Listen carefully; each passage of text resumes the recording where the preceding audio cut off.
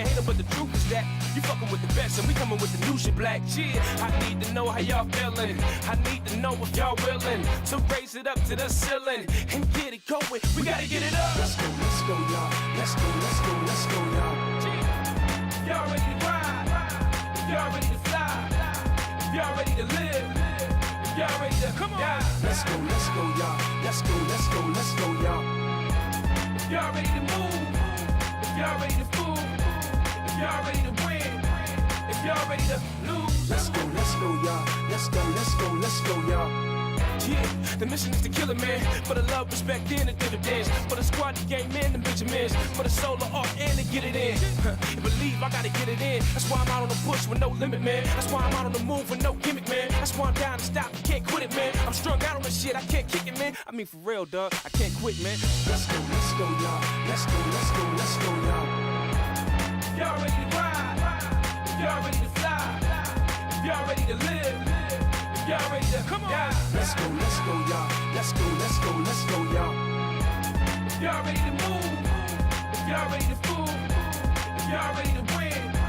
If y'all ready to lose? Let's go, y'all. Let's go, y'all. The dude's back live to kill it with a squad, so the movement back, baby, the music back. And you got a courtside seat to get it straight from the source. Now how cool is that? So you can hate them, but the truth is that you fucking with the best, and we coming with the new shit, black. Yeah, I need to know how y'all feeling. I need to know if y'all willing to raise it up to the ceiling and get it going. We gotta get it up. Let's go, y'all. Let's go, y'all.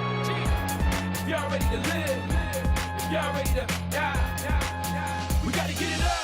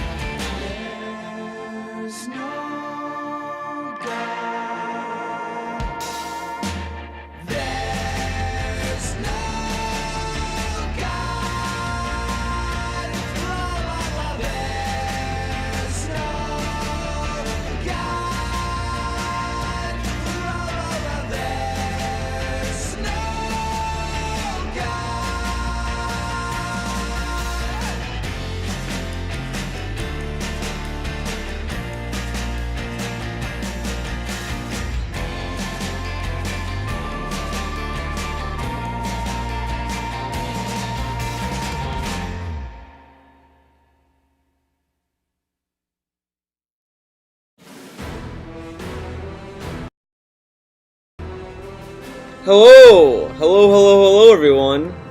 I'm here. I'm here. We can all relax. We can all be cool, be chill, be super chill. I was shaving, which is why it took me a little bit longer. I'm sorry. I probably should have lowered the volume now that I think about it. Because I think, oh no, because seems fine. Whatever, fuck it. I'm here. Oh, I can't do my Apple drawing just yet, guys. So I'm gonna charge my Apple Pen. Because hold up, gonna do some things. I forgot what video I'm on. I don't know if I finished a video or if I didn't. I I don't know. I don't remember. I'm gonna have to go to my history. Because I think I finished the 2015 and I know I finished the 2016 Christmas video. I know that. Uh Yeah, okay, so we're on the 2017, the big one. The one that everyone remembers and loves. This one is kind of my favorite one. I'll show you why. Okay, that's charging, so we can take it from that, put that over here. And that's that. So let's see, the King A Vlogs. Hey, I don't do a shower a week, guys. I do daily showers. Sound good?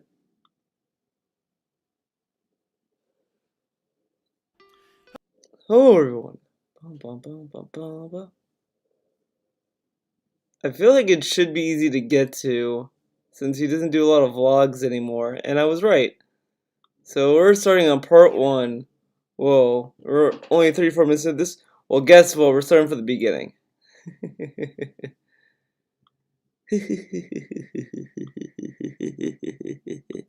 Let's see.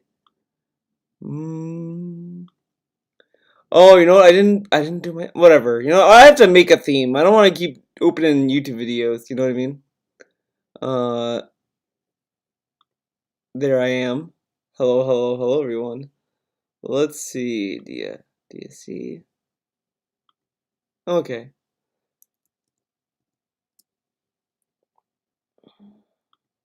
So, by the way, I got this thing right here. See this? This.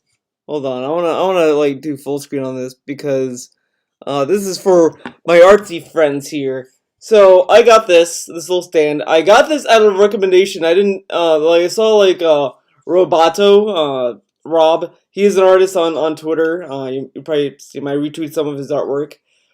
He was recommending this to I think he recommended this to uh, Muriel Cartwright, Kanuko.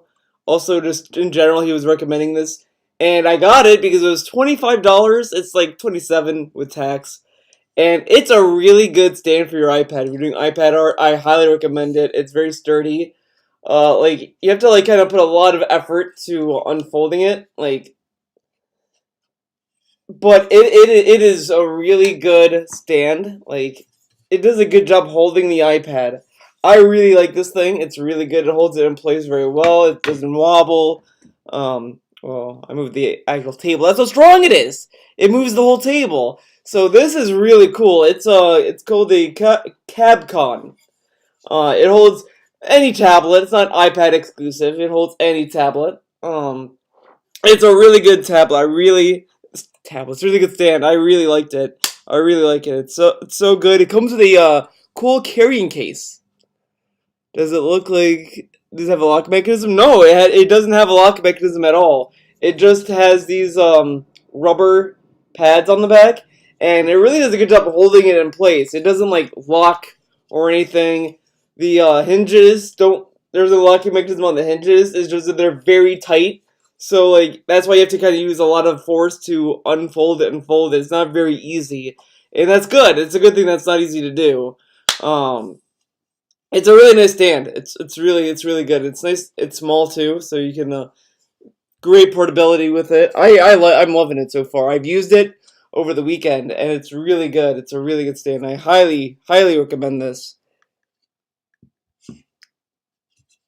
$25 is pretty good. Hopefully it holds up over time. Yeah, I'll have to see over time, but I mean, I mean, the thing is, like, I'm looking at this, and I can't see it, like, deteriorate over time, you know? I don't see it, like, withering. The only thing I might see over time is maybe the hinges will get looser, but I'm not too sure. You know, I don't know. I don't know because it has a good like feel to it. So I mean, I'm liking it so far. I don't know how in the long term, but it's pretty good. I mean, it's also cheap, so like you can kind of it's easy to replace if you need to. You know. All right. So there you go. There's a Theo. Theo tries it. Oh, I need to update these audio before I forget.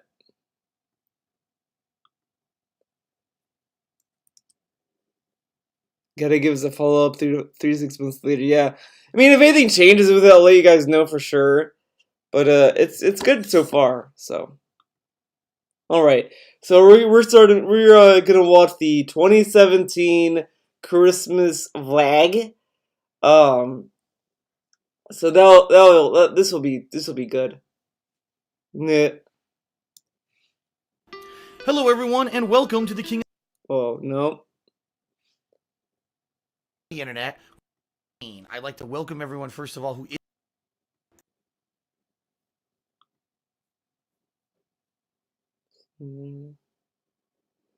Okay, I'm quitting Discord. Time to quit Discord, dude. All right, ladies and gentlemen, hello and welcome to my IRL, as they say on Twitch, special Christmas Day. All right, ladies and gentlemen, hello and welcome to my IRL, as they say on Twitch. As they say on Twitch. Special Christmas Day stream for 2017. I'd like to welcome everyone, first of all, who is watching this live on Twitch. Thank you for taking time away from your busy days. I know many of you are celebrating Christmas Day with your friends, your family, your loved ones. And to see you guys come out and celebrate Christmas with me is a really amazing thing. I want to say thank you very much for taking time out of your day to be here live on the stream with me and my ridiculous Christmas sweater that my girlfriend picked out for me.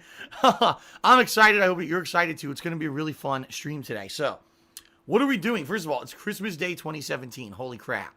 Boy, did this year fly by, right? And seriously, for me, this year passing by so quickly because so much happened. Some negative, some positive. There was just so many things that changed this year for me in my life that literally time flew like crazy. And I don't know about you guys, but man, what a tumultuous year. And, how different the future is going to be for a lot of reasons. Okay. Oh yeah, look how different the future is. Doing boring ass content. Really just being lame. First of all, I want to apologize. I have a cough drop in my mouth. Oh, nice. Yesterday, I did my big WWE annual fantasy holiday sims. Hey! Crazy on the commentary. I was screaming. You know what? You know what's kind of funny? He didn't do one this year, and he magically didn't get sick.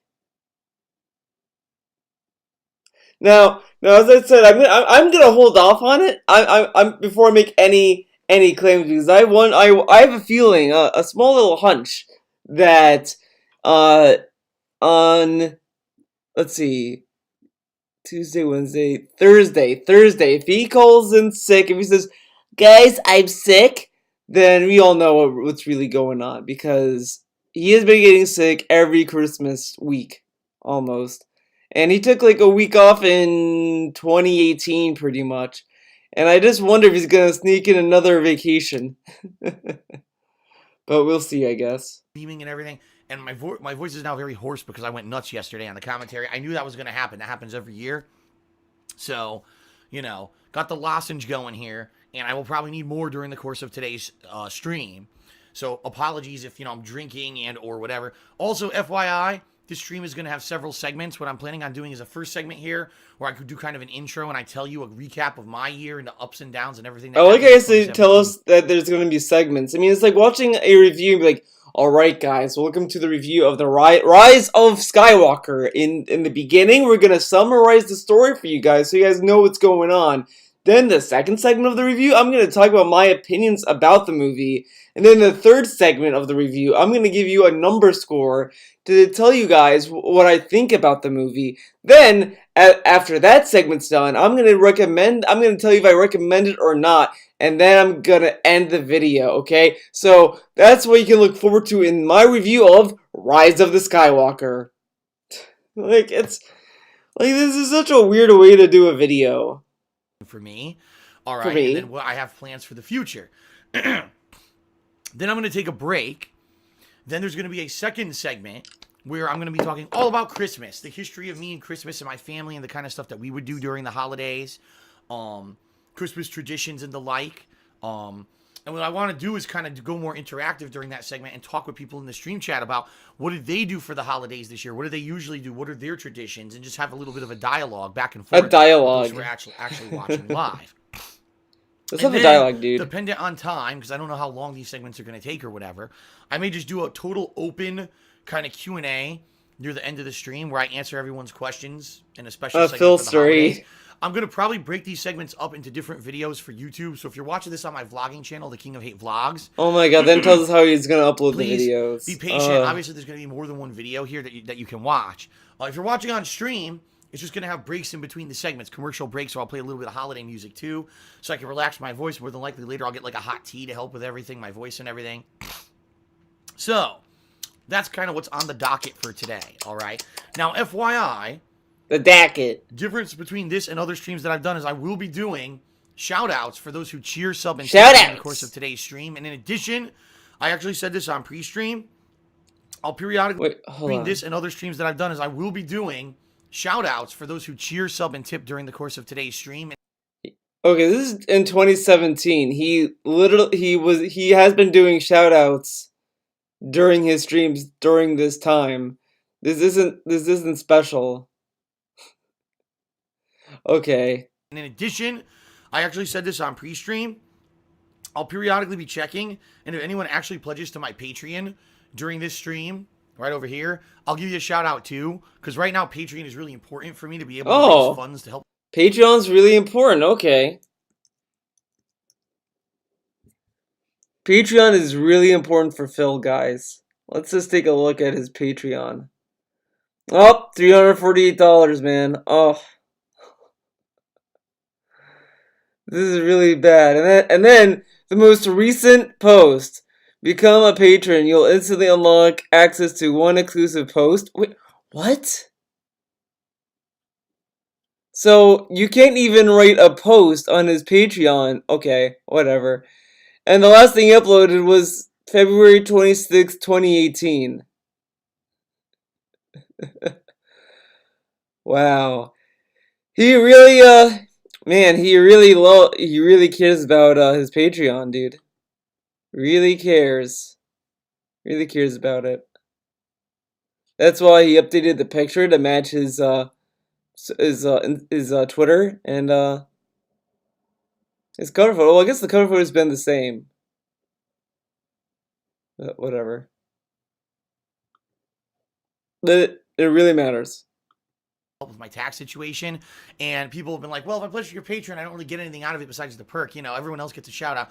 I'll be checking because I get emails live when people actually pledge to my Patreon. He can literally run Patreon notifications through Streamlabs. But, okay. Patreon. So if anyone does a significant pledge to my Patreon, I'll also be giving a shout out for that, okay? So, FYI, there will be shout outs during the course of this stream. You'll even see pop-ups and stuff. Whoa, pop-ups? But I will ask this. Please reserve kind of quick questions for the end of the show, because at the end of this show, I will be doing, like I said, a Q&A segment. Oh, I was going to say this too. Look at this setup he has for his Christmas decoration. Like, it's kind of bad, but let's compare to, I wonder if he can, well, no, he shouldn't have his face cam on. Whoops. But I want to see what his, this guy. I did a lot of the optional combat at the This guy got $2,000. He got $2,000, and he has And he has a tip goal for 100. I mean, honestly, he shouldn't have a tips goal today. He should be like, hey guys, we hit the $2,000 tip goal yesterday. I think I'm gonna take a break, and today we're not gonna do a tips goal today. I'm just gonna have top tier and top tip. No, fuck you. Needs a tips goal for no reason. And then Papa Bear cheered today. And Alexander Rossi. Alexander Rossi! I feel like Alexander Rossi used to be like a huge whale, but not anymore. Okay, so we're not gonna get what we need from here. We're not listening to the pre-stream today. Fuck that. It's gonna be him bragging about money and be like, "I'm in a good mood, dude. We hit the tips goal. I'm really happy." So I'm not gonna waste my time with that.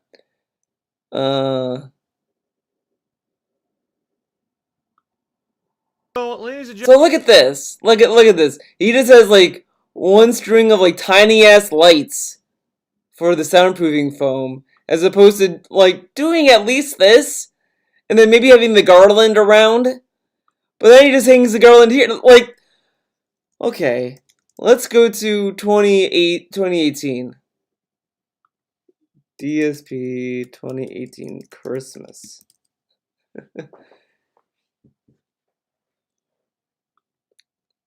So. And then look at this. He has gotten lazier over the years. Like, this seems like more effort to do, while still being kind of lazy, just kind of plopping the lights on. But then you go to 2018. Okay, the lights are like not even on the door. They're just kind of hanging. Like, he just kind of put it in a straight line. They just have the lights hang. He had a garland to the love seat. Okay, and they had some of this. All right, pretty cool. And then here, okay, fuck the couch. The couch is gonna stay the same. The door's not gonna change. Let's put the garland up here, and then one like line of lights. It's so bad. And then like this still has the tag on it. How do you get lazier with this? How? How?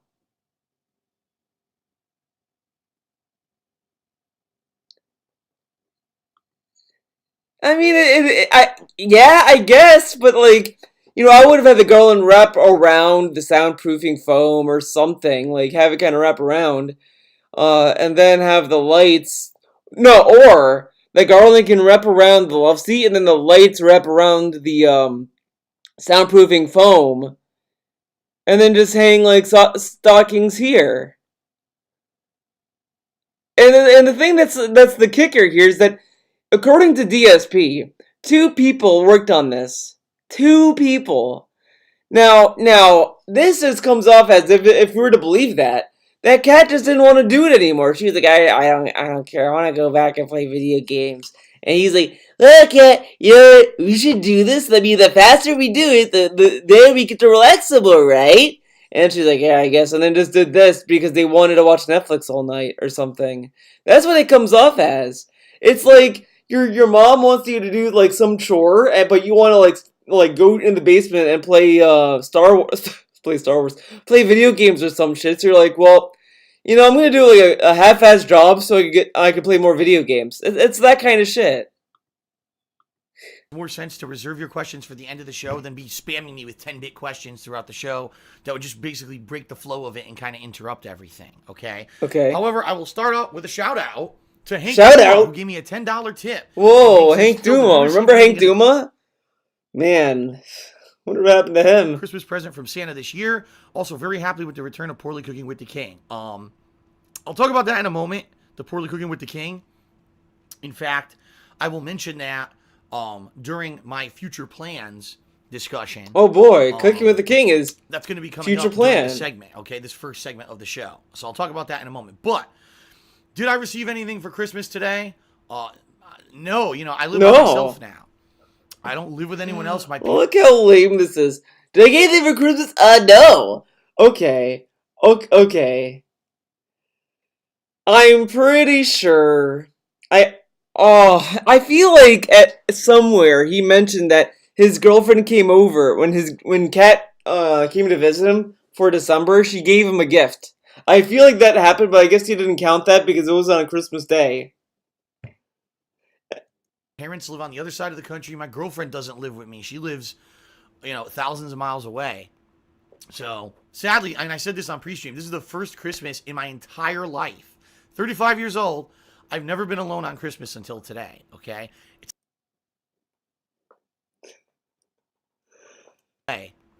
So, sadly, and I said this on pre-stream, this is the first, I don't live with anyone, okay, this first segment of the show. So I'll talk about that. Hold on, let me hear the question again. Did I receive anything for Christmas today? No, Okay, that's the question. Did you get anything for Christmas? And this is what he responds with. No. No? Your mom didn't buy anything, DSP? Like, he tells us that every year his mom buys him a Christmas dinner. That's nothing? Wow. Get cooked, dark side mama. I live by myself now. And then it's like, oh, I live by myself, so I can't get anything for Christmas because the postal service doesn't exist. Yeah. He didn't get anything because the postal service doesn't exist. They can't possibly mail him a gift. No. Or order him a gift from Amazon and then have Amazon deliver it. No, that can't. No, man. That's impossible. Impossible. I don't live with anyone else. My parents live on the other side of the country. My girlfriend doesn't live with me. She lives, thousands of miles away. Why do they have to live with you to give you something on Christmas? That makes no fucking sense. King of suffering. So, sadly, and I said this on pre-stream, this is the first Christmas in my entire life. 35 years old, I've never been alone on Christmas until today, okay? It's a bit of a bummer, I'm not gonna lie. No, I like this as well. Imagine you're watching this and let's say, like, you don't really have any family. Like, your parents moved on, maybe you don't have a sibling, whatever. Let's say you don't have much family, and it's Christmas. Are you gonna, like, this just low-key kind of shits on people who celebrate Christmas by themselves. Kinda. And that's kind of shitty to go in and then hear this guy who has parents that are alive, he has a girlfriend that came over during December to spend Christmas time with him, and then for him just to say, well, that doesn't count. Like, oh, what a little, oh. My whole life, either I was able to spend it with my friends and relatives or with my significant other, and now I'm here, at home by myself. And it kind of sucks. But, I woke up this morning to a beautiful white Christmas. We had snow overnight. Beautiful. And the thing is, in Washington State, we don't often get snow where I live. And where I live also, when we usually get it, it's usually just like a dusting. Again, the question was, did you get anything for Christmas? And this is how he responds. We have like 3-4 inches of snow outside, which we almost never get. Yeah, I keep saying we. We the people. He's using the royal we. This is very out of the ordinary, and to get it on Christmas Day is like the perfect timing. It looks gorgeous outside. And the other cool thing is, I'm not going anywhere. I'm not, I don't have to go out of my house or anything for a few days. So for me, I really don't care. It's not like, oh God, now I got to go shovel. It's nothing like that. It's cool. Have time to clean up by itself, and it's beautiful out there. It really is. Yeah, he doesn't have to shovel the driveway to go to the supermarket to get food or anything. He could just stay inside the house. Pretty cool. It really is. It's very nice. The thing about DSP that that never gets old to me is that he doesn't think at all when he talks, especially on stream. I feel like that maybe when he's talking to like people off stream, he might have a little bit more thought into what he says because he's not pressured to do a presentation or something. But here, it's just obvious that he feels like, oh, the camera is on, and I need to talk to people, so I need to say stuff and keep it flowing. He doesn't think maybe I should kind of slow down. Like, oh, I keep saying like too. Whoops. When I was like a child, like elementary school age, I had a issue where I would talk really fast, and I wasn't great at talking in elementary school. Like I couldn't uh word things the way I intended, that kind of stuff. Like it was rough for me. So I had to see like a speech counselor or whatever to help me. And that's one of the things that kind of helped me talk more, is that you have to slow down sometimes. It's fine to slow down if you need time to think. You don't have to sit there and be like, I need to keep talking, I need to say stuff and this and that, because that's why people like keep thinking he's lying. And I think he does lie, but sometimes you just have to fucking slow down. Uh things at once and it comes out in a gibberish mess. Yeah, like I used to be the same way in like when I was younger, and my parents kept saying like, "Well, Theo, you need to slow down. This is how you said, not like this." And never been. It's like, oh shit. That's where like when I get really into a topic that I'm talking about, I really start to get louder, or I try to, or I talk really fast. Sometimes my mind races to the end than my mouth can keep up with, dude. It's nice to wake up to that on Christmas Day. It is what it especially is, when I I'm by guess. myself and I'm like, oh man, kind of a bummer. I'm here by myself today, and then I look and boom, immediately I get a nice, beautiful, warm Christmas snow in the morning. So that was nice. But no, outside of No, and also look how pathetic this is. He can't be happy by himself. Okay. that, no Christmas presents for anything. My present. Oh, the other thing is that this is coming from a guy that has a girlfriend, and he's saying that he's alone. And then he tells us this year, well, I never called my girlfriend. It was through text messages we were talking. I never talked to her on the phone, man. Well, I wonder why. It's that, and then it's like, you're still talking to someone on text message, and you're gonna tell us that you're alone. And this guy like fucking shits on people when they say, "Well, you don't have any social skills because you don't talk to people online, because you don't talk to people in real life," and blah blah blah. And then he says, "Well, I talk to you guys every day." But then he says shit like this: "I'm by myself. I'm not around anyone," while he streams for tons of people. What the fuck is he talking about? It's just, it only goes with what suits him and what he feels like, and ugh. Is I get to spend the day with you guys. To Oh, be here. oh! I thought you were alone. Now we count as people. No, this completely shits on like, this is what I mean. It's like it's like the meme where he answers a question with no, then yeah. Like, oh, DSP, are you suffering financially? No, yeah, I am suffering financially. It's like, wait, what? You said no, then yes? Like it's that kind of shit. Hey, Phil, are you getting anything for Christmas? No, I'm alone, but I'm with you guys, so I'm not alone. What? Okay. Stream, and do this kind of special, kind of just IRL style video / stream with you now, and interact with you guys back and forth. And then I get to do gameplay later tonight as well. So it's fun to me because for me, oh no, Phil's working on Christmas. Technically it's work, but not for me. Does this feel like work? No, For me? it really doesn't. At one point it did, I'll be honest, for a few years there. I'd probably say Of around course. mid 2013, 2014 through maybe like 2016. It felt like, man, some days That's bullshit. Because he told us during that time, if I was born, I would be doing this! Mr. Papa, what?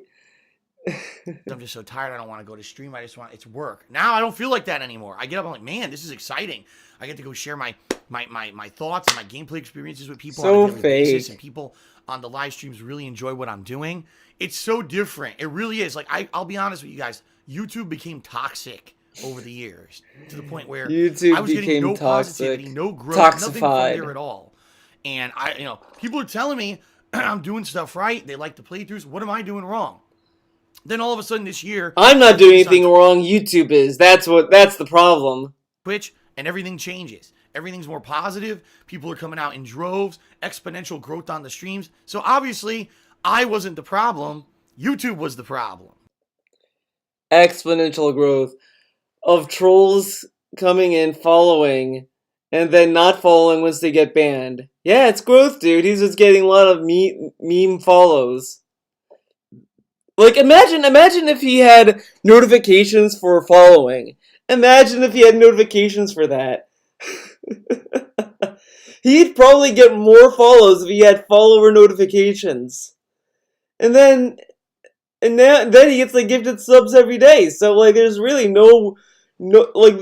there's no growth on that channel. It's all fake growth. If anything, the only growth he's getting is more whales. He has more whales than ever before now. He has No Couture. He has Kitten Guy that hit the goal. He has there's like another guy that was there. He has like 3 whales now. I used to have Planeteer Jeff, but I mean he ran away, dude. He's gone planeteering. YouTube became this gross, toxic place, while Twitch is kind of the opposite at this point. Yeah, Twitch isn't toxic. Alinity is very positive. Everyone loves Alinity, and they love her content. No one has any complaints or issues with her at all, because Twitch is positive. So that being said, I'm happy to be here and to Yeah, that's a good point. N1337. His view count has like decreased a lot. He used to average like just on a new game alone. He used to average like 500 to 800 in 2017. He averaged a good amount for a small channel. Like he would get like 500, 800, sometimes 1,000. And then, in 2018, that went down to like 400, 500. And now it's like 300, 400 for new releases. It's insane! You guys here on Christmas Day, okay? So I'm about to begin the first segment. However, I got a shout out to the Raven Org who did a 50-bit cheer. And he said, a few weeks ago, San Antonio got its first snow in like a few decades. So that's neat for me. Wow, that's pretty cool. That really is cool. That's cool to hear. So thank you for the cheer. And thanks for that cool sentiment. You know, it's nice to know that people are having fun all around the country right now with, the holidays. In particular, I've heard in the United States, like there's basically a snow wave hitting all of the U.S. And everyone's pretty much getting a white Christmas unless they live in like a super hot, like Texas. No, they didn't get snow in particular today, but a lot of places are getting snow today, which is really nice for Christmas, right? All right, ladies and gentlemen, let's talk. Wow. 2017, good Lord, what a year this year was, right? In my wildest dreams, did I predict the crazy amount of ups and downs that would happen to me in 2017? Absolutely not. It was just out of control. It's out of control, dude. It was like giant sweeping change, giant sweeping things that hit me out of left field that I didn't expect. I would actually say this. There were 2 years in my life where things really went crazy. 2010, and that was the year, if you guys remember, that I had an office job. I had been working at this office job for about 5 years. I had gotten commendations at this job, being told I was doing everything right. I had this big certificate that was awarded to me for going above and beyond at this job. That's why you kept it in the box. And bonuses and everything when I was working at this job. And all of a sudden, in October of 2010, I think Tevin was watching a video of it, and he put like so he framed the like certificate of education. Like, got the thing that said like, oh, you went through the program, pretty much. The thing that everyone gets is pretty much like a participation ribbon, pretty much. He framed that and put that up on his condo. The award he's talking about, it was in that video as well, where he's like, alright, I think my award is like in this box. Let's see. And he kind of half-ass shows it, like he kind of opens the lid and just shows it and then closes it. He doesn't try to pull it out. He doesn't try to show you a bigger like picture of it. He just kind of shows you like the little wrapper or whatever the fuck, and then just kind of, it's like, okay, we're done, let's move on. So there you go. He's going to do an end of the year podcast in January. Yeah, I know. I'm not sure if I'll be here to watch it. I'm going to I'm gonna visit my friend, dude. I know, crazy, right? I have friends. And they laid me off out of nowhere. And at the time, I had been doing YouTube as a hobby for 2 years. I had never made any money on YouTube. Back then, it wasn't even possible to monetize your videos on YouTube. And wow, that blindsided me. That was an eye-opener. I was like, are you kidding me? So even at a job where I'm being told I'm, doing outstanding, I'm being giving raises, I could just lose my job out of nowhere on a whim, right? Yeah, that was pretty crazy. And then I would say probably the other crazy year was this year because of all the shit that happened, which I'm about to go through. I'm actually going to go through all of 2017 and just recap the stuff that happened in my life because what a year, ups and downs, man. A year of ups and downs for sure. Yeah, no, here I like how he's like telling us that, oh, I'm gonna go through the year, man. It's gonna be crazy. He does that every year. Thank you to Mies for a $1 tip. He says, bonjour from France. Keep up the great stream. I really love your pre-streams. Thank you, Mies, for the tip. I appreciate that. Thank you. So let's recap. Let's start. Let's actually... Holy shit, is this real? Oh. Huh. Well, if this is real, this is a hell of a way to start off today's stream, folks. I hope it's... No, what's kind of funny about this is that does he even wheel out for a $1,000 tip anymore? Like, I kind of want to compare this reaction to the DSP cat reveal. Let's see if I can, tree playing around and... I gotta find it. Gotta find it, dude. Freaking shit. That gets us up to received a 1,000. A crazy announcement here. Well, blob, which is what a lot of the cat food is today. He hates Here we that go. stuff. He wants chunks of real food. Okay. Holy shit.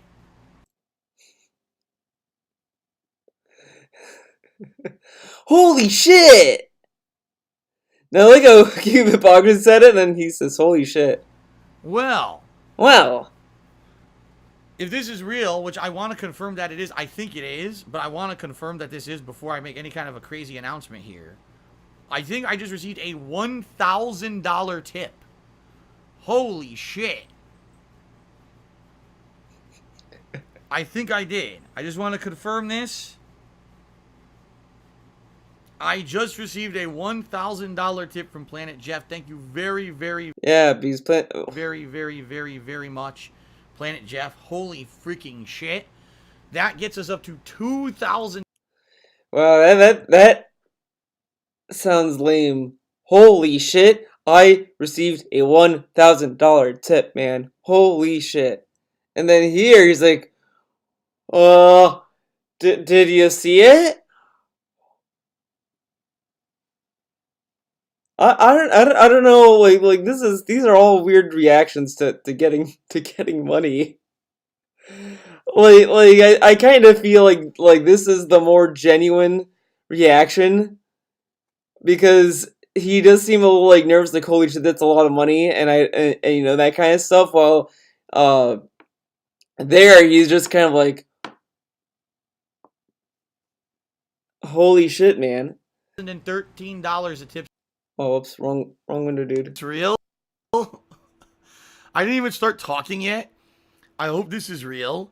Did you guys see it? Did you guys see it? Or did it not pop up? Holy shit. Alright, so obviously I'm gonna tell you this. If this, I don't know if this is, we'll find out later today because I'll be able to check my PayPal and everything. Holy fuck. Holy fuck, dude. Ladies and gentlemen, according to my Muxie, I just received a $1,000 tip from Santa Claus. Now, I think I said this the year this happened because I remember there was an Ask the King, uh, special or whatever, and like Hank Duma said like, "Hey Phil, keep an eye out for what Santa is gonna put in your stocking, man." Nah. And DSP just kind of read, not thinking about it, and then he gets a $1,000 tip. So I mean, it's obviously it's. So I mean, I'm just saying it's that Hank Duma tipper, dude. Oh, sorry, gotta stretch. Yeah.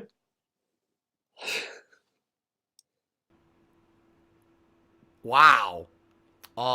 If this is legitimate, thank you. Tip from Santa Claus.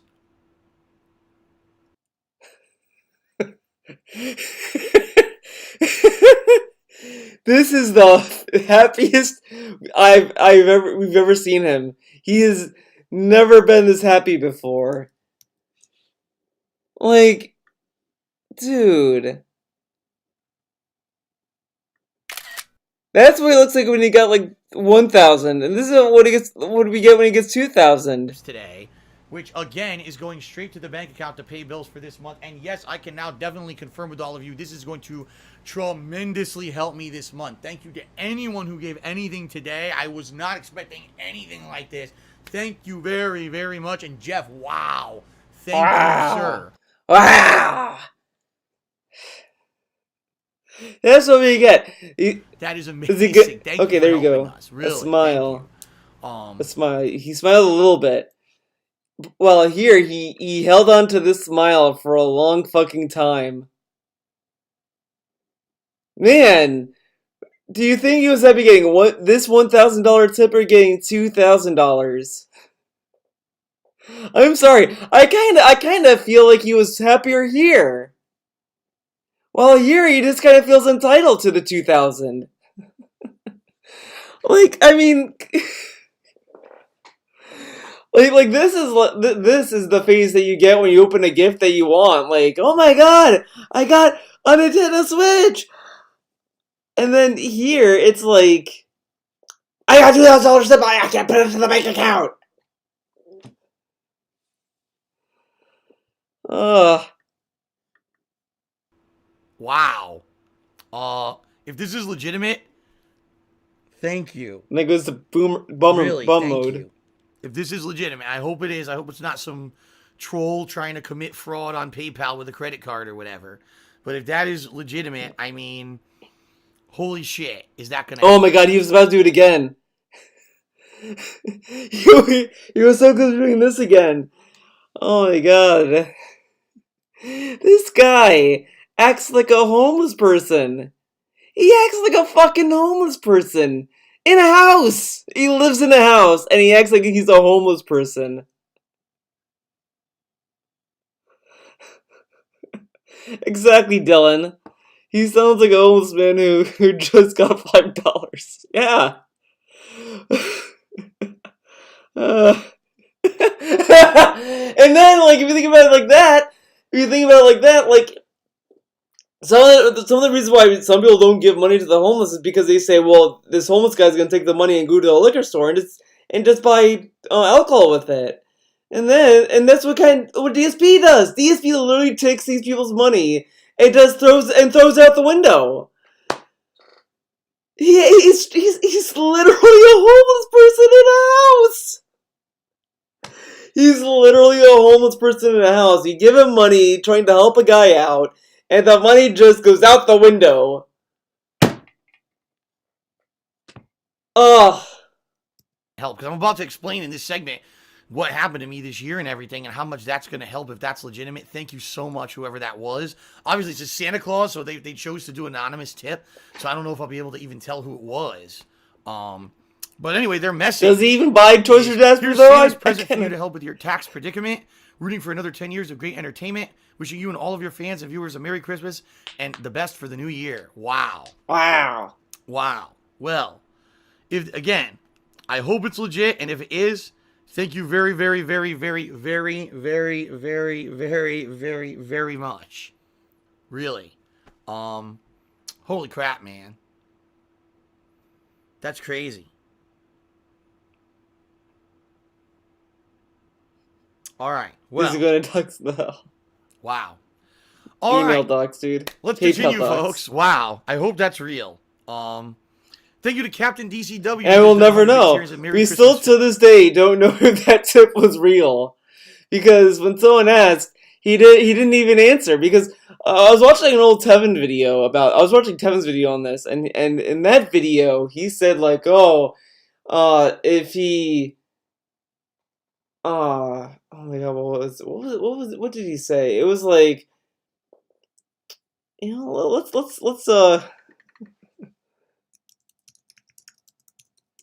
just watch that video because I think it's gonna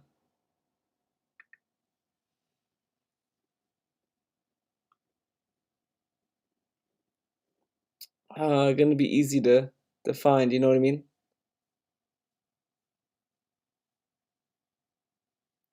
But you gotta dig, dude. You gotta go through. You gotta go through the content.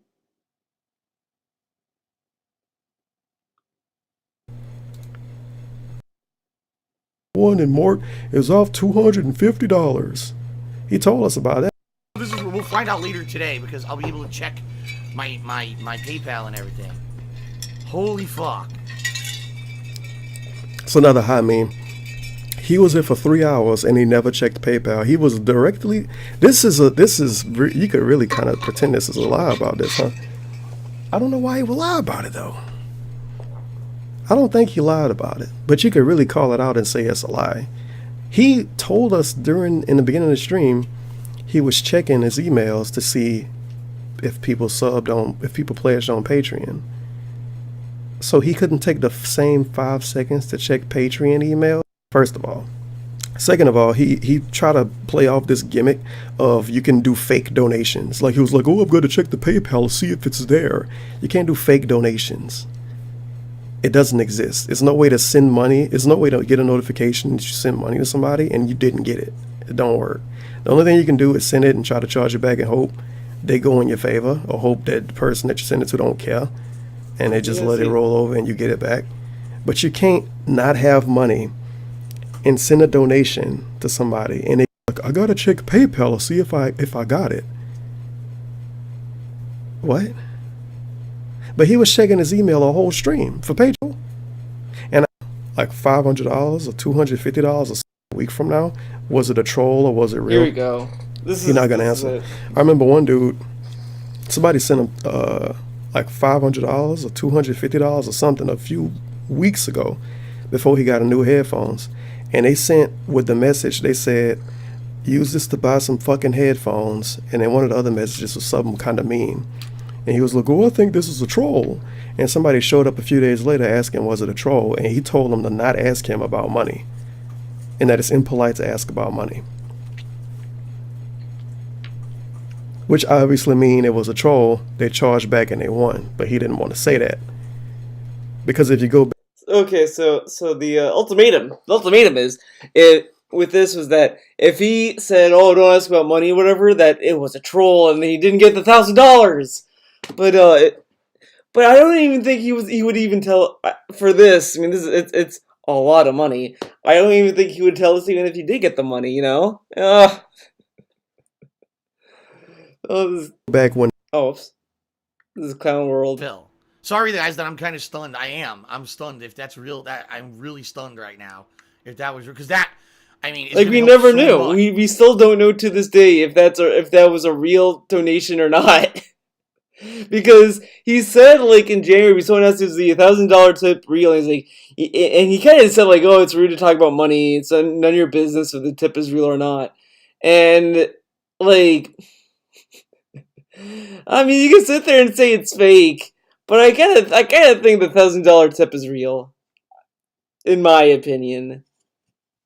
I believe it's real, because, like, it just lines up with what Hank Duma said in Ask the King before the Christmas special. He said, like, oh, keep an eye out for what Santa's gonna come by or whatever the fuck. Is this something about Santa? And then he gets this from Santa Claus. I mean, it's kind of an easy connection to make, but I don't put it past his little pay pigs to do that. To not be that transparent. What got those guys doxxed? Did they pull a plan to? Well, I don't know. I feel like Papa Vero. Honestly, I'm kind of surprised Papa Vero took was this long to get doxxed because, I think he kind of made himself kind of transparent online. I don't know. I don't remember because I remember you go to his Twitter and his Twitter is pretty much whatever.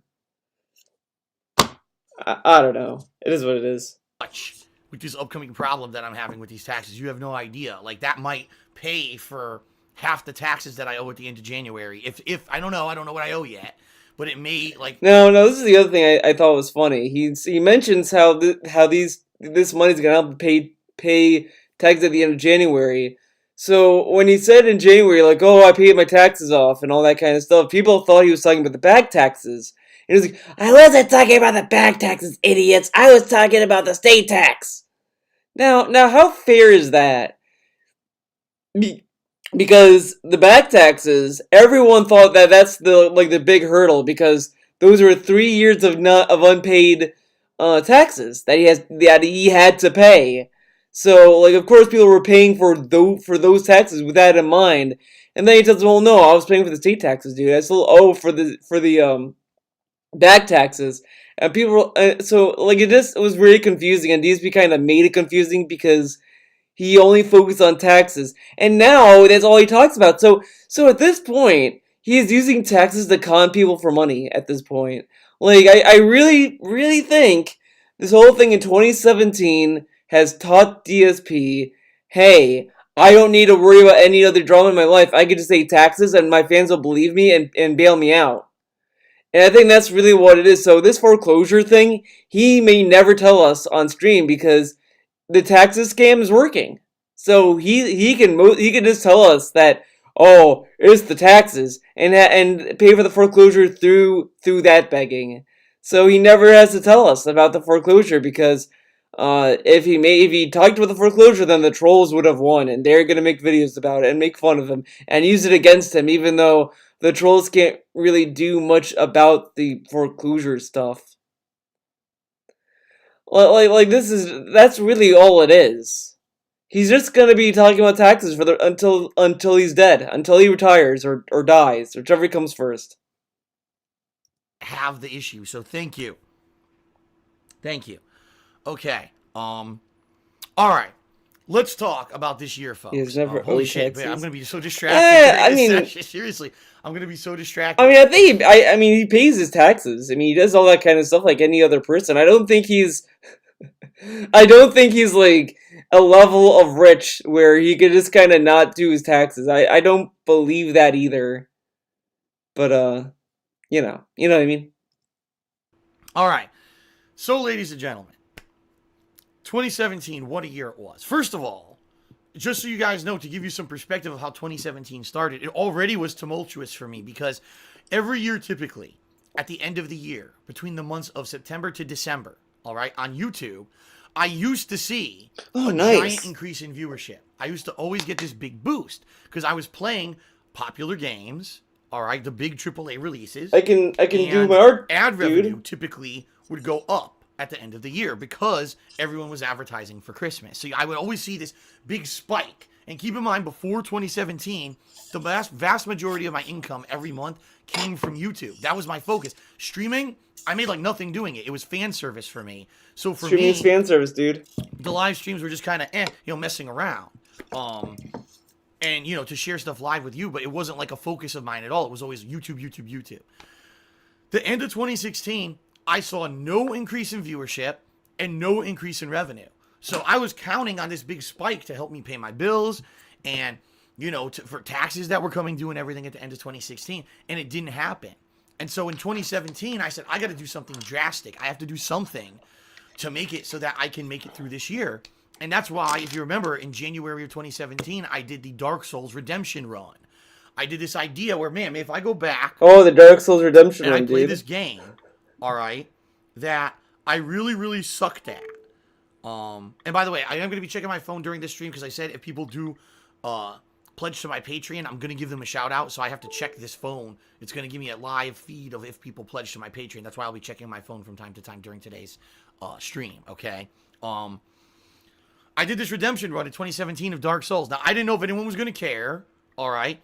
I did hit a funding goal in December to do this run in January, which was nice on Patreon. So I had some extra Patreon funds in my pocket, which was nice. Did this redemption run of Dark Souls. Massively successful. Massive People success. were coming out to stream like crazy. People, surprisingly enough, which I didn't know would happen, were cheering and subbing to the channel in droves. Now, Wait, what? people were coming out to stream like crazy. People, surprisingly enough, which I didn't know would happen, were cheering and subbing to the channel in droves. Now, Oh my god, that voice at this crack. point, I didn't even accept tips yet. And actually, people were asking me, Phil, are you ever going to accept donations or tips? Because Are we'd you like gonna to do watch it. any of I was like, yesterday's- nah, I don't know. I think things will turn around on YouTube. It's not a big deal. I think I don't know if I want to do the marathon necessarily. If you want to see me like watch the marathon stuff, like the gameplay stuff, you can let me know. I do want to do the Q&A, that's for sure. But if you guys want to see me watch the whole thing, endure the whole thing, I'm not against that. So, I might do a poll on Twitter, so you might want to keep an eye on that, and we'll go from there. You know what I mean? So I don't know. I'm not too particular. think things will be fine. But that was actually really it was that stream or those streams over a 2-3 week period where I played the Dark Souls Redemption run that I really feel people saw me streaming. Let's go watch the Roblox wow. segment. I want to watch. Phil You know what I might do though. I kind of want to watch the Doom stuff. Some of it. I do want to watch Red Dead Redemption, and and I'll throw in the Roblox. The Mist. I'm not Mist stuff. I'm not gonna watch. Because I mean Mist is it's a fucking point and click game. I mean, and it's not Riven. Honestly, if he played Riven, I would have loved it because Riven was my exposure to the Mist games. I really loved Riven. It was so cool, and I think like my dad was the one that got me into that because I think my dad wanted to be like, hey, you should play this game because you know it's a puzzle game. It's gonna make you think and all that, and it was such a cool game. Like, it was dark, it was it was creepy, I loved it, and I remember, like, I got to the point where you're locked in a cage, and I couldn't figure out how to get out of it, and the guy, was like, oh, you've come here, and you think you're gonna stop me, well, guess what, I'm gonna kill you now, I'll be right back. He leaves, I'm like, oh shit, he's gonna kill me. And I tried everything to get out, and then the guy walks back like, "Whoa, look who didn't move!" And he kills me. And I was like, "What?" It like that really like got me. I that's what I loved about that game was that it was so dark and it was creepy. I kind of want to like play that game again, but I don't know if you can in any way. It works better when Phil is live because he's interactive with the stream chat. He's having fun. We can see stuff live, right? There's cheers and stuff going on. It's a better experience than just watching Phil kind of on demand where you don't have that interactive experience, okay? So that being said, I think that was kind of the spark that I saw, and I was like, man, if I were, and it was funny because some people were actually saying, I wonder if Phil's just going to become a full-time streamer at this point because look how much better this event was. That was more of a stream-focused event than him just doing videos for YouTube. And that kind of planted the bug in my head that maybe this year I would want to focus more on streaming than anything else. But at that point, the bubble hadn't burst yet, per se, on YouTube. So I was still in the mindset, I'm going to keep doing YouTube full-time, and that's really how I'm going to continue on, all right? So, then February came. And I'll be honest, folks, this is something I've never talked about, all right? Behind the scenes, just so you guys know, my relationship with my ex-girlfriend was not good, all right? We're at a point in our relationship, and I'm not going to get too private because it's a very private situation. Let's just say this way. Over the years that we had been together, things had changed dramatically in our lives. Things had changed dramatically with the quality of life, relationships with our family, put it that way. Honestly, Wait, a what? lot of the stuff that Wait, in our what? lives, things had changed dramatically with the quality of life, relationships with our family.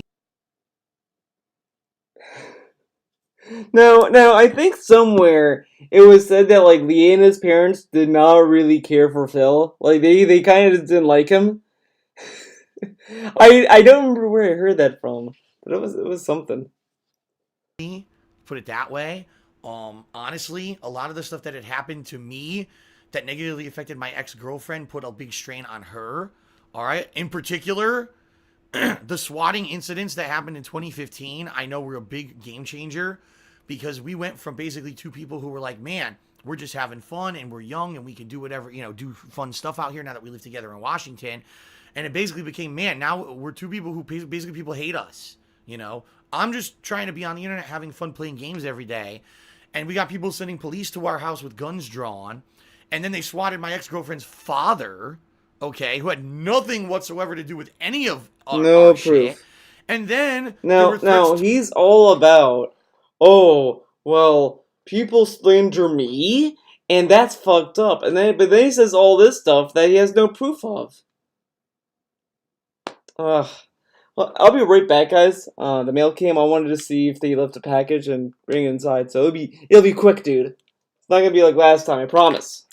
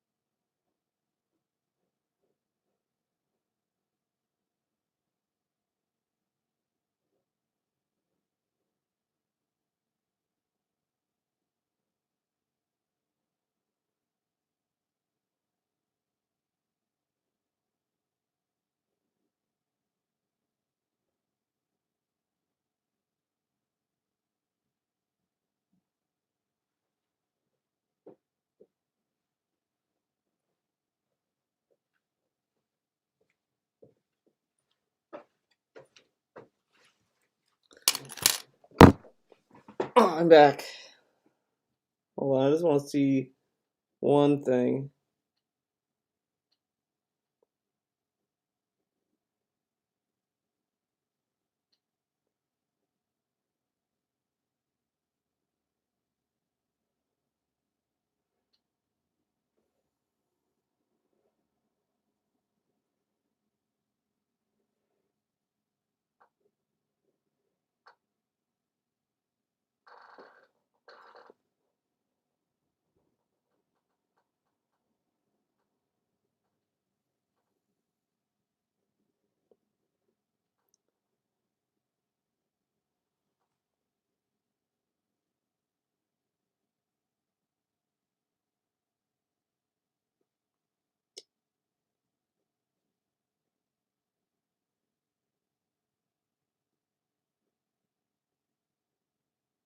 Come on. I just want to look at this one image, and it's like taking forever.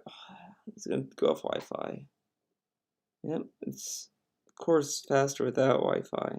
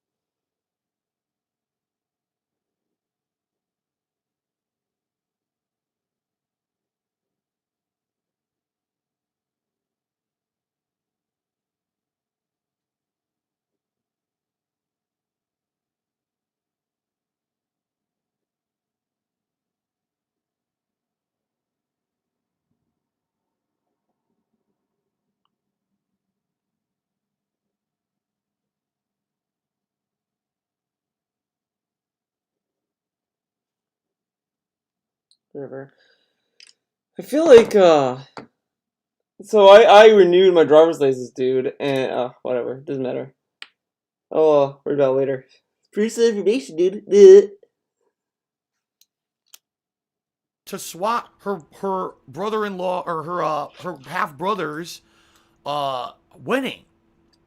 And when that happened, it was like so messed up, all right? And honestly, things were never the same. When that kind of stuff happens and you have that tenseness, it screws up stuff, personal stuff in in life and in a relationship. And it was just so, because how are you ever going to have a safe life? How are you ever going to have a secure life? You never know what's going to happen. What's the next financial crisis that's going to happen that's going to screw everything over? What's the next situation where your life might be threatened, right? And I can tell you right now, it was all those things that happened over the years that kind of soured everything behind the scenes. And in early 2017, all right, it was almost like we were living together, but we weren't a couple. Hold on, I want to hear this again. In a relationship. And it was just so, because how are you ever going to have a safe life? Wait, what? Her half brothers, okay, who had no, I'm just trying to be on the internet having fun playing games every day, and we got people sending police to our house with guns drawn, and then they swatted my ex-girlfriend's father, okay, who had nothing whatsoever to do with any of our shit.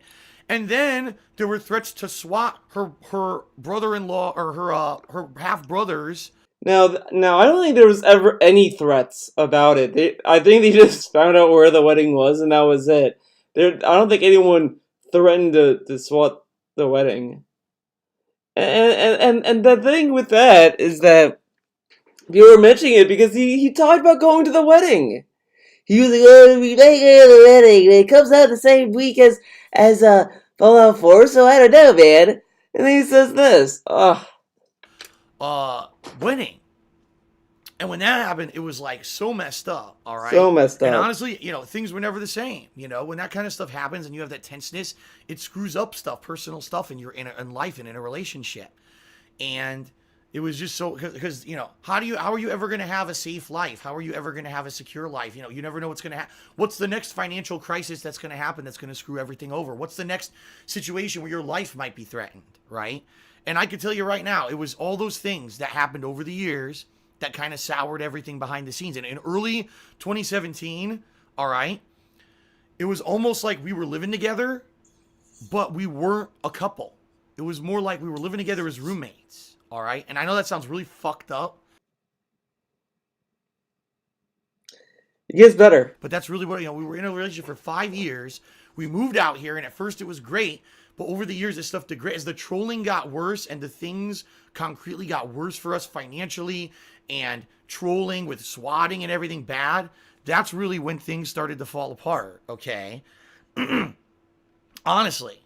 And, it's not necessarily that there was blame to be had. It wasn't like we were mad at each other for the things that happened. It was just kind of like, what the fuck do you do?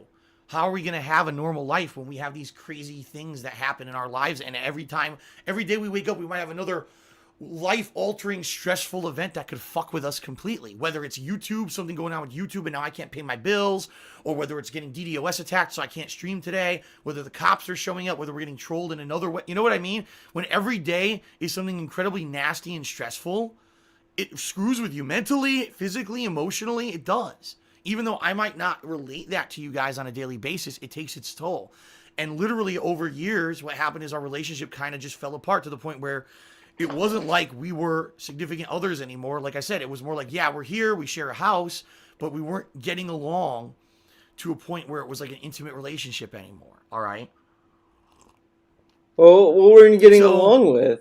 Behind the scenes. Like the thing is, like we weren't getting along. What was there driving them apart, though? Leanna, I'm not making money on YouTube. You're a bitch. Okay, well, fuck you too. Okay. Of all this stuff going on, there was always this other thing going on emotionally between me and my ex-girlfriend that was kind of falling apart, and it just made it work. It would be one thing if, oh God, I got false copyright strikes today, and this happened to that. But then if you have someone who you can go fall into their arms at the end of the day and just feel good and feel supported, and it's better. We didn't even have that. that fell apart, and it's like when everything's falling apart, How did it fall apart? At some point, all right. He doesn't So tell all that's us. going on behind the scenes of early 2017. All of a sudden in February of 2017, all right, my ad revenue on YouTube, no exaggeration, goes down by 50%. So already I thought, oh, I was supposed to be making more at the end of 2016, and it didn't happen. And then all of a sudden in February, I make half as much money as usual.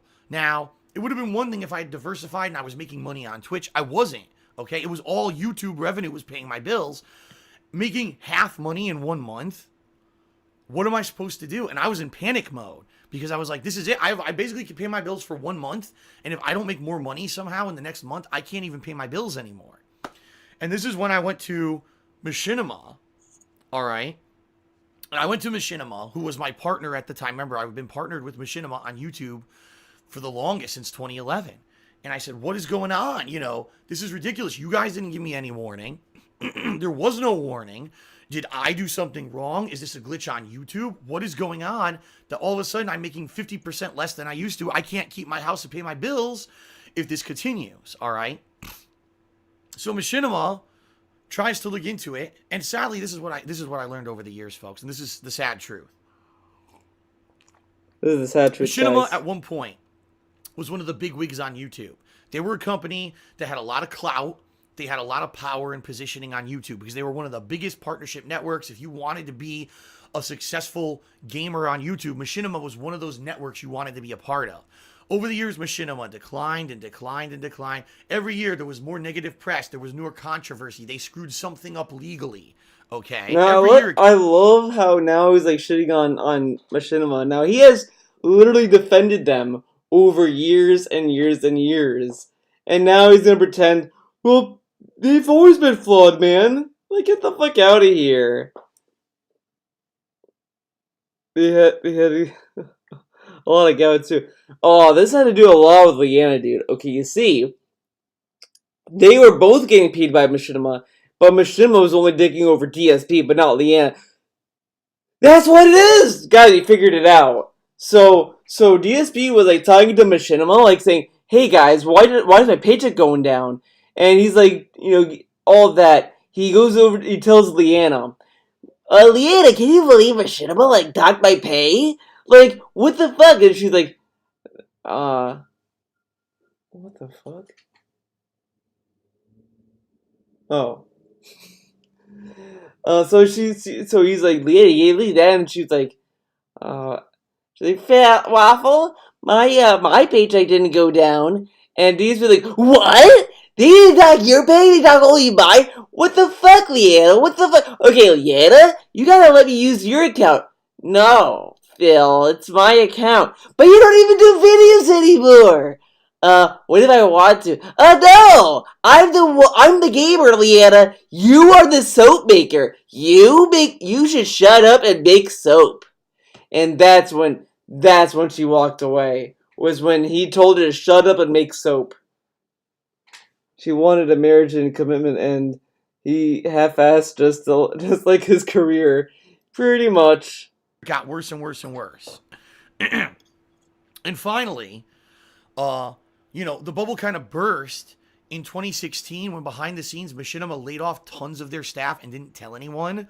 I had a person who was the head of the partnership program at Twitch, at Machinima, who I'd been working with personally in 2015 and a little bit in 2016 to work on copyright issues, copyright strikes, things like that. They laid the guy off and didn't even tell me.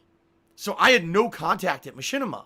I didn't even know this. They didn't even bother to tell me, okay? So they laid off like half of the people who dealt with their partners. It was terrible, but they didn't tell anyone because they didn't want negative press, okay? So here it is, February 2017. All of a sudden, so I like how he's pretty much telling us that he had special treatment at Machinima. Look at this. He's literally fucking just like saying, well, I got special treatment at Machinima, and then they fired the guy who gave me special treatment, and they didn't even tell me, dude. Why would they tell you, though? Oh my god. This guy demands special treatment when he goes to a platform. If he can't get the special treatment, he doesn't care about you. Ugh. Ad revenue on YouTube halves. I don't know if I'm going to be able to pay my bills anymore. I contact Machinima, and Machinima is literally, I'm not even exaggerating, literally treating me like dirt. Like, whatever, we'll look into it, but stop bothering us. That's kind of the response I got from them. That was kind of like, we understand this is important to you, but just stop bothering us. We'll get back to you when we feel like it. And I'm like, what? This is my livelihood. I could lose my house. I could lose everything. I could go into... Now, he literally has a video that literally says that Machinima is stepping up for him. I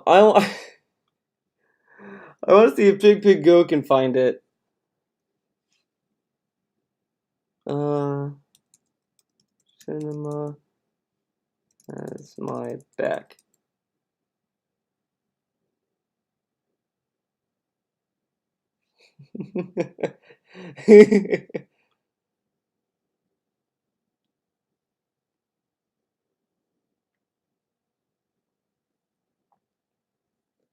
is because Machinima has my back. I'd be an idiot to not be with Machinima anymore, okay?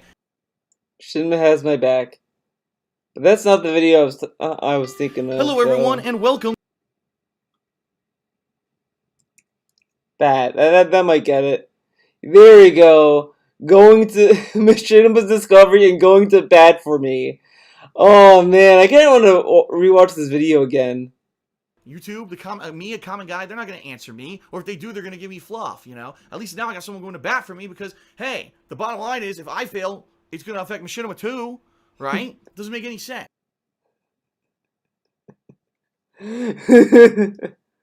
Guy, they're not going to answer me. Or if they do, they're going to give me fluff, you know? At least now I got someone going to bat for me because, hey, the bottom line is if I fail, it's going to affect Machinima too.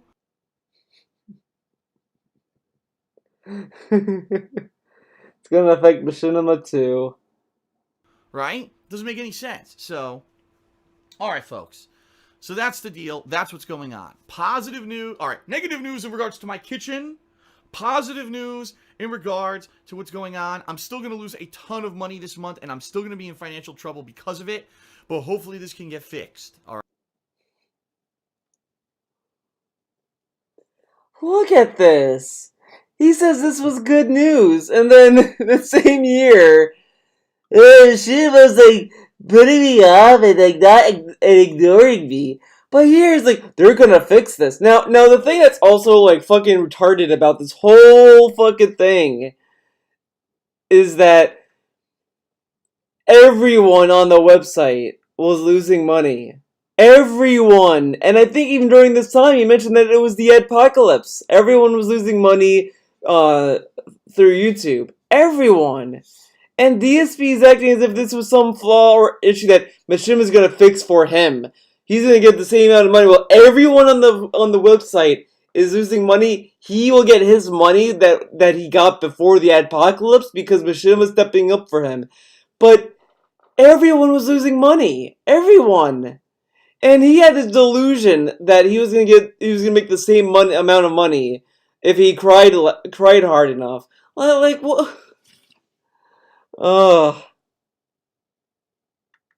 Financial ruin because all of a sudden my YouTube revenue just dropped by 50%, and Machinima was kind of like, meh, who cares? And like that's not the attitude to have when you have people who, especially me, I've worked with them for over 6 years, right? Being a dedicated partner for them, sticking up for them when people told me year after year after year to leave them because they weren't reliable. And now, he says this, but in his own videos, he made it sound as if like Machinima had all the power to keep him there. Because he was like, they pay me a lot, Dad. They love me, man. I'd be an idiot to leave. I would be an idiot to leave Machinima. I would be an idiot to leave Machinima. And he's acting as if like I chose to stay because I had loyalty. But he said he stayed there because of all the money that he was making. And he acts as if he had the power in that relationship. No, if Machinima went to DSP and said to jump, he will say how high. because of the things happening behind the scenes that they were doing that were underhanded and bad, and I ignored all that. Because you're an idiot. And said, no, I'm going to be loyal to them, and I'm going to stick with them. And I stuck up for them for 6 years. And then all of a sudden, I get to get treated like dirt. Oh, well, So what if your revenue halved? We'll figure it out when we figure it out, all right? And after 2 weeks of waiting for answers and getting literally no answers whatsoever, I told him, I said, if this is how you're going to behave, I don't know if I want to be, with you guys anymore, because I have to be with a partner network that at least is going to try to get me answers and not just be like, meh. In reality, what I really think happened here is Machinima had no clout anymore. They had no ability to go to YouTube and get any answers because YouTube just told them whatever, we don't care. And they had no clout. So their hands were tied. So then he says this. So then, why was he so negative about Machinima? He said, fuck Machinima, down with Machinima, fuck Machinima, all this shit. And here he's saying like, well, they didn't have any clout, man. So then why are you shitting on them, DSP, if they have no clout? It's not like you're shitting on the little guy. Like, why is he shitting on the little guy, dude? This is bullshit. I thought only sellouts do that. But being a network, really being mistreated. Let me give you a specific example of what happened. I emailed the former head of the partner program, who I had directly worked with about a dozen times in 2015 and a little bit in early 2016 on issues just like this, whether it was copyright issues, revenue issues, whatever. I got a form letter email back saying this person is no longer with the company, write this other person instead. So I did. And the next day I literally got an insulting email from Machinima saying, you're already in contact with us on this issue. Don't go around us and try to write other people in other departments. We're already taking care of this for you. How dare you? And I was like, who are you to speak to me like that? You're basically disrespecting me. Who are you to talk to me like that? It sounds like that they're your boss, DSP. Like, these are the people that handle your paycheck. I kind of think they have the authority to tell you to, like, calm down. Because they're already looking into it, and then they have a guy, like, now I can understand, like, sometimes you want to, constantly talk to the person to make sure that you get an update. Which is fine, but you should at least contact the same guy. But he's contacting different people, and he wanted a speedy answer. Now look at now this is how entitled this fucking guy is. So he wants an answer immediately about this, and he shits on Machinima for not giving them a quick enough response time. So okay. In 2018, I think 2018. Yeah, 2018. He his DSP gaming channel just disappears because there was some Google Plus nonsense that happened, and YouTube and Google fixed the problem under a day. Within 24 hours, they resolved the issue, and he still shat on them. Well, they didn't know what they were doing. Fuck them. But they answered this. They solved the problem in less than a day, and then he had the issue with AdSense that they fixed within a couple of weeks. And he's shitting on YouTube constantly. And here he's acting, well, they didn't try to help. But then when YouTube tries to help him, he still shits on them. What's the fucking point? What's the point? Why is he grabbing his tits? He has to make sure his tits are firm, dude. Doing the check. Because I might lose everything financially. You're not giving me answers. And then when I go to someone who's helped me in the past, you basically treat me like a small child and tell me not to try to seek out help.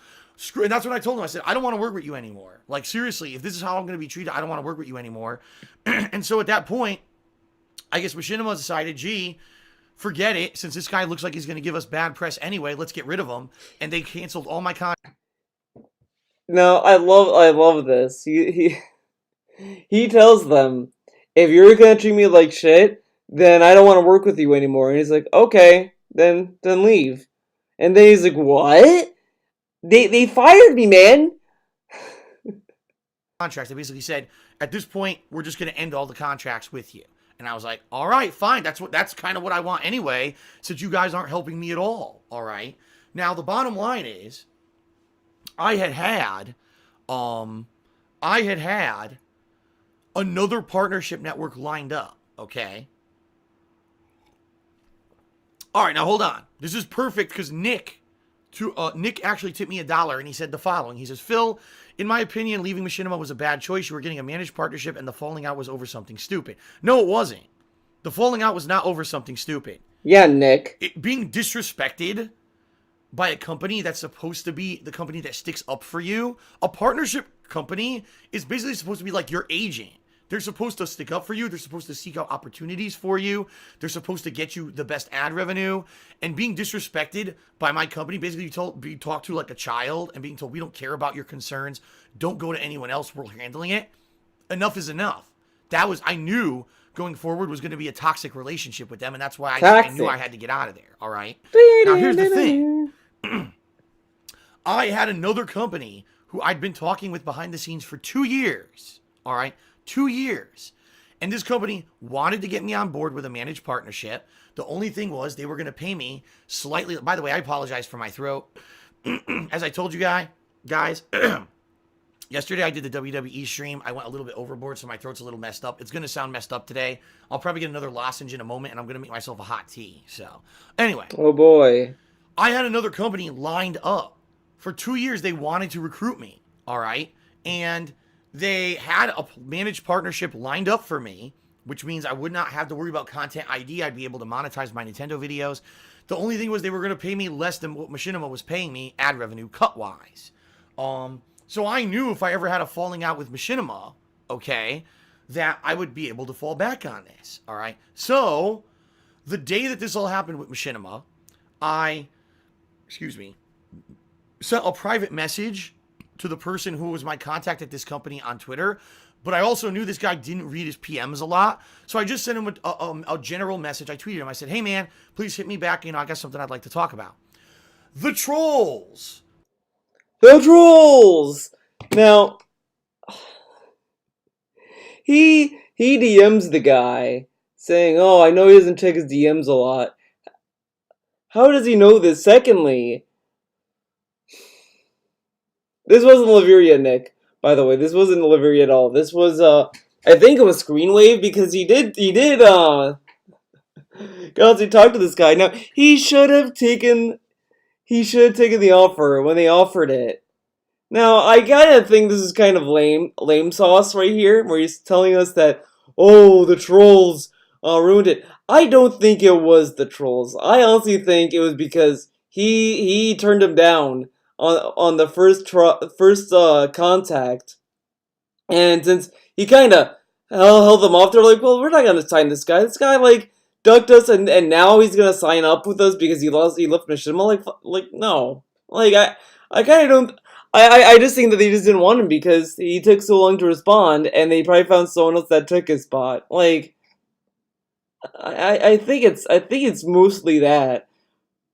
Because why would a company, like, they offered it to sign him, and then the guy is like, no man, I'm happy with Machinima. And then, like, why would they wait? I mean, you really think that spot was gonna wait forever? Like, those dumb fucks who had swatted me, DDoS attacked me, false copyright strikes, who'd done everything to make my life a living hell over the years, saw me tweet this fucking guy and somehow figured out that this guy was probably the agent at the network that I was going to probably go to. And they literally, I'm not exaggerating, within a course of 2 days, spammed the fuck out of this partnerships company's social media accounts so badly. no, like always says, they somehow knew. The guy had the company he worked with in his fucking bio. It's not rocket science. Like, it said, oh, he's like the partner manager of Screenwave or whatever. No, this is not Laveria. This is, I think Screenwave or something like that. It's not Laveria. Laveria is coming up later. Yeah. Because the trolls did not, because if it was Laveria, he wouldn't say the trolls ruined it. He would say, oh, I knew it was a scam, so I didn't do it because I'm smart, guys. See, I'm a genius. So people say the trolls found out. No, the trolls didn't do anything. I figured it out on my own. I'm smart. It would be that. That's how you can tell it's Laveria if he does this. They had an internal meeting with the higher ups of the company discussing whether or not they would still be able to partner me. And everyone at the company wanted me to be there and partner with them. But because they were an up and coming company, they're not a huge they're not like Curse. You know what I mean? They're not a big company that is immune to all that stupid shit. they were afraid that because this trolling happened within 2 days, all right, of me seeking partnership with them, and the fact that they knew that there would be ongoing attacks and stuff against them, they were literally afraid that they wouldn't be able to continue, like they'd get negative association. That Darkside Phil's with this smaller company. This company is just known as a toxic company because Phil's with them. And so they actually rescinded their offer to partner me, which had been a 2-year standing offer to partner me under a managed partnership. Oh, They rescinded the offer okay. because they didn't, it was too much of a liability for them being a smaller company. Then how come you were able to get Okay. your Twitch partnership back, though? So again, I mean, all this stuff going on, a direct result of these people who have been so out to hurt me in my life, who I've never met, who I knew nothing about. It's a fucked up situation. All right, it just is. It's a really fucked up situation.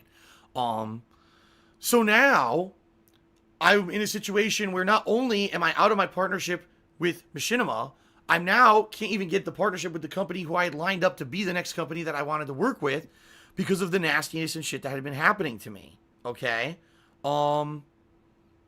It was a really fucked up situation.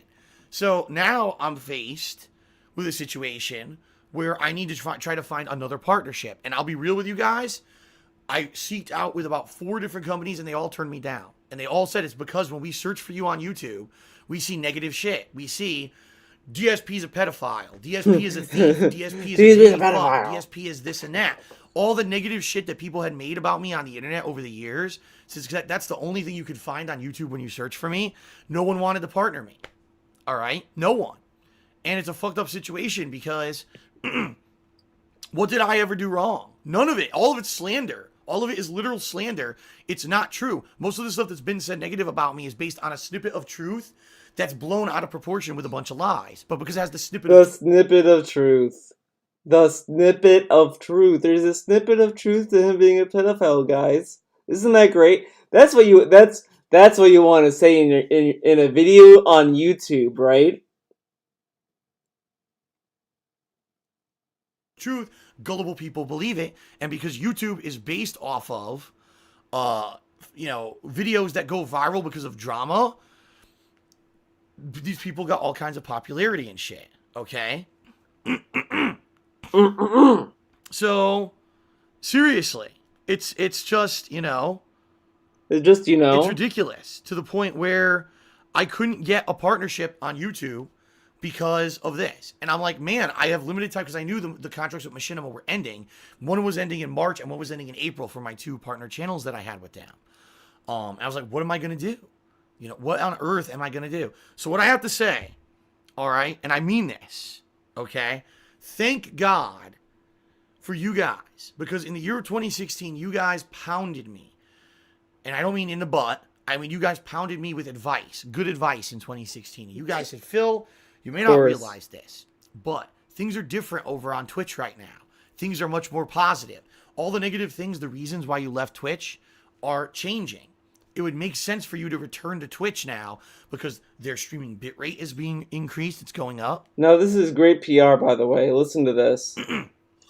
Their policies in regards to a lot of things, the things you didn't used to like, are now going away. Or the things he didn't like, the policies he did not like,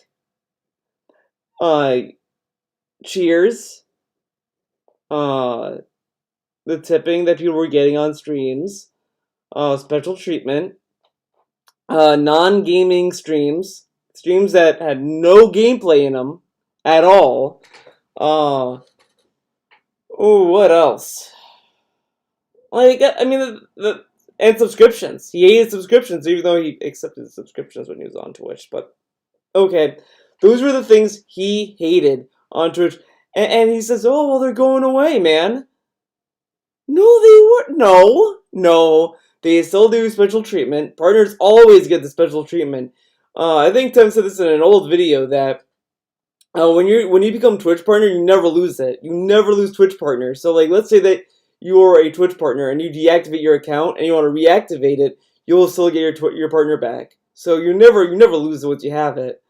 So there's that. Oh my god. Oh shit, I forgot the train of thought. Whatever. But it's fucking nonsense. He says that everything that he hated is gone. It's still there.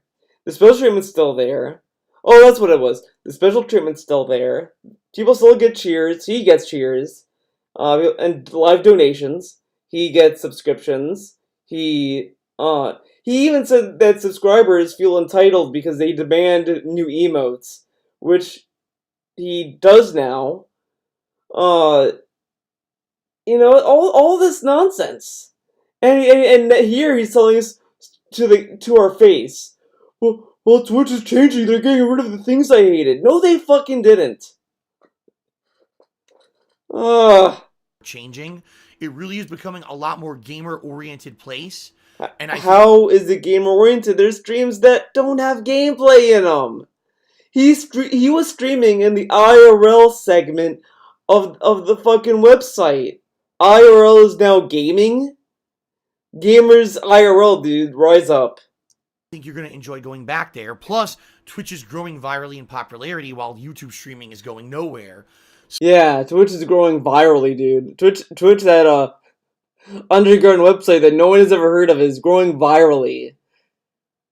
Maybe to boomers. Maybe boomers are slowly realizing the power of Twitch. So I returned to Twitch streaming in November of 2016, and I already had a good standing relationship with Twitch. Well, you guys may not realize this. Curse, who I'm partnered with now, is owned by Twitch. Not anymore. Who is owned by Amazon. So it's all one company. So when I applied for my partnership with Twitch, all right, they reviewed all my information. It was this video that Tevin mentioned that he never lost partner. He never lost it. Once, so this is like massive pignosis, trying to make you think that, oh, Twitch said, wait a second, Darkside Phil, he's our YouTube he's partnered with Curse. Let him in. Get him in here. No. He was already a partner. He was already a partner. And so, oh, this is Darkside Phil. This is the same guy who already streamed with us for years, went away and came back, and now he's doing good on streams. This guy's reliable. Let's do it. And they partnered me. And because of that, at least now I was making less money, but at least I was able to still make money on YouTube, and basically kind of saved my butt temporarily because I knew I was going to be able to be partnered with Curse moving forward. So, it basically now, I like how he says that Twitch says that DSP is reliable. Yeah, DSP is reliable. Twitch, DSP really makes Twitch sound like a fucking idiot here, because if Twitch knew DSP, they would have known that he hated their business, called Twitch a bad business, said Twitch doesn't care about gamers, Twitch sucks, fuck Twitch. If you pay for bits, you might as well pay for a hooker, that kind of shit. If Twitch knew that, they probably wouldn't partner him. But, of course, he's reliable, dude.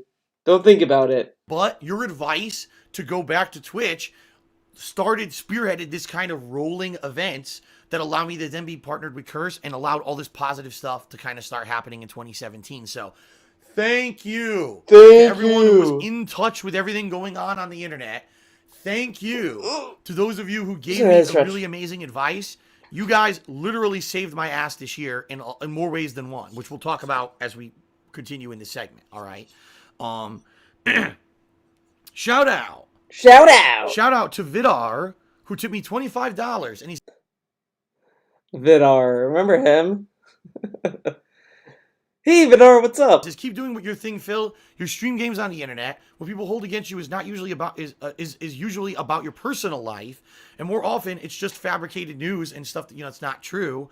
If you're not a troll that wants to believe shit, you don't trust it. So basically, yeah, right. If you're not a negative person seeking out to be negative, it's just fabricated news. $5, and he says, keep doing what your thing, Phil. Your stream games on the internet. What people hold against you is not usually about is usually about your personal life, and more often it's just fabricated news and stuff.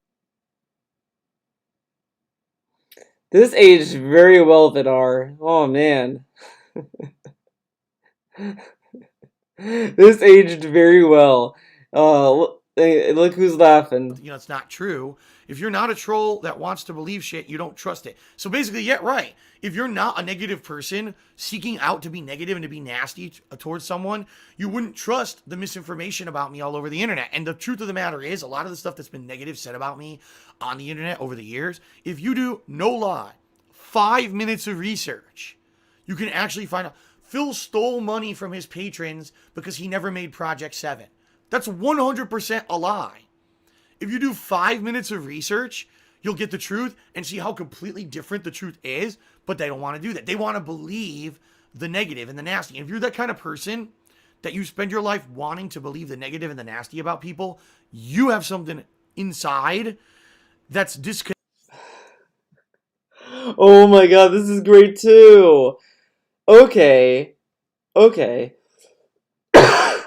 Actually, you know what? I want to go back to this. I'm sorry. I'm rewinding this. If you do no nasty news and stuff that, you know, and he says, keep doing what your thing, Phil. Your stream games on the internet. What people hold against you is not usually about is usually about your personal life. Okay, Vidar. So with this logic, we should have been okay with Pro Jared, dude. We like the stuff that people hate Pro Jared for is his personal life. But as a gamer, he's cool. Pro Jared is cool because he's a gamer, and we should ignore what happened in his private life, like sending those risque pictures to random fans. That's fine. You know, ignore that because he's a gamer. Okay, Vidar, makes a lot of sense. And more often, it's just fabricated news and stuff that, you know, it's not true. If you're not a troll that wants to believe shit, you don't trust it. So basically, if you're not a... Yeah, right. Okay. If you're not a negative person seeking out to be negative and to be nasty towards someone, you wouldn't trust the misinformation about me all over the internet. And the truth of the matter is, a lot of the stuff... So if I believe something that I heard makes me negative, so then with this logic, DSP is a negative person because he believed all the stuff about Pro Jared then. Because how does DSP know the stuff that was going on about Pro Jared was real to begin with? That's been negative said about me on the internet over the years. If you do, no lie, 5 minutes of research, you can actually find out. Phil stole money from his patrons because he never made Project 7. That's 100% a lie. If you do 5 minutes of research, you'll get the truth and see how completely different the truth is, but they don't want to do that. They want to believe the negative and the nasty. And if you're that kind of person that you spend your life wanting to believe the negative and the nasty about people, you have something inside that's disconnected from how you should be as a person. And you really got to seek out some kind of positivity in your life, because if you're just negative all the time, believing the worst about everyone, that's going to be a really bad life you're going to have, you know? I'm not that kind of person. I'm not. Maybe at one point in my life I was, but I'm certainly not like that anymore. All right?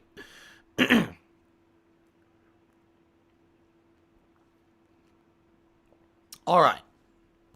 Now, ladies and gentlemen, let's continue. So, during the month of February, the falling out with Machinima, I'm struggling. I'm trying to find someone to partner with throughout February and early March. Finally, in March, I find Curse, and I'm able to be partnered with Curse in March, so things are going better. All right, at least in regards to the business, I'm not in a mode where I'm in panic mode and I may completely lose everything. But the ad revenue issue on YouTube isn't resolved. I'm still making 50% as much as I did previously. So now I need to find a way to get out of the situation. So what do? I said, well, I am going to take the advice of many people, and I'm going to try to make streaming more of my focus. And if you guys aren't aware, it was actually the second week of March 2017 when everything changed, all right? Now, now we've slowly started to realize this with DSP. Every time he has to clear his throat or burp or whatever, he always leans to the mic. Like, it's insane. It's insane every time. Oh, I have to burp. Or whatever the fuck. He does it always near the mic. It's insane. It's a condition, dude, okay? You can't help it. I wonder if I could find it with Pig Pig Go. I don't remember necessarily the phrasing of it, though, which is pretty bad, but burping is a stomach condition. Maybe I could get just by saying stomach condition.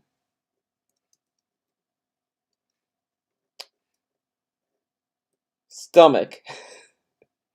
This might do it. This maybe do it, but I'm not too sure. I know it was in like 20 something because he was talking about saying Spider-Man.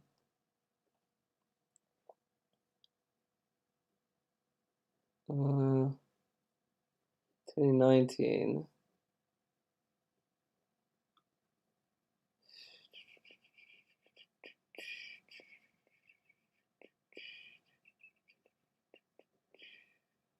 Let's see.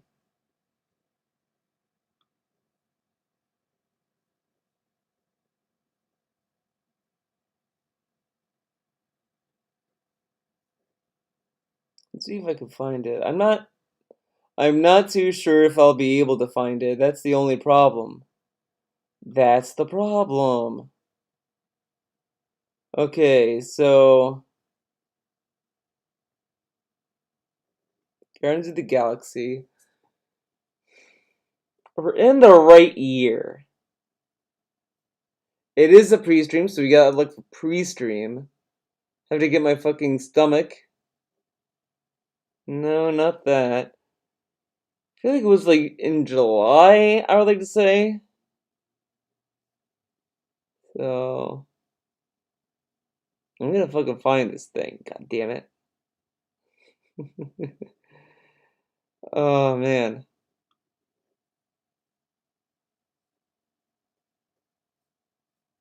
Like a lot of Danganronpa, dude.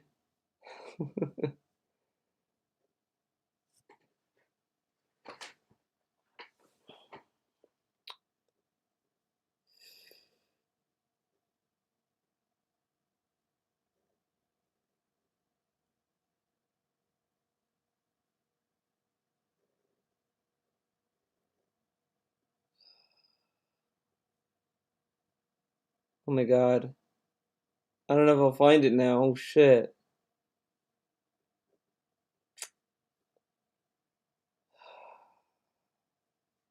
God damn. Never mind. I'll never find it. Wait, I got an idea. Pre-stream.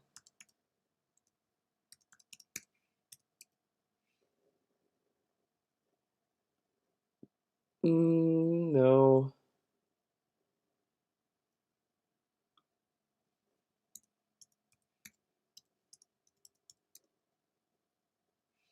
Condition.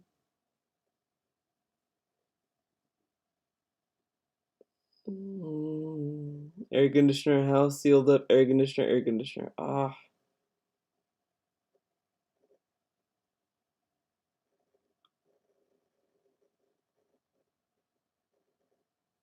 I've got my air conditioner pumping. We are. Fuck it. I give up. I'll never find it. I became more stream focused. If you remember, I was playing Zelda Breath of the Wild at the time. Okay.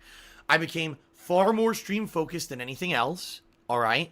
And I was basically trying to change myself from being someone who, when I sit here and I play a video game, it seems like I'm in an isolation booth. I'm just by myself and I'm just commenting on the game, commenting on the game, commenting on the game, and not paying any attention to anything around me. Yeah, imagine and it. changing that style into a more interactive style that had become more popular on Twitch.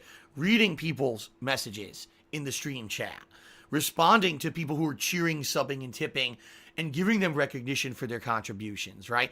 It was a big change for me. Because keep in mind, I've been doing gameplay videos since 2008. So for 9 years, I've been doing things a certain way. And to on the fly try to adjust my style to be a more interactive style was a very different thing. I actually remember. No, I like how he's acting as if this was like a big change for him. Like, oh my god, guys, I had to change my commentary. It's crazy. It was rough, man. No, all he did was shout out to Jubbity Bubbity for the $50 tip. That's it. It's not that big of a change. If anything, the only thing he did was now he locked his commentary behind a paywall. Because, like, let's just take a gander at at the commentary he's doing today. Dude, imagine if you go here and it's still pre-stream. That'd be insane, right? Hey, friend of finally wheeled out, the fucking lazy asshole. Oh. Oh no, this is quiet. Mining resources from. Over there, we've got the back of the town, which I'll show you in a minute. There's a giant cat statue I built. There's also a way to basically farm different types of villagers and make them take different jobs. There's a building I built to do that. Down here, we've got a tax office, which I know sounds weird, but that was one of the things that a top contributor requested me to do. A tax office? Then we've got a 2-floor garage storage facility where I like how the garage looks more like a building than the tax building. Like, that's insane. The building where he just shoves junk in is bigger than the fucking tax office. for Good Game Goblin. And then we'll go work on our bird statue. But let's take some sleep first. Let's take some sleep. Let's take in some sleep. This building we're going in right now, I built. I custom built this myself. This building did not exist until I made it. Oh, that's why it sucks, right? Yeah. Okay. No, Dacky Swerve, I don't remember what the first thing is that we built instead of just naming stuff in the world. I honestly don't remember. This is where I used to store stuff on the ground. But now that I have this big storage shed, I don't really need these anymore. So I'm going to break these down eventually. This is... Oh my god, stench. Now he's wondering why he has fallen behind on his stuff. He does shit like this, where he just does, like, a pointless walkthrough. Like, good, this is a building I built? Wow, what a big change in his commentary, guys. Very big. While playing Breath of the Wild, people were saying some wild... So people were asking me, what is your opinion on the LGBT community? What is... So here, he's praising his tribe, like, hey, y'all, Phil, what do you think of the LGBT? He's like, whoa, man, pretty wild. Now, if you ask him that, why are you asking about the LGBT? This is a gameplay stream. Why are you talking about politics and religion? Keep that out of my stream, man. This is supposed to be chill and exciting. And here he's like, whoa, man, people ask me my opinion on the LGBT, dude. And also, what the fuck is this? Hey, Phil, what's your opinion on this community? What opinion is there to have? They exist. Oh my god, guys. Here's my controversial take on the LGBT community, guys. They exist, and like they support each other through life, man. Whoa, crazy. What a crazy take. Like people act as if oh my god, his chat is so ridiculous, because they act as if like the LGBT community is some big oogie boogie man that's gonna come take over the world and do shit. This chat's so fucking weird. It's kind of I don't even get too into it, to be honest. What is your opinion on politics? And I'm like, this is wild. I'm trying to This play is wild, and people are asking me these wild, outlandish questions that have nothing to do with the game. But sometimes, you know what? Especially if you're playing a game where there's not a lot going on, it makes sense to kill the downtime with that kind of stuff, to fill it with that kind of content. I'll be honest. Games that I'm playing right now, I've been playing PlayerUnknown's Battlegrounds. The game's good for 2 reasons. Number one, because the game's so buggy on Xbox One, so much crazy shit happens, it's always entertaining to watch. But number two, there's a lot of dead time where you're just running around by yourself collecting items and looting, and that's time to interact with people in the stream chat. That's why the game became so virally popular on Twitch, because it's a game that half and half. It's half interaction with your stream chat and half zaniness. All right? So, that being said, folks, I struggled in March to make myself more interactive. And I'll be honest, it was stressful. It was time-consuming, because I was trying to adjust to a more dedicated streaming schedule where people could come to the streams and be more interactive with me more on a regular basis. My schedule changed a lot during that period of time. And I saw, honestly, even more of a disconnect with my ex-girlfriend during that time period. It was more focus on work, to save the house, to save everything. And even more of a disconnect was happening behind the scenes with my girlfriend. All right. Then in April, That kind of makes Leanna look like an asshole. I was trying to save the house, and she didn't like me anymore. Like, what are we supposed to think about this? Are we supposed to be fucking mad at Leanna? Like, oh my god, this dumb bitch didn't like Phil for trying to save the house, dude. I don't know. right? I basically looked back at how things had gone in March, and things had gone really well. I went from making no money whatsoever on Twitch to making a decent amount. Was it, oh my god, my revenue jumped ginormously and I was making tons of dough hand over fist on Twitch? No. But Yeah, the revenue on Twitch let's had not gone get from too ahead of absolutely ourselves, nothing to guys. something at least significant. And I was like, wow, if I really keep at this, if I plug at this, right, and I stick with it, and I stay dedicated to doing the Twitch interactivity the way that I've done this month, okay, maybe by the end of the year, things could grow. Yeah, because what I he's- was seeing on Twitch was he's a loser. potential for growth, something I had never seen ever on YouTube since 2012. I'd been on the decline on YouTube, and YouTube just became more toxic towards me, more nasty towards me, more negative videos and slander about me, more this is how you don't play. And at that point I was like, how am I ever going to grow the business when everything these people are doing is nasty viral shit against me for their own sake? That was the thing. Do I really believe, honestly, the people making those videos were doing it because they hated me? I don't think so. I think the reason they were doing it because they were getting viral views from negative assholes. Of course, we did this just to get views from you guys. What? That was the thing. Do I really believe, honestly, the people making those videos were doing it because they hated me? I don't think so. I think the reason they were doing it because they were getting viral views from negative assholes. So how did that affect your business, though? Whatever. Yeah, we did it for So, negative assholes. you know, I Now, of course, he thinks that, oh, we don't hate them, guys. They don't hate me. They're just doing this content for a niche, dude. knew YouTube, kind of the YouTube party was over. It was time to move on to the Twitch focus. And The Twitch seeing party. the potential that I saw in that 1 month, just 1 month.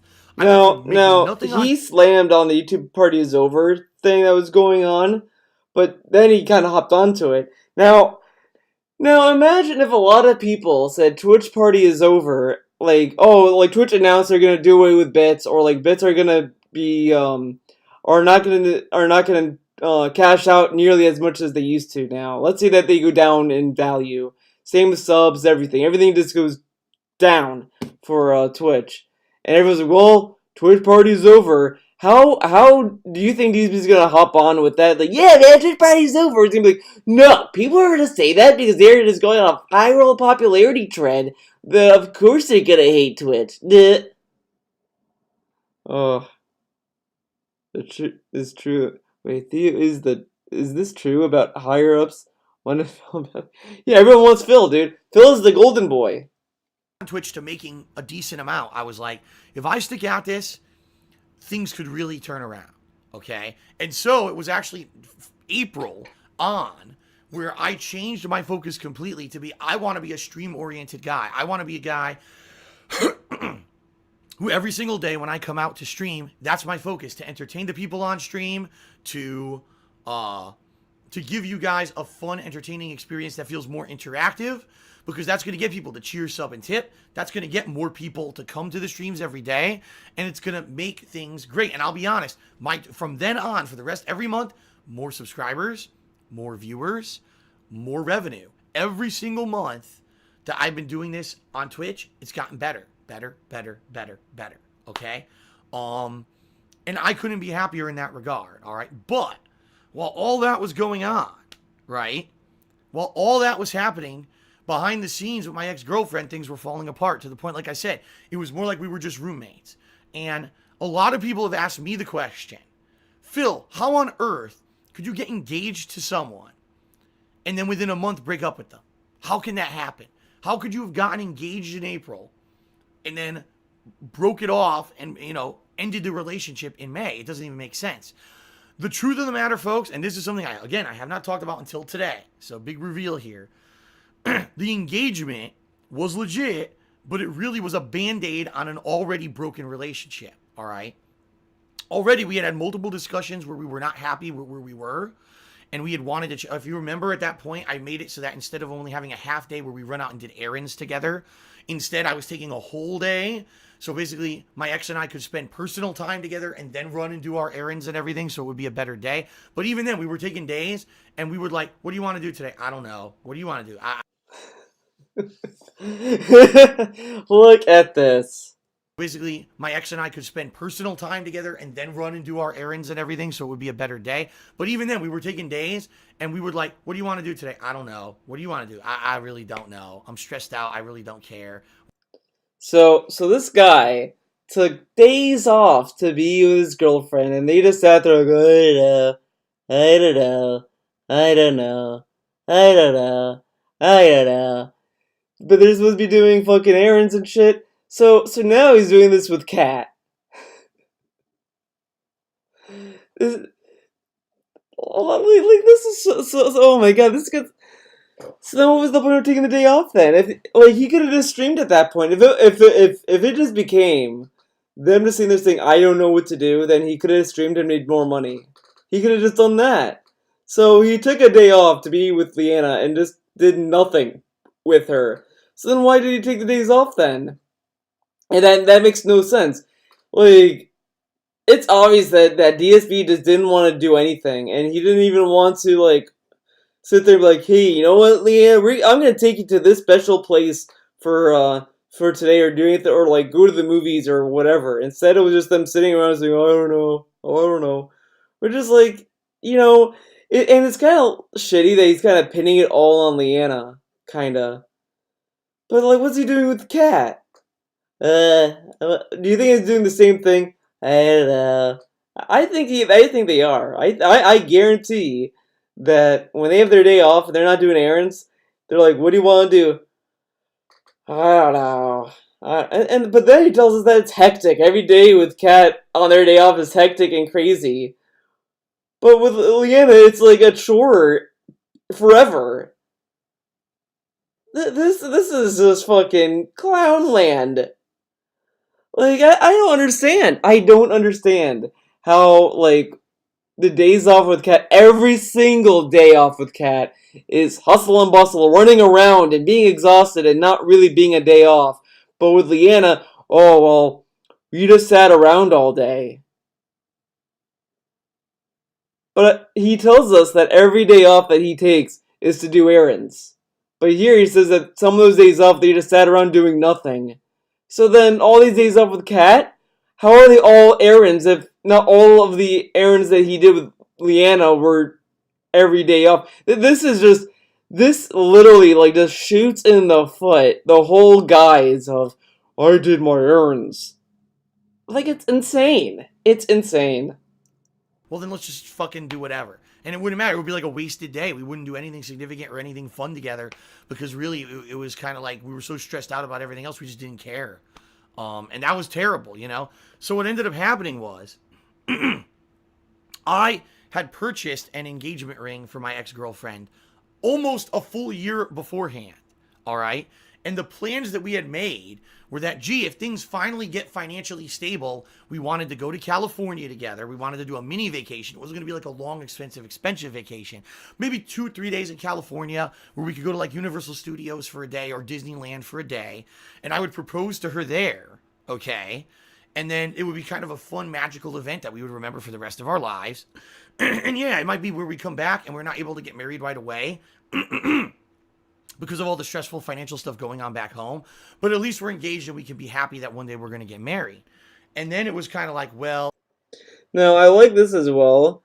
I've said this before when he announced this. Who tells their significant other their plans to propose? Who does that? Every single, like, couple that exists usually kind of do it spontaneously. Like, they kind of just, like, they're like, yeah, they might plan it on their own, and then just kind of spring the question to their significant other and shit to pop the question.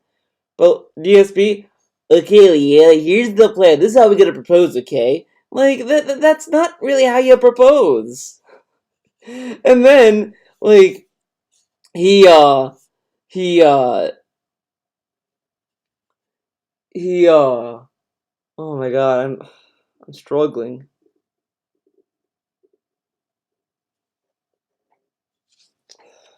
Oh, why can I think of it? It was in my head too. But the other thing is that here he says, well, we will have the dream of getting married eventually, then why get proposed? Why get engaged if you still if the wedding was far further away? Like this is just nonsense. Time passes, more financial shit happens. We can't go. More stressful stuff happens. Now we're not going too good together. You know, to the point where it was like the ring's just sitting here, and it's like, when's it gonna happen? I don't know. You know, and I didn't just want. And one day I remember we just kind of sat down. We were laying in bed together, and we looked at each other, and she said to me, "You know what? You should just give me the ring because we're never gonna find a perfect time." Oh, now I remember.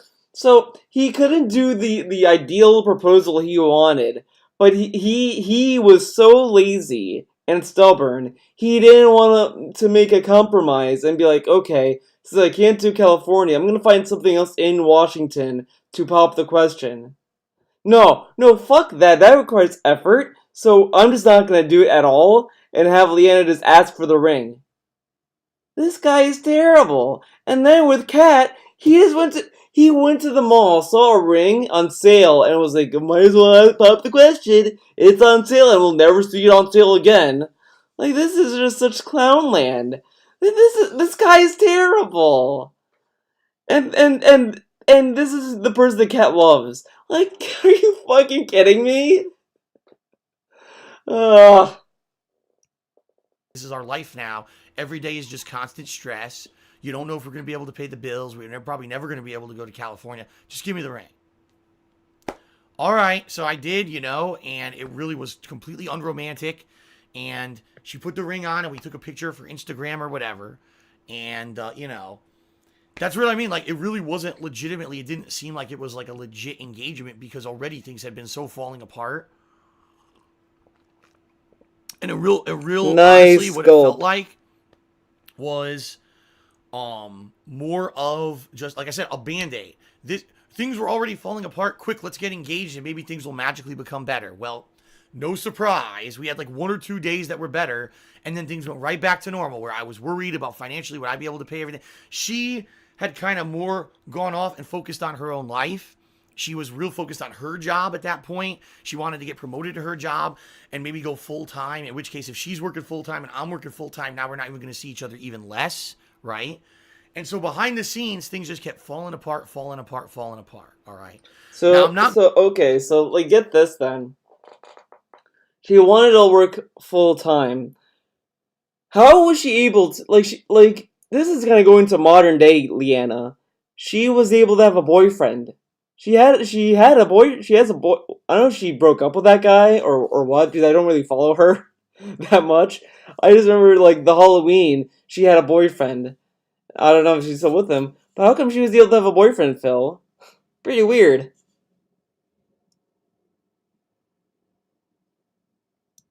I'm not gonna tell you the full story because there's a lot of other stuff that happened too. But basically, by late April, the whole relationship had fallen apart. All right, within 3 weeks of us getting engaged, the whole thing had just, you know, blown up to the point where we weren't getting along anymore. I was working, and we would have a meal, like we would eat dinner together, and then we wouldn't even see, like I would work again, and I wouldn't even see her because she would go to sleep because she had to work early in the morning. So I would be up at night watching stuff myself. Then okay. Oh my god. I want to hear that again. Like we would eat dinner together, and then we wouldn't even see, like I would work again, and I wouldn't even see her because she would go to sleep because she had to work early in the morning. So I would be up at night watching stuff myself. Now, Kat has a job supposedly, and she tells us that, oh, she eats dinner, we eat dinner together, then she goes off to work, or that, you know, they spend some time and then she goes to bed. Like, she has the same kind of schedule, but here, somehow, Phil was able to have some independence to do stuff on his own. Now it's like he can't even do that. He can't watch anything on his own anymore. He has to do everything before Kat comes home. Like this this whole thing with Kat, just to me at least, shows that the reason why Leanna left was because of him. Because all the stuff that Phil used to do on his own, like, he kind of was with Leanna and all that kind of stuff. Then Leanna leaves. And then when he finds Kat, he's like, you know what? I'm not going to do the same thing that I did with Leanna. Now I'm going to just be attached to her hip, pretty much. If she wants to watch a show, I'm going to watch whatever she wants. I'm not going to have any independence on it. And then if I'm alone and I have some time to myself, I have to finish what I want to watch before she could come home because I need this independence. Like, he somehow made his life more miserable with his wife. And that's insane. Like that's insane. I haven't seen anyone do this at all. Like if anything. Like, oh my god. This is insane. This is a massive meme, Lynn. Massive meme. We wouldn't even have significant time. It was like we were avoiding each other. Our schedules didn't even coincide anymore. So it really was like we were just roommates sharing a house rather than, a couple and engaged. Now you can literally say the same thing with their schedule, him and Kat. Because every time he talks about spending time with Kat, he sounds like he wants to avoid it. And he hates it. But okay. Couple. And basically we had a big blow up around the end of April, a big blow up. To the point where it was kind of agreed upon that was it, that it was over.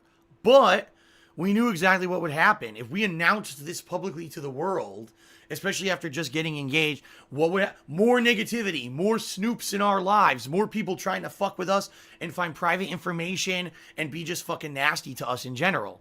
So we kind of decided together, we're not going to tell anyone. We're just going to pretend like we're still together, all right? Until a time when she's kind of moved out. And things, the truth of the matter was, I didn't tell you guys that I had broken up with my ex for like almost 2 whole months after she was gone. So she had been gone for a while, and I was doing stuff by myself. And it was funny because I remember it was funny, by the way, during that time period. All right, I was doing Twitch and Chill stream. Remember the Twitch and Chill events that I had been doing? So I was doing Twitch and Chill stuff. And while I was doing the Twitch and Chill stuff, people were being trolls. They were coming in and saying, haha, Leanna, and this and that. And I was already broken up with her for a while. So for me, honestly, it wasn't even stinging at all because it was like... It wasn't stinging at all. We broke up with her, dude. Now he says this as if like we should have known they were broken up. Okay. And then this is also kind of shitting on Leanna more because these people are saying, well, they're making fun of Leanna. Didn't affect me, though. And it's like, dude, this is like a person, like he claimed in his twit longer, well, if you can even call it a twit longer, that they're on good terms. And then he says this shit, like, ugh. You're insulting my ex who I haven't talked, I don't have that relationship with anymore. But people didn't know that. So people were coming in purposely trying to be nasty to me, and it had no effect on me because already the relationship had kind of been over for a while, all right? This is also during a time where he bragged about owning the trolls. So, yeah, it all kind of fell apart in that regard, and it sucked. It did because it was funny. It was like when things were going bad with everything else, the relationship falls apart, and then things started to go good with business. Like I told you guys, the streams were picking up. People were being positive again. There was growth on Twitch. And here I am trying to show a happy face every day. Having so much fun, streaming on Twitch. And then in real life behind the scenes, everything was being positive again. There was growth on Twitch. And here I am trying to show a happy face every day. Having so much fun, streaming on Twitch. And then in real life behind the scenes, everything was going wrong or had gone wrong. And it put a lot more stress on me because previously, the way that my life was I wake up, I spend some time with my ex-girlfriend, right? Whatever, setting up in the morning. I work, but then when my work's done, now we have a shared meal. So she's cooking or whatever. A lot of the responsibilities of the house were shared. I had more income because of her income was contributing to the house budget and everything. And then when we broke up, less money, no one cooking for me anymore. You know, it was basically a giant, no moral support. That was the other thing. If anything went wrong, I was on my own. I, didn't have anyone, again, which it's one thing when things go wrong, but you have someone to go to at night to have moral support and have someone physically be there for you to encourage you. And that completely went away from me. And it was devastating. Yeah, fuck you, chat. But I couldn't tell anyone. Because if I did, I knew don't the count. negativity that would explode on the internet when all this was happening. Oh my god, So- that throat clear. So, all that happens, and remember, during the months of April, May, June, my streams are going good. People are coming out for my streams and really enjoying the streams and everything, right? And it's amazingly positive, but behind the scenes, my life is a mess. I'm alone. I'll be honest, guys. I started drinking, which you shouldn't do. Now he tells us that he was alone. He had Kat. He was talking to her on text messages, and he's like, "I'm alone. I don't have anyone to talk to." Oh my god, this guy. Especially when you're depressed. But I started drinking. Way more than a person should. At night, I was getting drunk every night. I was having some issues getting to stream some days because I was feeling so depressed over losing the relationship behind the scenes and everything, and not being able to share that with you guys. Is he sure it was that, or not him staying up really late talking to Kat? Because Kat was in a different time zone from him. I mean, I kind of think that was it. He was probably staying up late talking to Kat. TBH. Right? Was another major thing. Really, the only people who knew about it were my parents. And what are they going to do? They live on the other side of the country. It's not like they could be there for any kind of support besides just telling me, we're sorry that what happened or whatever, and we're going to stick up. Basically, just keep plugging forward and life will get better for you, as much as a parent could. So all that happening. Wait, what? Basically, just keep going to do. They live on the other side of the country. It's not like they could be there for any kind of support besides just telling me, This fucking guy. Okay. So during that one Minecraft stream where let's see if I can even find the soundbite. I don't even think I'll be able to find it, but let's see.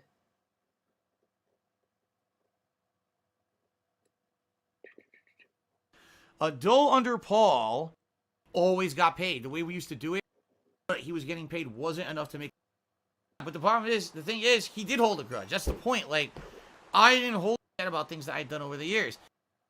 That would be in his court. Now, I never ended the friendship. His texts or anything, but now I expect him to call me. It's like, wait a minute.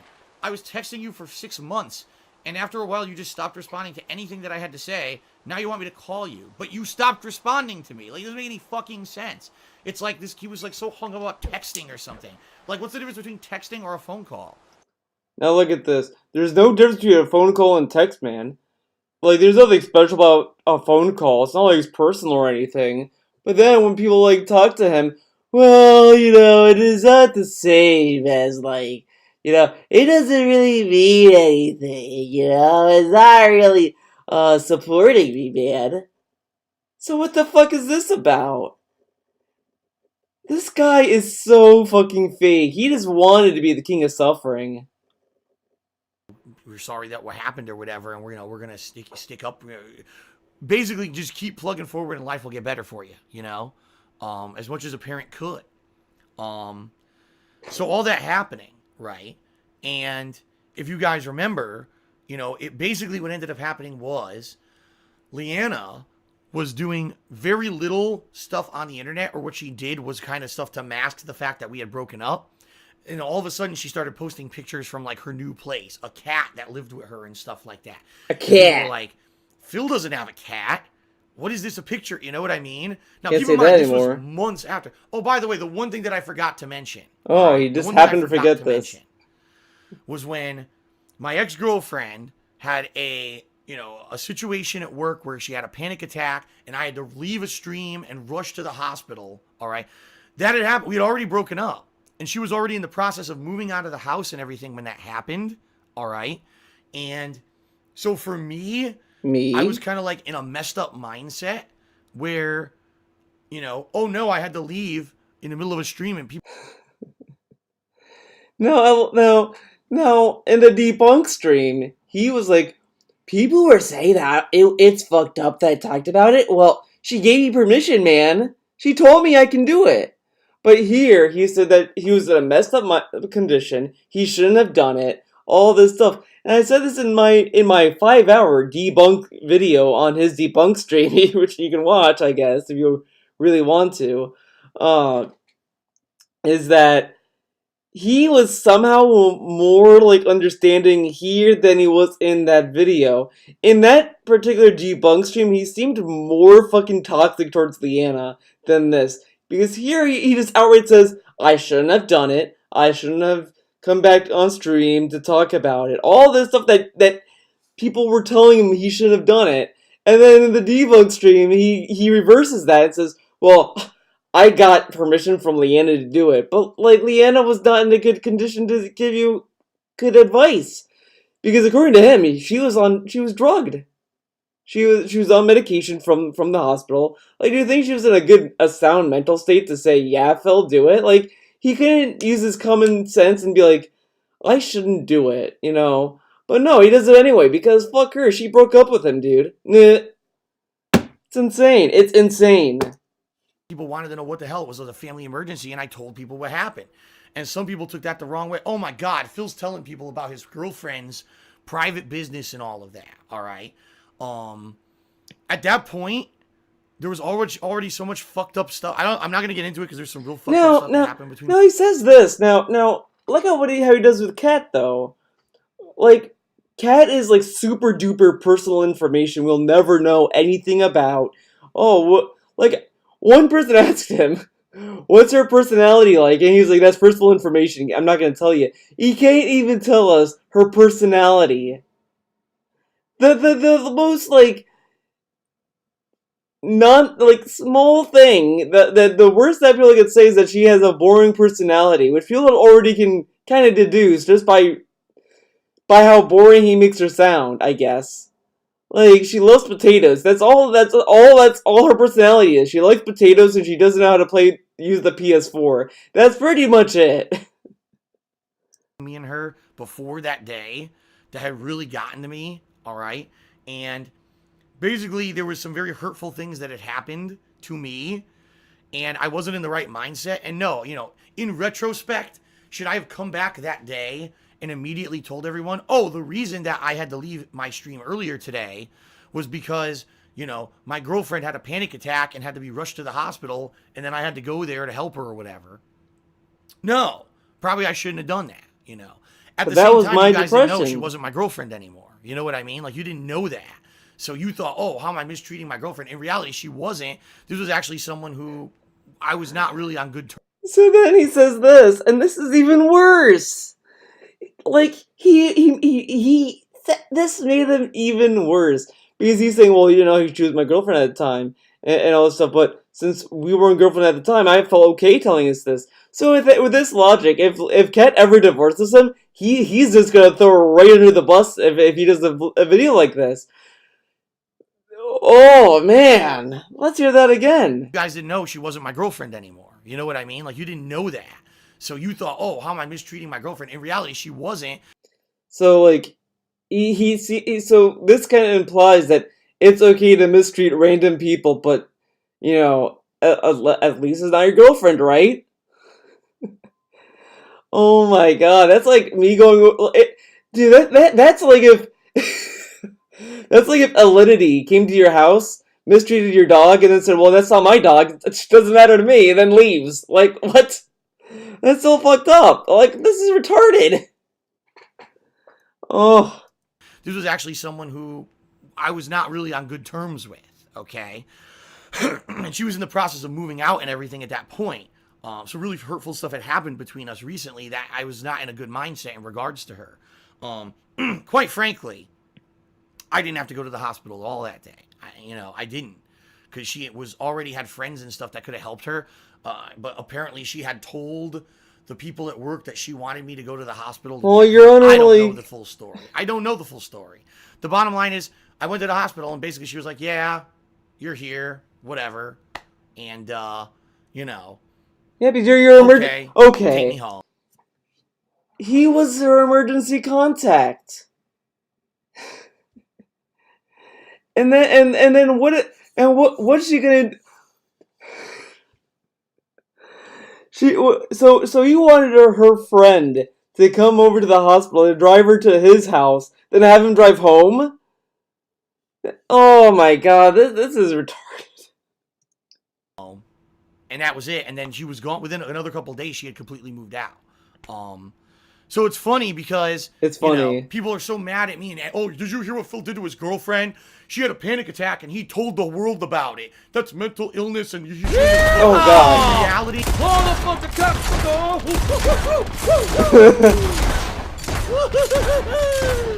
I remember in the beginning when he met Kat, he talked about her like someone describing their mother. How loving and caring she was.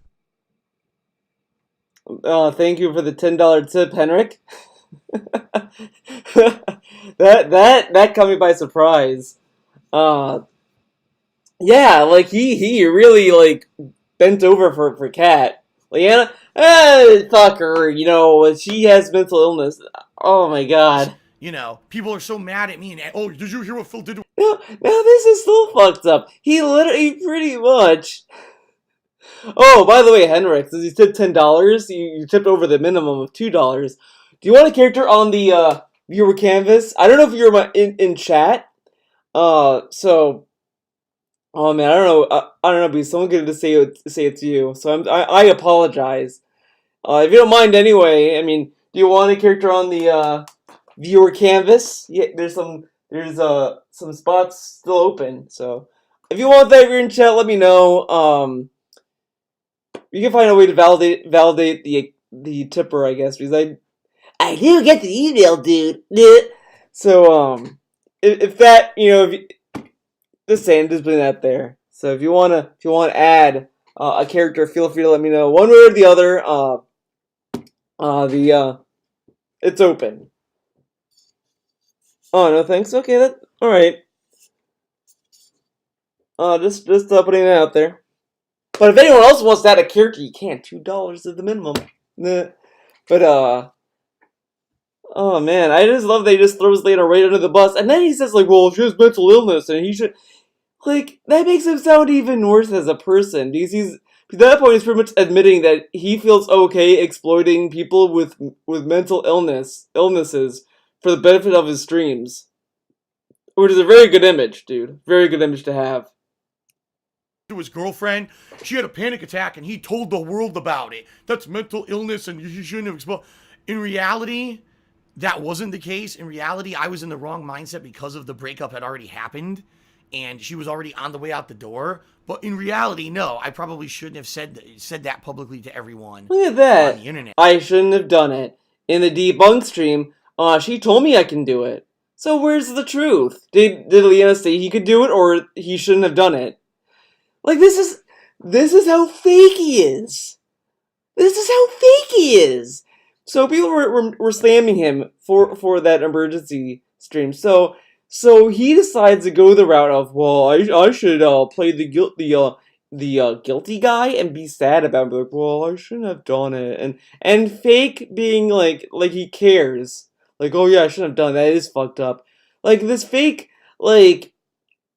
I don't know the word for it, but it's like being apologetic. Like he's faking being apologetic about it. But then in the debunk stream, he's like, "No, fuck it." She gave me the opinion. She told me I could do it. So like he doesn't really feel this. He either doesn't believe what he said here, which I more lean to believe. I don't think he gives a fuck about any of this. Like this is so fucking fake. Like really. Ugh. Although the same day she posted up pictures on the internet about, yeah, I was in the hospital and I'm okay and everything. So already she had told the world too. So it wasn't like. But that's different though. That she told the world on her own, and all she said was, "I'm doing fine," which is fine. She didn't go into detail why she went to the hospital, and if she wanted to tell the world, that's on her. Now DSP probably took that as permission to do it, which isn't the fucking case. Like, this is so fucking dumb. Ugh. The worst. There was no. She was angry at me for doing it or anything like that. Let's put it that way. Okay. Let's put it that way. So, okay. all that going on behind the scenes, things are going good, right? So now, business-wise, things are going good. Business-wise, my streams are doing well. I'm making more money, right? Twitch is actually growing every month. I'm making more money on Twitch, which is good. People are liking the new interactive streams. People are liking the way I'm covering everything. April, May, June, into the summer. But my whole personal life has fallen apart. I'm living here by myself. I don't have any in-person friends out here in Washington. The person who I had moved out here to live with, we had a major falling out, broken up with. Major falling out. Not on good terms with, moved out in a huff, basically. Moved out in a huff. That's why a lot of people are saying, oh, Phil, why don't you rent out your extra room? That room is still full of her shit, which she's never coming back for. She left here in a huff. Now, hold on, I'm gonna turn on the lights. It's getting dark in here. It's getting too dark in here for me. And they say it's bad for your eyes if you're in a room with the screen and it's dark. They say it's bad for your eyes to do that. So I'm gonna turn on the lights, dude. Now he says it's her room's so full of her shit. This is December 25th that he uploaded this and he did this stream. She moved in February of 2018. So he claims that there's all this shit in here. It's a lot of junk, a lot of stuff in it. So how did he clean it within a month and was able to move Cat in? Like, all of this just doesn't add up. He says like, I know I'm gonna have to lose the house because of the back taxes and all this other stuff. But he was concerned about cleaning the room for Cat. Now, we all know the real reason why he didn't clean the room and why he's not gonna rent the room out. Like, I don't know why he's like faking, like, oh, well, it's full of her shit. Like, he could just say, I won't rent the room out. Like, I do need the money, but the thing is that I would feel nervous and uncomfortable for renting out the room to random strangers. I just don't know why he can't say that. Like, that's like understandable.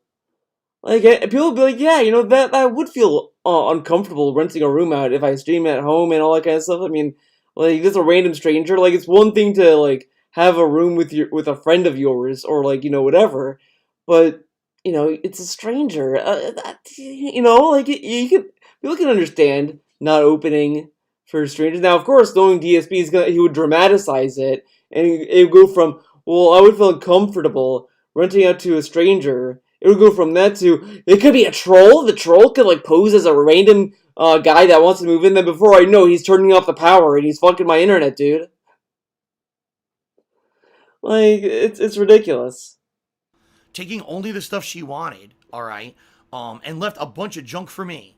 And that room has shelving, a desk, a ton of shit from her business, a ton of stuff that's just lying around. I'm not talking. Now listen to some of the stuff that she left that he didn't want, apparently. He called the desk a piece of junk, the shelving a piece of junk. So, what was the game plan? Let's say Leanna took everything from that room, just emptied the room, took everything. Desk and everything included, everything. The room is now empty. It's an empty room, let's say. Cat moves in. Now, what's Cat gonna do? They would have to buy furniture again. So, in hindsight, DSP should be kind of thankful and glad Leanna didn't take the shelving and the desk. Yeah, and he bought the soap for her. Well, these were products that failed, dude. You have to remember, Phil is the brain of a 5-year-old. Like, that's insane. So, like, he'd rather have her just not have a desk? Okay. You know what? I would love to see what would happen if Leanna took everything. Like, dude, what if? Oh my god, imagine this. One day, he's with his wife. Then Leanna calls him, and DSP looks at his phone. He's like, dun dun, Panda Lee is calling, and he's like, hey, I gotta take this. Hello? And Leanna's like, hi, Phil. I'm just calling to let you know I want my desk and my shelving back. And he's like, but, Leanna? Like, you left it for, like, years. I want, it's mine now.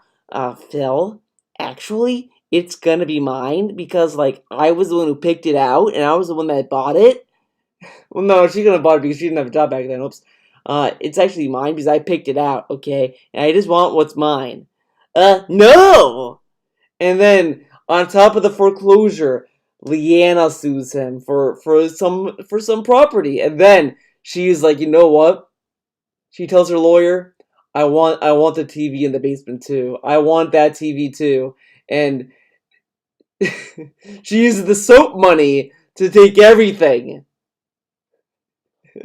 She takes everything. The cat's like, Phil, what the fuck? I need a desk for my gaming PlayStation 4. Cat, look, I'm being foreclosed on. I like can't buy anything right now. Maybe like you can use your money from your job to pay for. Okay, Phil, I think I'm gonna get a divorce. Oh my god, the trolls! Talking, oh, tons of sellable soap that I can sell for a profit. It's junk. It's stuff she tried to make and it failed, but she never fucking threw it out. It's ingredients, colorants, things that I'm never gonna do anything with, and I need to throw out, but I haven't had a chance because I'm working my ass off. I'm here every day, work to try to pay my bills and make ends meet because I'm by myself now, and I haven't even had a chance to clean out her office or do anything in there because I'm just too busy. And another thing that a lot of people don't understand about Washington State, like someone literally in the stream chat, just throw all that shit in the dumpster. This is a green state, folks. You don't even know what that means. This is a green state. You don't know what that means, guys. You don't know what a green state is. There's no dumpsters here. The way it works is we have a regulated trash removal. That means I have one trash can. This is not an exaggeration. I have one trash can that I'm allowed to fill and empty, have that be removed every 2 weeks. One trash can every 2 weeks. If I want to throw out more than one trash can, they charge me $50 per can.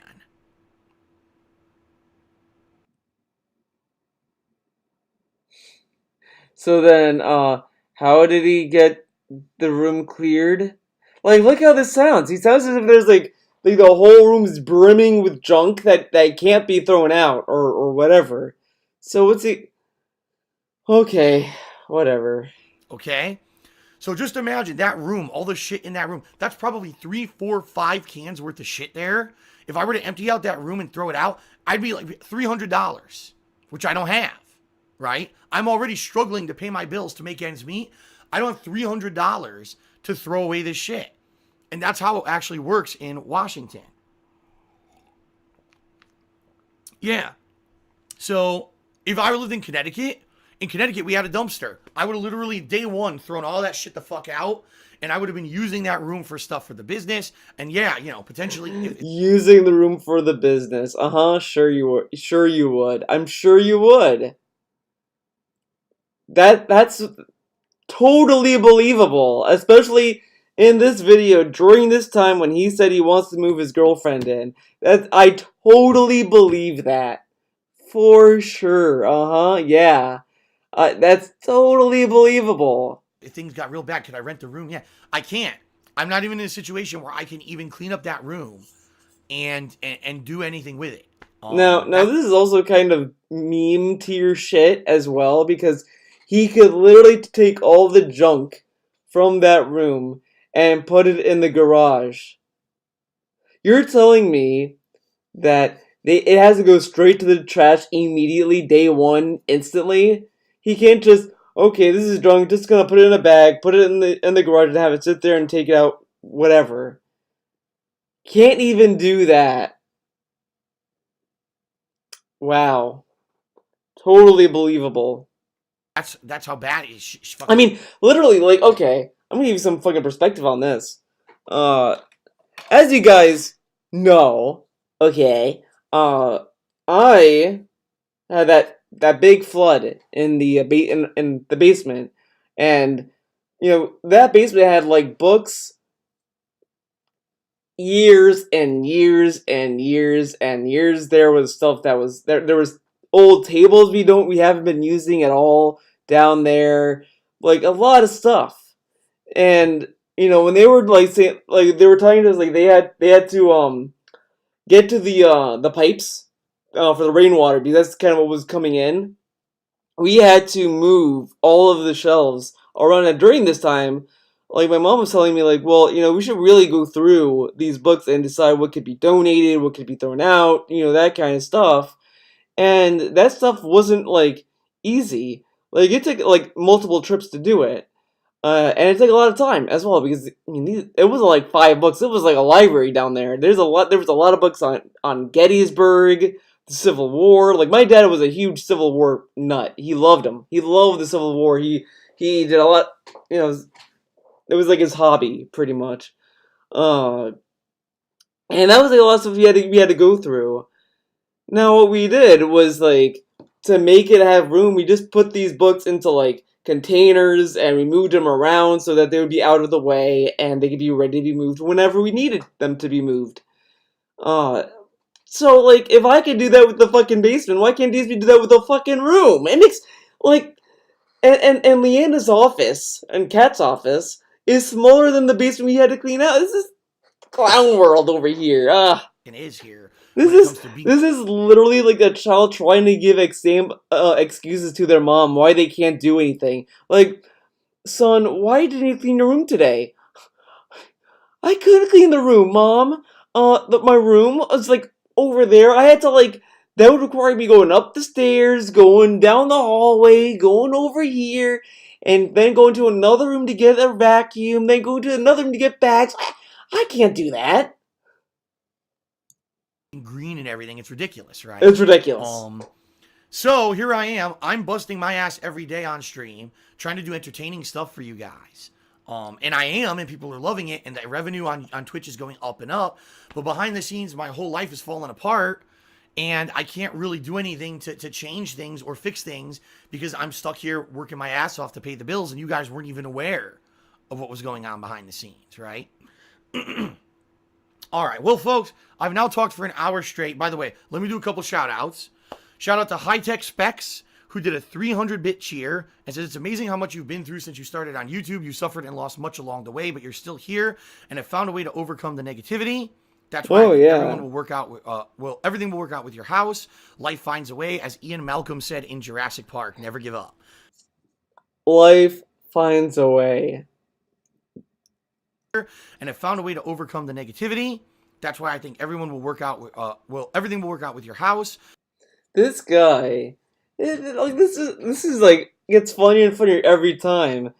Like every year, it's like some calamity with him. Like everyone has to keep telling him, "Oh, I hope life works out for you, man. Oh my God, the taxes, man. I'm sorry you had a bad year." Now.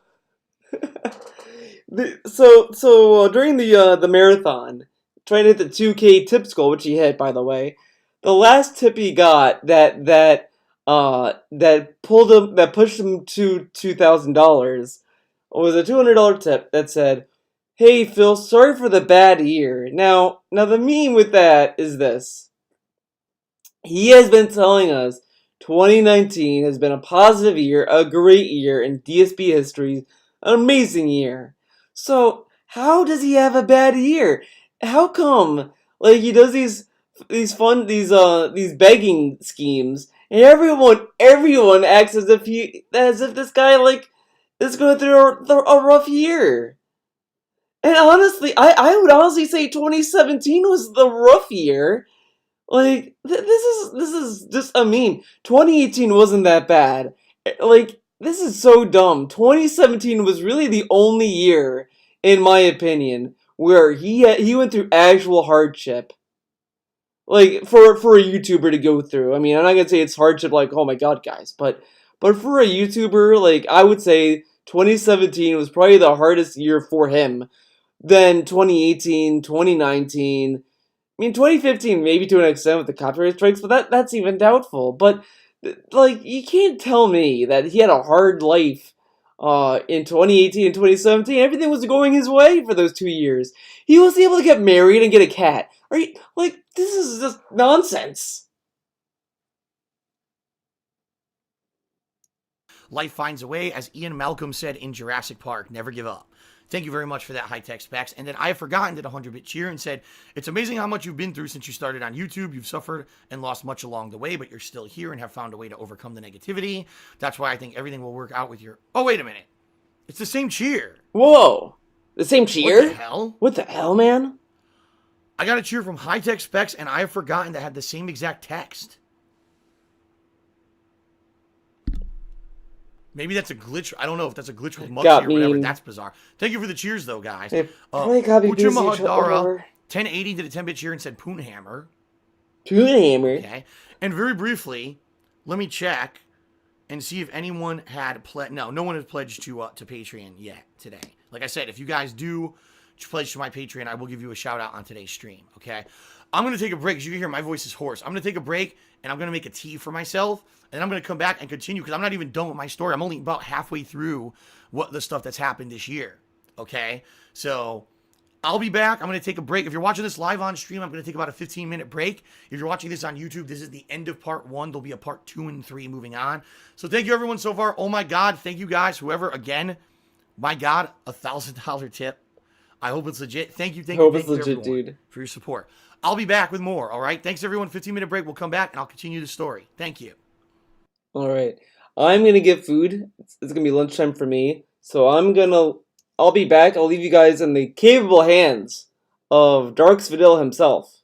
So, hope you guys enjoy Darks Vidal, for now at least. I'll be right back. Well, gotta talk, right? Derek asked, did I ever want a pet bird? Let me put it this way. I wouldn't be opposed to having a pet bird. I think that birds are very cute and they're very cool with the way that they sing and everything. But it's never been on my agenda to say a bird is a pet that I would want to go out and get. You know what I mean? I think that sadly, they would be a little bit too noisy. And depending on how clean you keep the cage, they can stink. So, okay. All right. Now S is one more up from this one.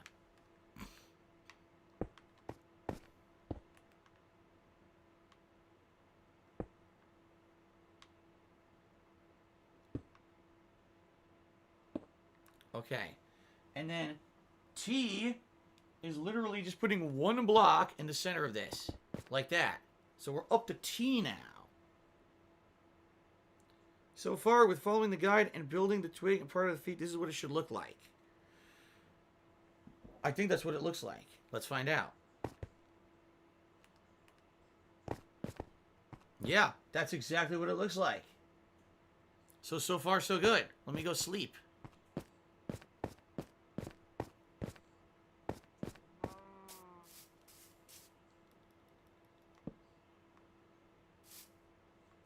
Let's sleep.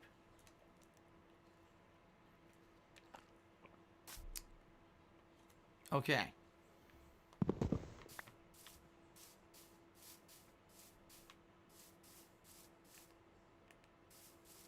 Now, what's next?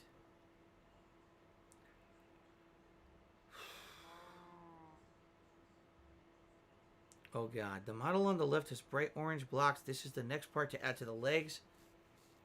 Then on the next example on the right, it's bright yellow blocks at the tops of the legs. I don't have yellow blocks.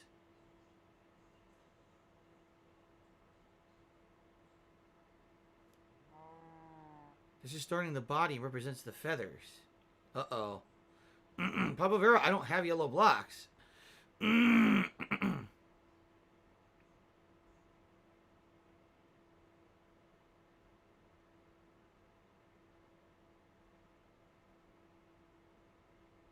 Or do they not have to be yellow? You're just using those for color reference. Because I don't have any yellow blocks. Yellow blocks equal oak planks. Okay. Yellow is oak. Gotcha.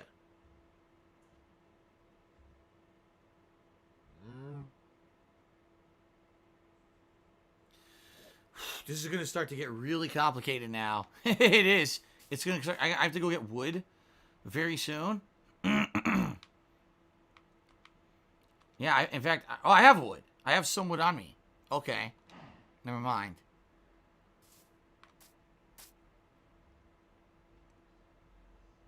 Oak plank. Yes, Mr. Puppeteer. Oak planks. Okay.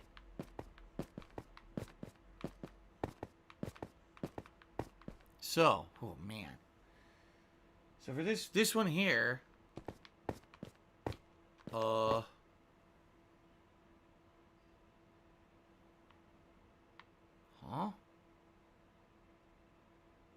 What the hell?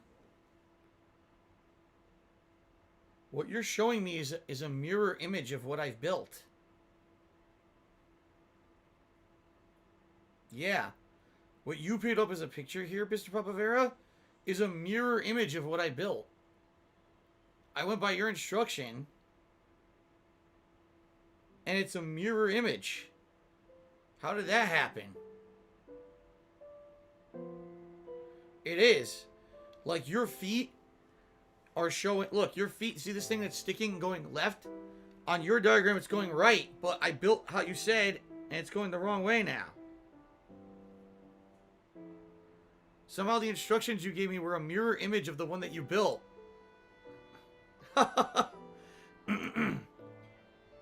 It's completely flipped. It is. It's completely flipped. So, take a look at what you tweeted. After you had instructions all the way up QRST, and that's what I just did, instruction T. But then your next one says, oh, here's what it should look like. Mine looks exactly flipped, like in a mirror, flipped the other way. So I don't know how that happened, but somehow you built it as a mirror image. Yeah, you built it as a mirror image. So I'm going to have to do the opposite of what you're doing.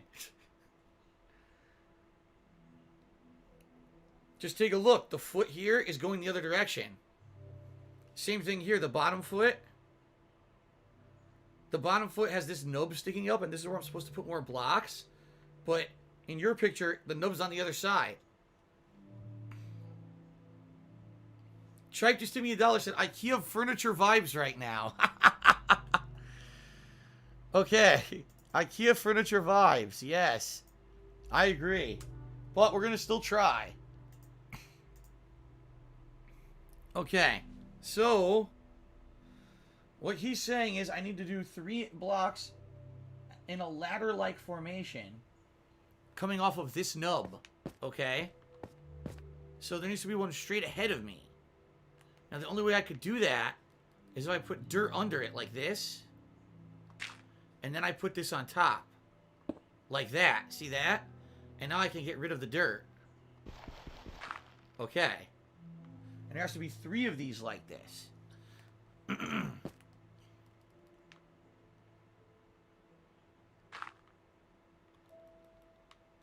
That's 2.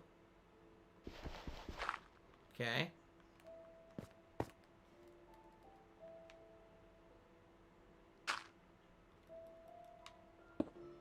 That's 3. So that's done. Now on this one up here,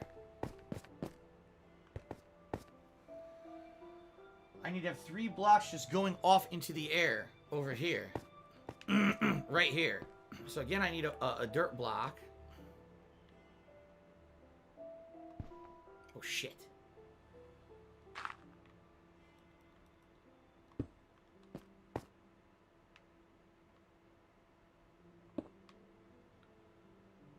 Like that. And I can get rid of the dirt block. Hey guys, I'm going to say it one more time. Stop spamming the stream chat with cheese. Last time I'm saying it. If you do it again, I'm going to start moderating all of you. You're not going to like it. Okay? So please stop.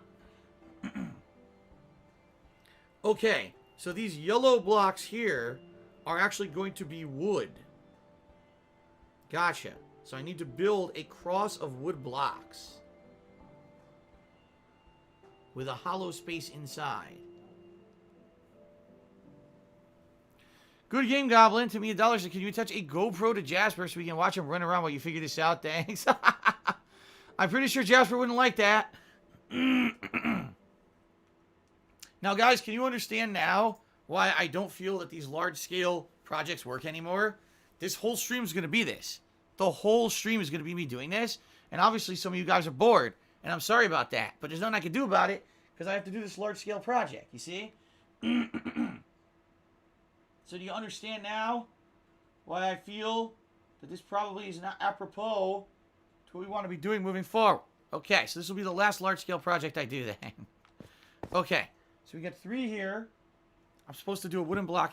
Oh, shit. Got it. Wooden block here. And then I need to do 3 popping off the sides. Oh, shit. I need more dirt. Yeah, I need to do a dirt block on each side, like this. So that I could do wood here. I gotta do wood on top of each one of these dirt blocks I'm putting down. Okay.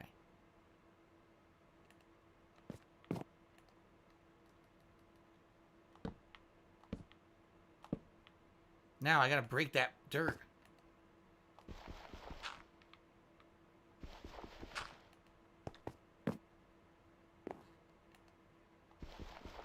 Okay, good. Whew. Now I gotta do the same thing over there. Oh, there's a vendor. Look at that. There's a traveling merchant down there. There's a traveling merchant down there at the bottom with his llamas. They usually just sell random stuff, so I probably don't want to get anything from him. It's pretty cool. We haven't seen one in a while. That's a traveling merchant.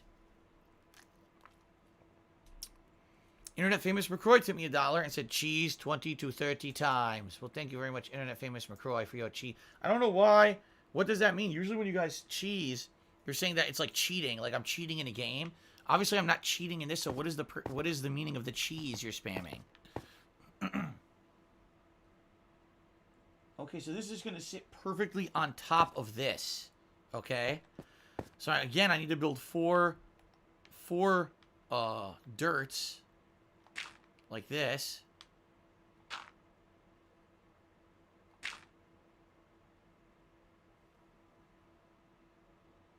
Yep, that's right. And then I got to put wood on top of those. Like that. And then I have to destroy the dirt.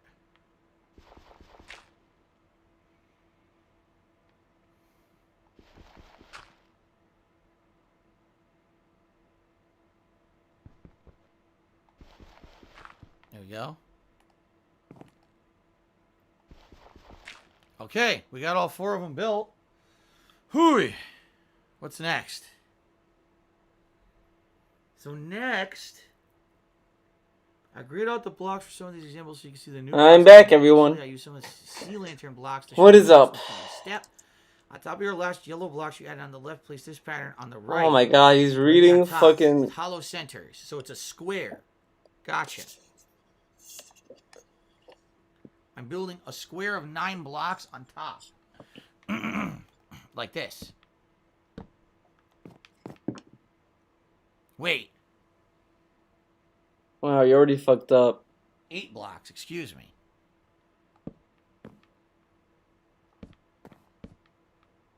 Now, how come... Like this.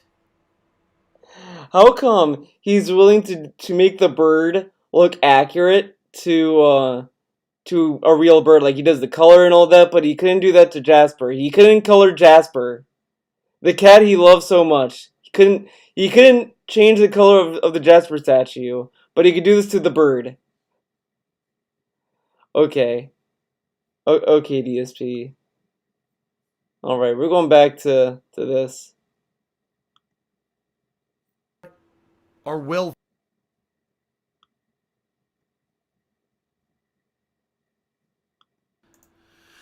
All right, ladies and gentlemen, welcome back to part 2 of my Christmas Day IRL event. What I'm doing is basically recapping the events of 2017 for you so you know exactly how my year went and how this was the most tumultuous year of my 35-year life. Again, I want to say thank you to those who have cheered, subbed, and tipped. An update, we are now up to 322 subscribers, the most I've ever had on my Twitch channel, a record right now. So, Whoa. thank you very much, guys, for your support. Seriously, again, if that tip from before was real, wow, thank you. A couple quick. Now imagine, that was a big number for him. $300. No, $300, whoops. 300 subs. 320 something subs. That was huge. Quick shout outs to do in order to, before we continue here. YOLO Dopper did a 10-bit cheer and he says, do you think that the trolls had a bigger effect on your relationship or was it the financial situation? By the way, I'm going to be sipping on hot tea to help my throat. Honestly, both, because you guys don't realize it's the same. The trolls caused the financial situation. Like when I moved out here in 2014, I was making a certain amount of money. Okay. Yes, it went down when YouTube changed all their algorithms and therefore my videos stopped showing up in related videos or whatever. But it wasn't until mid 2015 when the false copyright strikes forced me to remove videos from YouTube, all those pre-streams that were using fan art, that my YouTube channels completely plummeted and I no longer four got lemon any seeds in natural that one bite. Organic viewership from YouTube.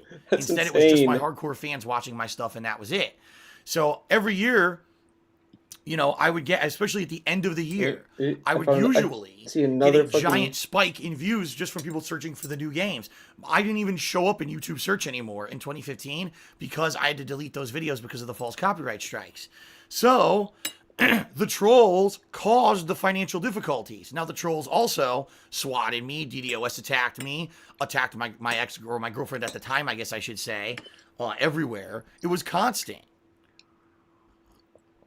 It was literally constant abuse. Everywhere we looked, there was abuse everywhere. And every opportunity that I had to do something positive, they would attack. Like I said, another lemon seed. I hate lemon seeds. So now I can't be partnered with them anymore.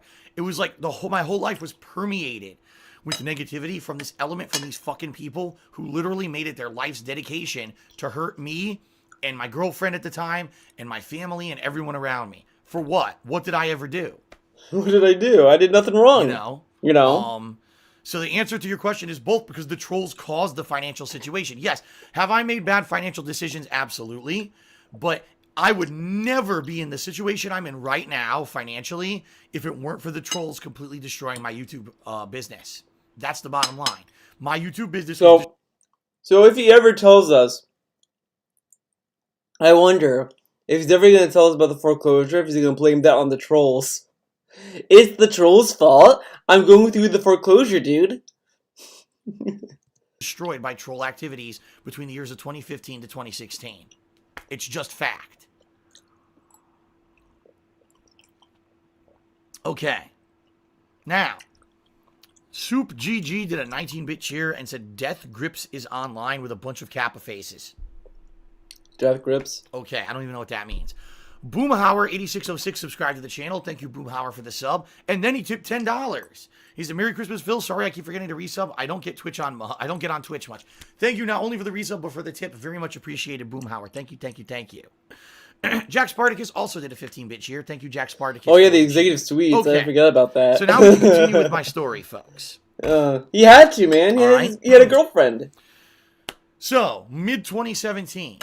Behind the scenes, things have fallen apart. I've broken up with my girlfriend of 5 years, my fiance of a few weeks, who then I broke up with. But to the face of everyone, right? To what you guys are seeing, everything's going good. I'm trying to put on this happy face every day, all right, to the public, even though behind the scenes I'm depressed, I'm drinking, I'm not doing well, all right? I wasn't. My whole schedule was fucked up. I couldn't fall asleep anymore. I couldn't fall asleep anymore. Again, I wonder if that has to do anything with talking to Kat. You know what I mean? 5, 6 in the morning some days, and then getting up at like 10, 11 to work. And I was drinking at night, which is like I really have a hard time buying that he didn't spend those nights talking to Kat. Like she came from what country? What state? It was like Michigan? I don't remember. But she came from a different state that had a different time zone, I think. So you're really telling me that DSP didn't stay up late talking to her. Like, I just fucking X'd it out on that. I mean, that's just nonsense.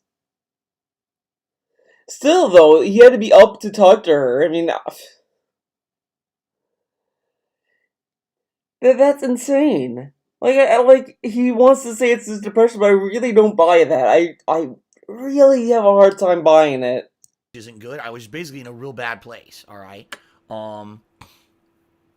So all this is going on, and then randomly I meet someone, and I'm not going to give you guys the details.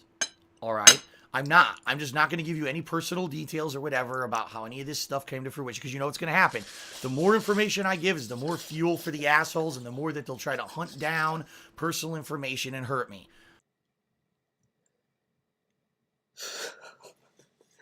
It's funny that, like, if you didn't act this weird, I wonder if people would have like believed the video that Tevin put out, because I always wonder about that, I because I think, like, the way that he's acting about it kind of gives it a lot of credit. I mean, obviously you can say, like, well, Tevin talked to the ex-boy, well, someone talked to the ex-boyfriend or whatever. I mean, there was the story from the ex-boyfriend side in that video to explain how these two people met.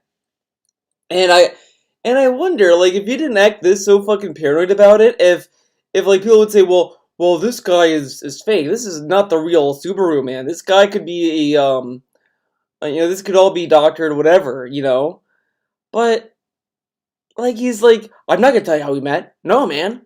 We just met. It was a hardship, and it kind of ties into what Tevin's video kind of points out, is that it was an affair, and I do think that, because knowing Kat, the way that Kat acts, the way that she just kind of carries herself, this comes up as the kind of person that was afraid to confront Subaru Man to say it's over, because either she was nervous or that she knew, like, hey, if I break up with this guy right now, I don't have a place to stay and I'll be on the streets. So she finds DSP, who happened to be single, and was like, I'm gonna call Theo on the house phone. But Kat just looks at DSP and is like, hey, this guy's a house. He's single. You know what? I'm gonna get with this guy, move in, and leave Subaru Man. And I don't have to do the confrontation, dude. Like, I just feel it's that. I mean, I'm not saying that DSP is innocent, or that, like, oh man, it's not DSP's fault that he's the one that initiated it, but, I mean, I think they both kind of, they both are kind of fucking stupid in their own way. Like, it's, that's how I feel about it. But he's gonna tell us that randomly, like, we all know the first tweet that happened. Kat made a tweet on Twitter saying, hold up, actually, we can do this cool little trick now. If it loads. Will it load? I don't know. Switch account. La la la. Let's see. Chaos Realm. I like how it's Chaos Realm. I like that she has Japan listed here, and she has Japan listed here. Then I think Janny said, like, hey Kat, do you like speak Japanese or something? And DSP's like, fucking, it's a troll meme. Stupid trolls think that, like, Kat is from Japan, but she isn't. But her Twitter says Japan. Ugh. And this is the last tweet we get from Kat. I'm not feeling well at all today, and I barely got any sleep last night. And then someone posts this. You can't give her a pill. You want to give her a pill? Give her a pill, and that's it. Because you're just going to waste our time again. You didn't help us. Oh, wow. And then, oh my god. All these trolls, dude. But that's the last thing. Not feeling well at all today. I barely got any sleep. But then, let's go to the replies. Where is it? Hey, look who commented. Wow. Look at this. So I just realized that my Persona 5 video from today was cut short because OBS decided to screw up again. Why? Yeah, sadly, OBS is wonky. If you use OBS Studio, it at least gives you a pop-up saying the recording failed, so you don't keep going. Sent from his iPhone, June 1st, 9 p.m. Man. So random. So random. Now, if we're gonna pretend, okay, he broke up with Leanna like in April or whatever the fuck, and then in June he pops in here, gets to know this bitch, and let me guess. Will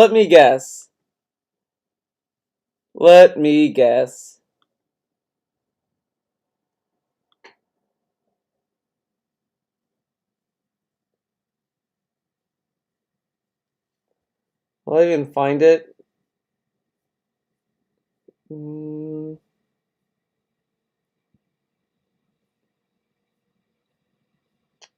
on. Wait, are you... Is this... No way. No way. I refuse to believe Phil isn't even following her! Phil doesn't even follow her. Does she follow...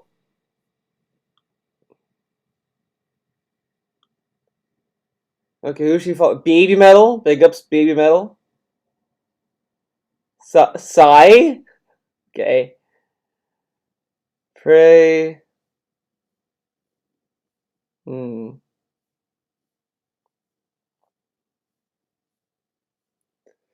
She doesn't even follow DSP, so how the fuck did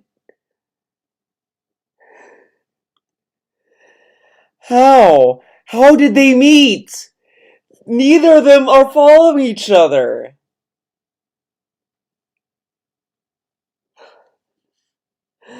Wow. How did they even follow each other? Did she even... Wait a sec. Okay, dude, okay.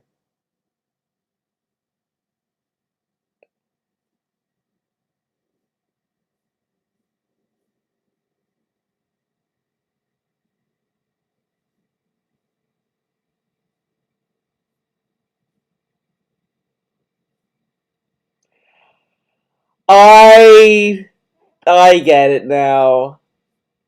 Holy moly, I think I get it now. I know how they met. She was following him, and then she I get it.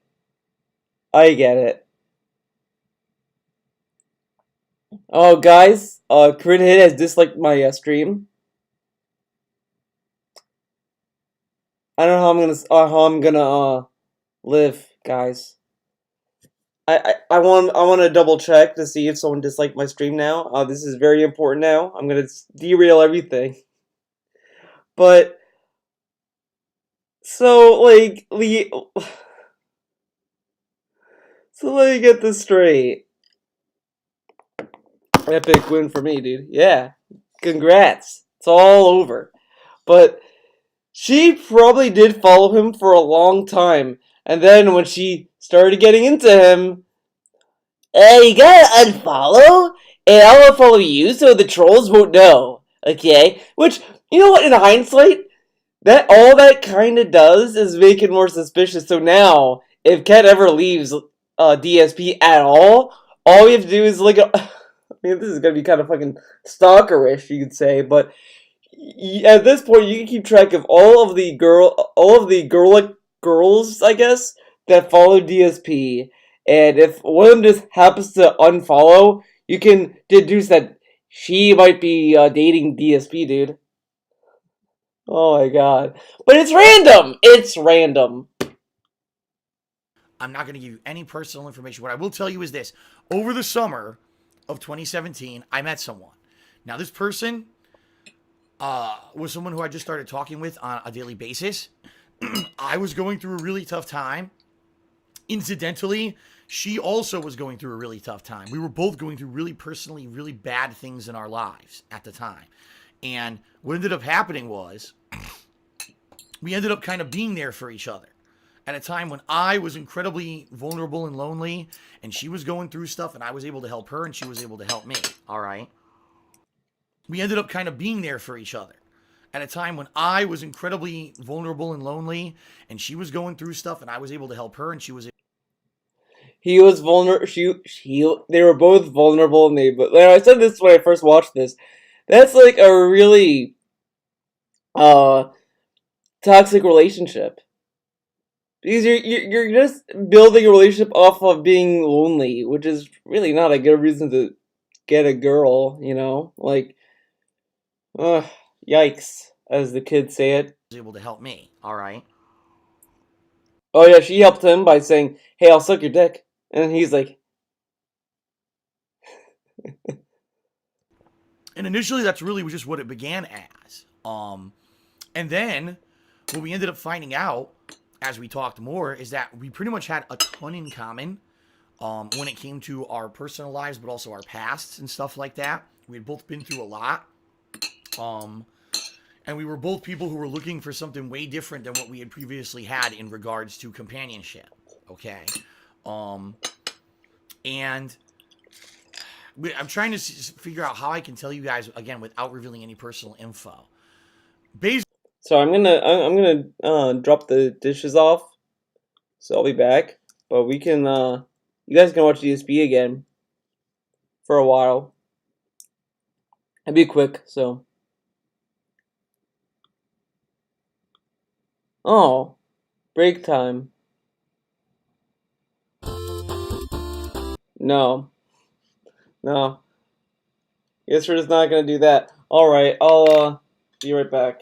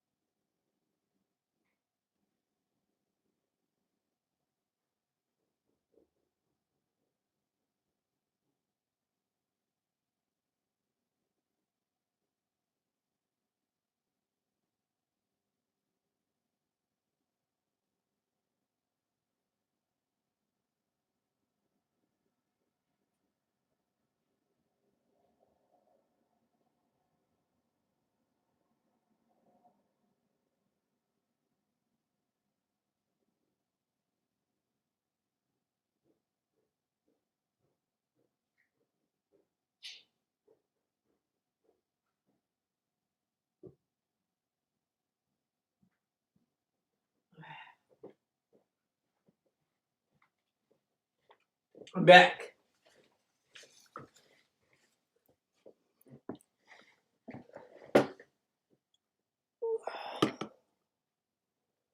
I'm glowing up today.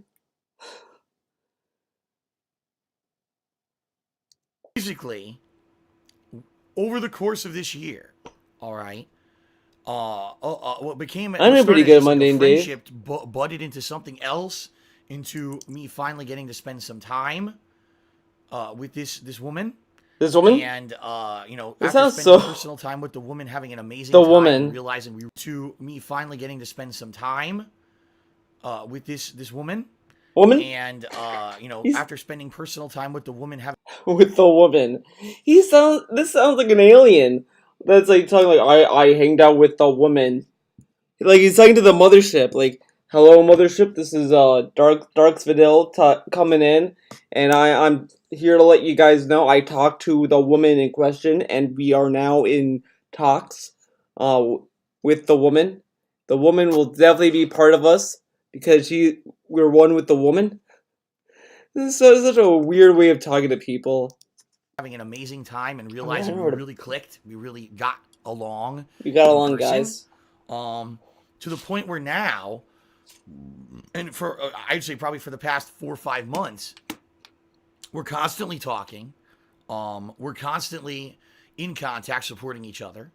You know, she has done things for me and said things to me that no one else ever has before. We're constantly in contact, supporting each other. You know, she has done things for me and said things to me that no one else ever has before. I really feel, and I'll be honest with you. Oh my god. In the same stream, he was like, my parents are like on the other side of the country, and like, all they can really do is say to keep going all this stuff, man. But then when Kat says, Phil, you're cool, she said things to me that no one's ever said to me. Wow, fuck you, parents. Like, what the fuck is this? What kind of response is this?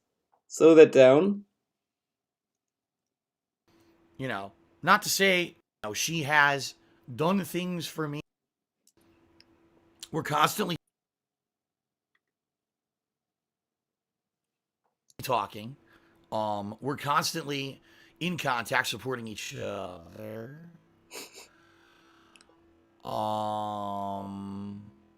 You know, she has done things for me and said things to me that no one else ever has before. I really feel, I'll be honest with you. He sounds drunk, yeah. You know. Yeah, Not to say a 5-year relationship is nothing, but this woman, out of anyone I've ever been with in my life, dated, I feel like we're soulmates.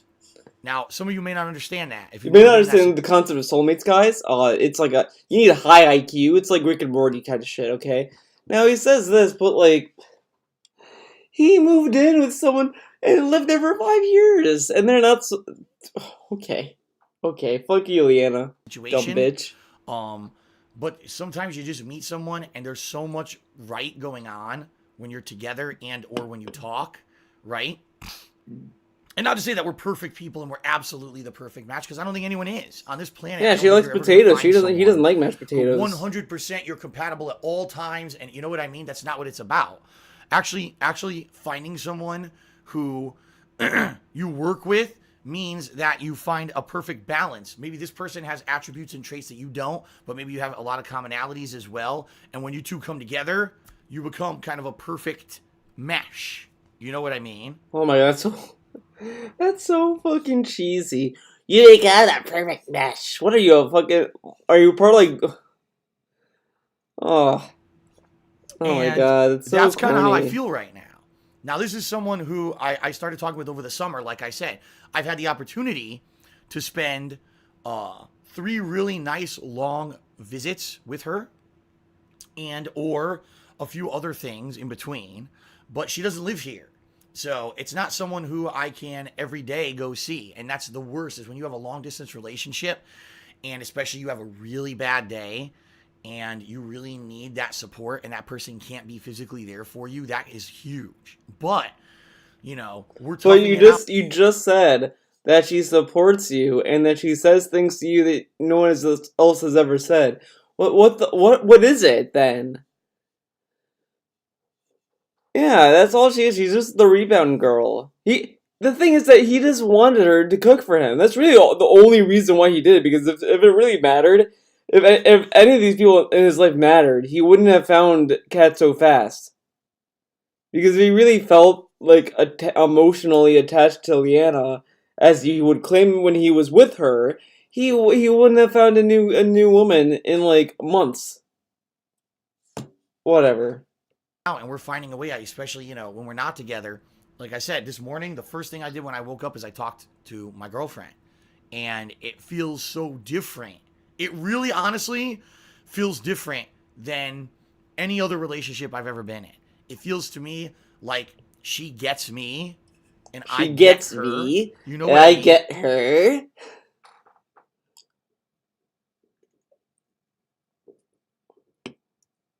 Feels different than any other relationship I've ever been in. It feels to me like she gets me, and I get her. Okay. How? When does this happen? How do they get each other? Okay. Like he gets her, but he doesn't know anything about her. Like in the fucking Halloween marathon, everyone kept making references to her ex-boyfriend, to the demon lore in her past, and DSP didn't even know that. He didn't understand the song that people were referencing. People didn't understand why his chat was bringing up demons and shit. But he gets her, though, guys. He gets her. And he knows so much about her. That's why he knows so much about her YouTube channel, The Chaos Realm. People tipped with the Chaos Realm and he didn't understand it. He was like, thanks for the money, Chaos Realm. But then someone tried to tell her, hey, Chaos Realm was Kat's YouTube channel. Oh, that guy's a troll! She shared insane past lore and she bought his Pignosis. I mean, it's just insane. It's insane because, like, I still don't understand, like, how can a girl, like, watch DSP streams? Like, this just shows the average attention span of a DSP fan, because, like, when you actually pay attention to what DSP says, he's a shitty person just by paying attention to him. But his fans, he's so boring though that, like, the only reason why I pay attention to him is because, like, the pre-stream, like, it's just it's Clownland. It's Clownland because if you pay attention to him, you would realize that he gets a lot of bits and a lot of cheers and all this stuff comes in within months. So like the $2,000 tip goal makes no sense when you look at how much cheers he made. So like he needs more money. Like all of this is clown world, and Kat doesn't pay any attention to DSP because you're telling me a girl would be cool about a guy airing out personal detail like she was suffering a panic attack and all this other stuff. You're telling me that a girl would be fine with it? Now, how would a girl also feel when DSP said, well, I'm gonna go wake up Liana that's sick to make sure that she's cooking Din Din? Like this is insane, but whatever. You know what I mean? Rather than, oh, it's just someone I like to spend time with. It's more like an actual, like I said, soulmates. That's how I feel when I think about her. All right? And, it's funny because some people have said this year. The demon stuff, I think, it might have been her sister, maybe, but her parents thought that one of them or the sister, whatever, was possessed. So they tried to do an exorcism on her. Now this is stuff that like I don't really talk a lot about because this stuff is like it's a little personal and I kind of didn't want I just don't want to get that into it. But it was something to do with that. If you're interested, you could kind of look it up. It's out there, but it's that kind of stuff that people were referencing that in the stream chat. But he gets her though, and loves her and all that kind of stuff. They're married now, but he doesn't know her old YouTube channel name, any of her life experiences, the song that was playing in the video with her ex boyfriend. You know, none of that he did not understand. Here, some people have said this year that, wow, Phil broke up with his ex-girlfriend of 5 years and immediately jumped into another relationship, and now he's rushing it. Now he's talking about having this girl move in with him. How ridiculous. It's obvious that he's just, he's rushing in, blah, blah, blah, blah, blah. Yeah, it's ridiculous that he's rushing a relationship that he started like months after Leanna. That's not rushing at all. Okay. The truth of the matter, folks, again, is that I broke up with my ex-girlfriend in April. All right. I mean, Damon, so we're talking. There was a good I'm in the middle of it because the thing is that like what came with it was actual like documents. So it wasn't like, oh, a guy from a guy said this. It like there's some documentation because I think there might have been a lawsuit about it. But I mean, I just didn't get into it because it's personal and it's also like, it's there. But I mean, but it kind of might be true when you look at how she reacted to people mentioning demons in in the Halloween marathon. So you can take that as you will. 3 months where I wasn't talking to anybody. And then I met this girl randomly. It was chance that it was literally a chance, complete randomness. I wasn't looking for anyone. She wasn't looking for anyone. It was just like circumstances somehow came together that we would meet each other. All right. And talking and realizing that we had so much in common and we both had these situations where we were going through bad times and we could help each other out, and it just butted into something else on top of that. It was so organic. It was something that naturally happened. It wasn't something that was forced in or anything like that. And by the way, it wasn't like, oh my God, she's a starstruck fan of mine. It's not like she was a starstruck fan, but she liked multiple tweets from him. Okay. And now she's madly in love with me because she likes my YouTube videos. It wasn't like that at all, okay? It was more like we started talking and we clicked, talking to each other. It was a natural attraction via, having that naturalness rather than someone who's like, oh, I was a big fan of Phil beforehand and now I'm a starstruck fan who gets to be his girlfriend or anything like that. It wasn't like that at all right? So that being said, without revealing too many details, behind the scenes starting in the summer, all right, the summer time, I started to see someone else on and off when we had time and when we could make available to be together because, like I said, she doesn't live here. She does not live in Seattle. And she's not always able to come out here to see me, because of circumstances. I started to have this new relationship that really has turned into something really beautiful, okay? But I really kept it a secret. I mean, I didn't even tell you guys about it until, a few weeks ago, but maybe a month ago. I don't think it was a month ago. I think it was a few weeks ago, right? Where I really revealed to everyone that, that I had a girlfriend. And, boy, was that tough. It was tough because, I always hated the way he said that. It was tough. Hate it. And I like to tell you guys everything, right? And man, was it this year in particular, keeping things a secret about what's going on with my ex-girlfriend and that relationship falling apart, and then not telling you about my new, it was real tough to keep stuff secret, but I did my best, right? I really did. Okay. So, that being said, I finally had moral support again. Even though she wasn't able to be here every day, I finally had moral support again, which I needed so much. And you guys may have noticed that I started getting more positive. Yeah, you didn't get any of the support from... Now look at this shit. He has all these people giving him money, supporting him, like, oh man, Phil, hope you keep it up, and gives them money. Doesn't have any support at all. But all the people that gave him money, fuck you, man. You're not real support.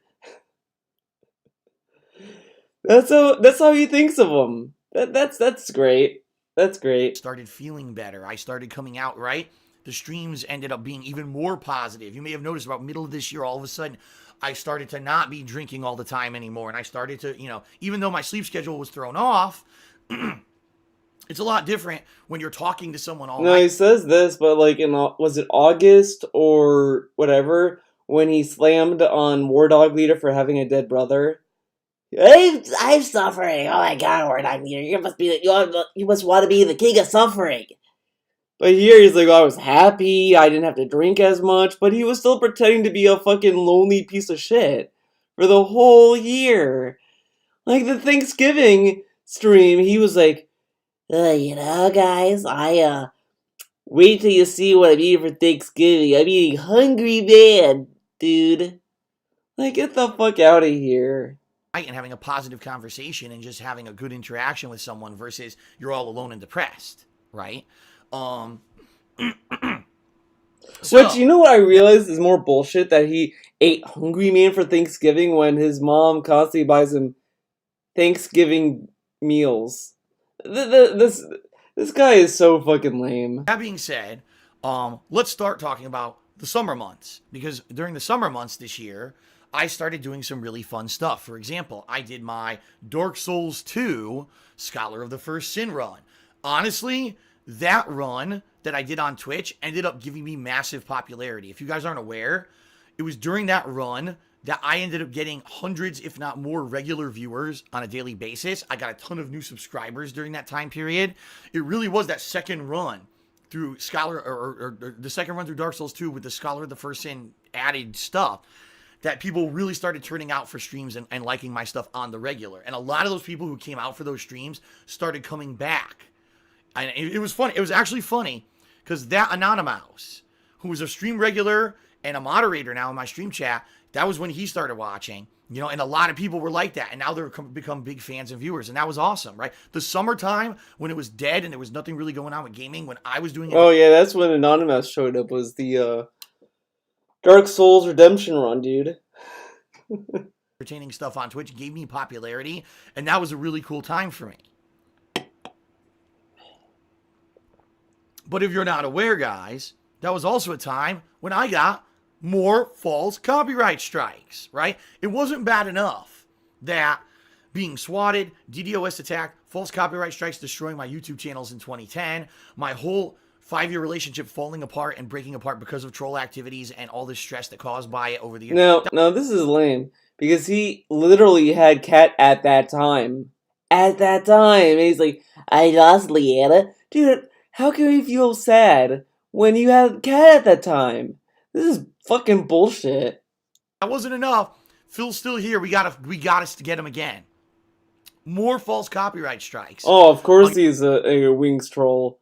Negative Enigma. Everyone in the chat is a Wings troll. They all hate Wings. They go to DSP to shit on Wings. Like, oh my god. Against DSP Gaming over the course of the summer. Now, I was terrified because I was with a new partnership company in Curse. All right.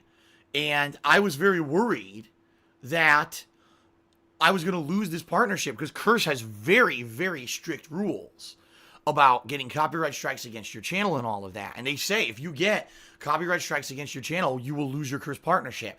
And I knew I had no one else to partner with. No, he says this, but when that whole thing was happening and people in the chat were telling him, hey Phil, Curse is very strict with copyright stuff, he mocked them and said, I'm not going to lose my channel and all this kind of stuff, blah, blah, blah. And now he's telling us that he was nervous. Okay, sure. Everyone else didn't want this negative stigma associated with their company because of these trolls coming after me on a daily basis. Okay? So, yeah, it was terrible. And, of course, it was these copyright strikes from Rockstar, which I knew were fake. I knew they were fake to begin with. But it was a bitch getting them cleared up because I basically had to convince YouTube that they didn't know what the hell they were doing. And trying to tell YouTube anything that they're doing something wrong is like I might as well talk to this fucking door to my left here, because the door will respond more often in a positive manner than me telling YouTube you guys screwed something up and you need to fix it. okay? In the entirety that I've been on YouTube, almost 10 years, once ever did YouTube respond to me telling them they did something wrong and fix it, and it was this fucking summer. You tell me how this happened, but YouTube actually reviewed the situation and said, oh, you're right. We didn't do due diligence, and it's our fault. These are false copyright strikes, and we're removing them immediately. Now he's acting as if that's a new thing, but they literally helped him the following year. This guy has sat on a website that went out of its way to help him. Like, seriously, Google didn't even have to help with the AdSense policy. They could have just said, hey, you should have look, fuck you, eat a dick. They could have just wiped their hands of the situation and left him. Okay. Yeah, that is a nice pose.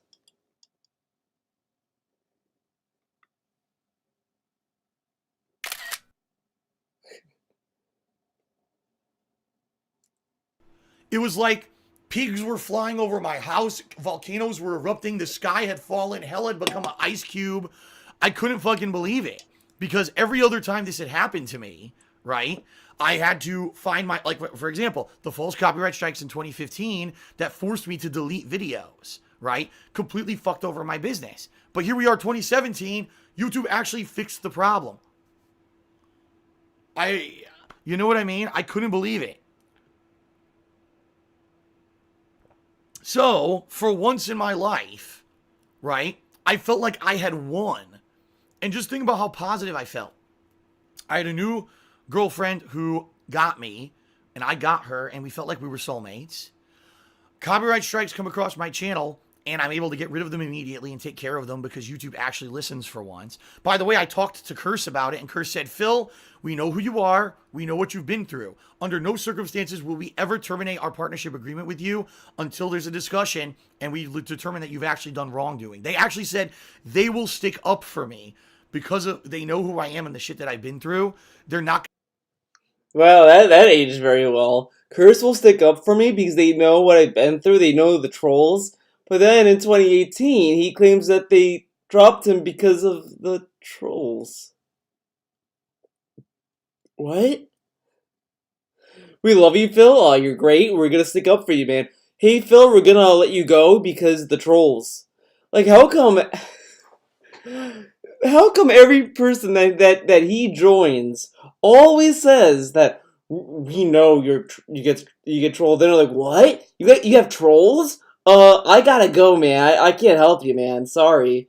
Like, it's the same thing with Spawn Seats. Spawn Seats assured Phil, hey, man, we know the trolls are bullshit. We're not afraid of no trolls. And then they get trolled out of business. What? Trolls? Oh man, Phil, we gotta go. Like, what the fuck is this?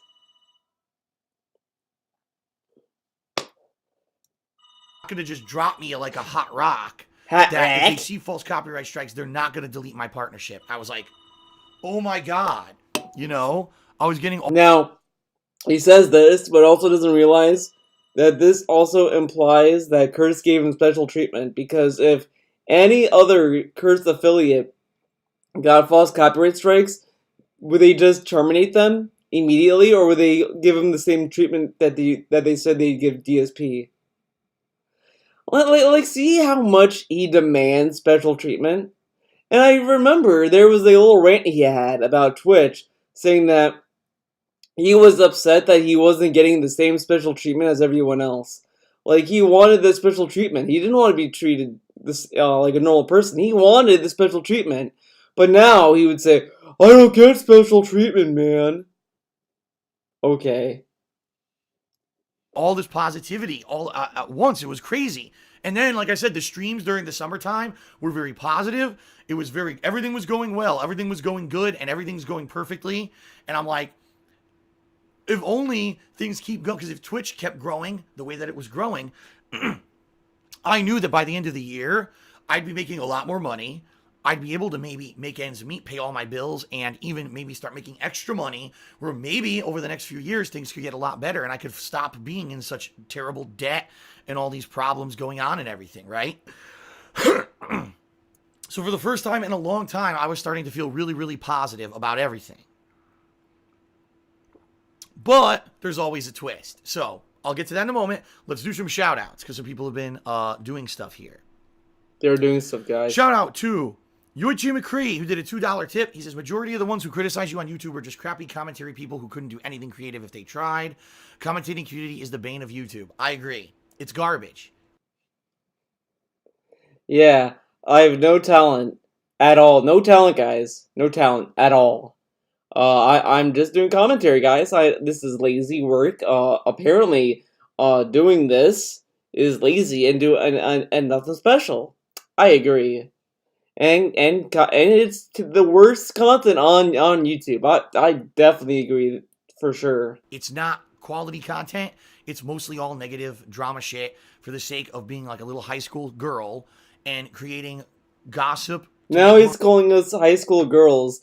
The guy who literally sounds like a valley girl when he talks now is telling us that we are like high school girls. The guy who talks like this and says, "Hello, everyone," you know, and jiggles his tits around for us. Yeah, okay. Money, it's not legitimate. It's garbage content. Mosley at home did a 10-bit cheer and asked personal stuff about business stuff that I'm not going to answer. So there. Ignore that because I know exactly who you are, by the way. So thanks for the troll cheer. I know who you are. How does he know who he is? That's still kind of, like, he hasn't done that to anyone in his chat. Well, actually, he kind of did that to Third Eye the Third. I mean, I think Third Eye had a sock, and he's like, I know you're Third Eye. But, man, that's not creepy at all. I know who you are. I know who you are. Nick did a $1 tip, and he asked about, is there a story behind cryptic tweets with 1 or 2 letters in a picture? Maybe one day I'll reveal it, but right now I'm not going to. Nope. Atlas Never revealed it. Cheer, and he says, how do the NR of followers... And I guarantee if you ask him now, what were those tweets about, he'd say, okay, this guy tipped me $1 and said, like, what? Okay, get this. He says, like, can you explain what pa means? Pa, like the state, like Pennsylvania? What are you talking about? Pa? P-A? Huh. I don't know what you're talking about. And then he would just move on and not answer. But that is either going to be that, or if someone like holds his hands and says, "Hey Phil, can you explain to us what those tweets you made that had an image and then had PA or PA in it? Can you explain that?" He'd be like, no, I don't know, I don't remember. What are you talking about? You also promised more wedding photos. Yeah, of course. But the thing is that people have to remind him constantly to post them to show that they want to see them. But if they keep reminding him, he'll keep forgetting. It's a meme. Like I think he low key knows that if he posts them, people are gonna make fun of his wife. And you know what? Okay, the reason why he doesn't want to upload the rest of the pictures is because we're all gonna see that Kat is pregnant. He doesn't want to tell us that he's gonna have a kid on the way just yet. It's gonna be a $3,000 goal. Okay, if he hits $3,000, he'll tell us that he had a kid all along. You know the time I got married? Well, actually, the reason why I got married was because we had a kid. Well, I mean, she probably has to be fat because she's eating a lot of potatoes. And, potatoes are good for you, but at the same time, potatoes are very fattening and high in calorie. So, if she's eating a lot of mashed potatoes every day, you know. And total views waiting with Twitch search and getting noticed. You know what? Hold on a second. People were right. No pop-ups are coming on, right? The pop-ups aren't working. People are saying they're not seeing any pop-ups whatsoever. You're right. It's not working. Shit. Okay, hold on a second. I could probably fix that. I'm giving everyone their shout outs, but I think the reason no one's contributing is because none of the pop-ups are coming up. Yeah, that must So be I need to it. fix that.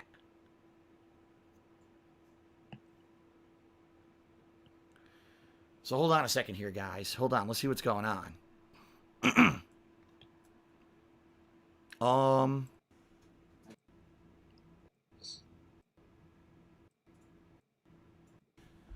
I think that inadvertently the pop-up messages have been deactivated. I've now reactivated them, so anyone who does a 50-bit cheer, subscribes, and clicks the share button or tips me $2 or more should now get a pop-up, and I apologize for that.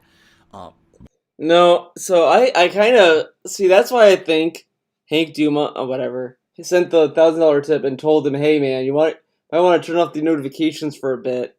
That's why I was asking you guys earlier if the pop-ups were working, and no one really answered. But now it seems like they're working. Okay. All right. Very nice. Sounds good. All right. So Atlas Telemon did a 50-bit cheer, and he says, how do the NR of followers and total views weigh in with Twitch search? I have no idea. You're asking the wrong person. I'm relatively new to Twitch. I've only been streaming on Twitch for about a year since I returned, and I don't know anything about how any of the behind the scenes. By the way, I'm taking the hat off for a little bit because my head's hot. I don't know anything about the behind the scenes stuff here on Twitch at all. I don't know. Unlike YouTube, I have a little bit of insight. I have no clue how the Twitch stuff works.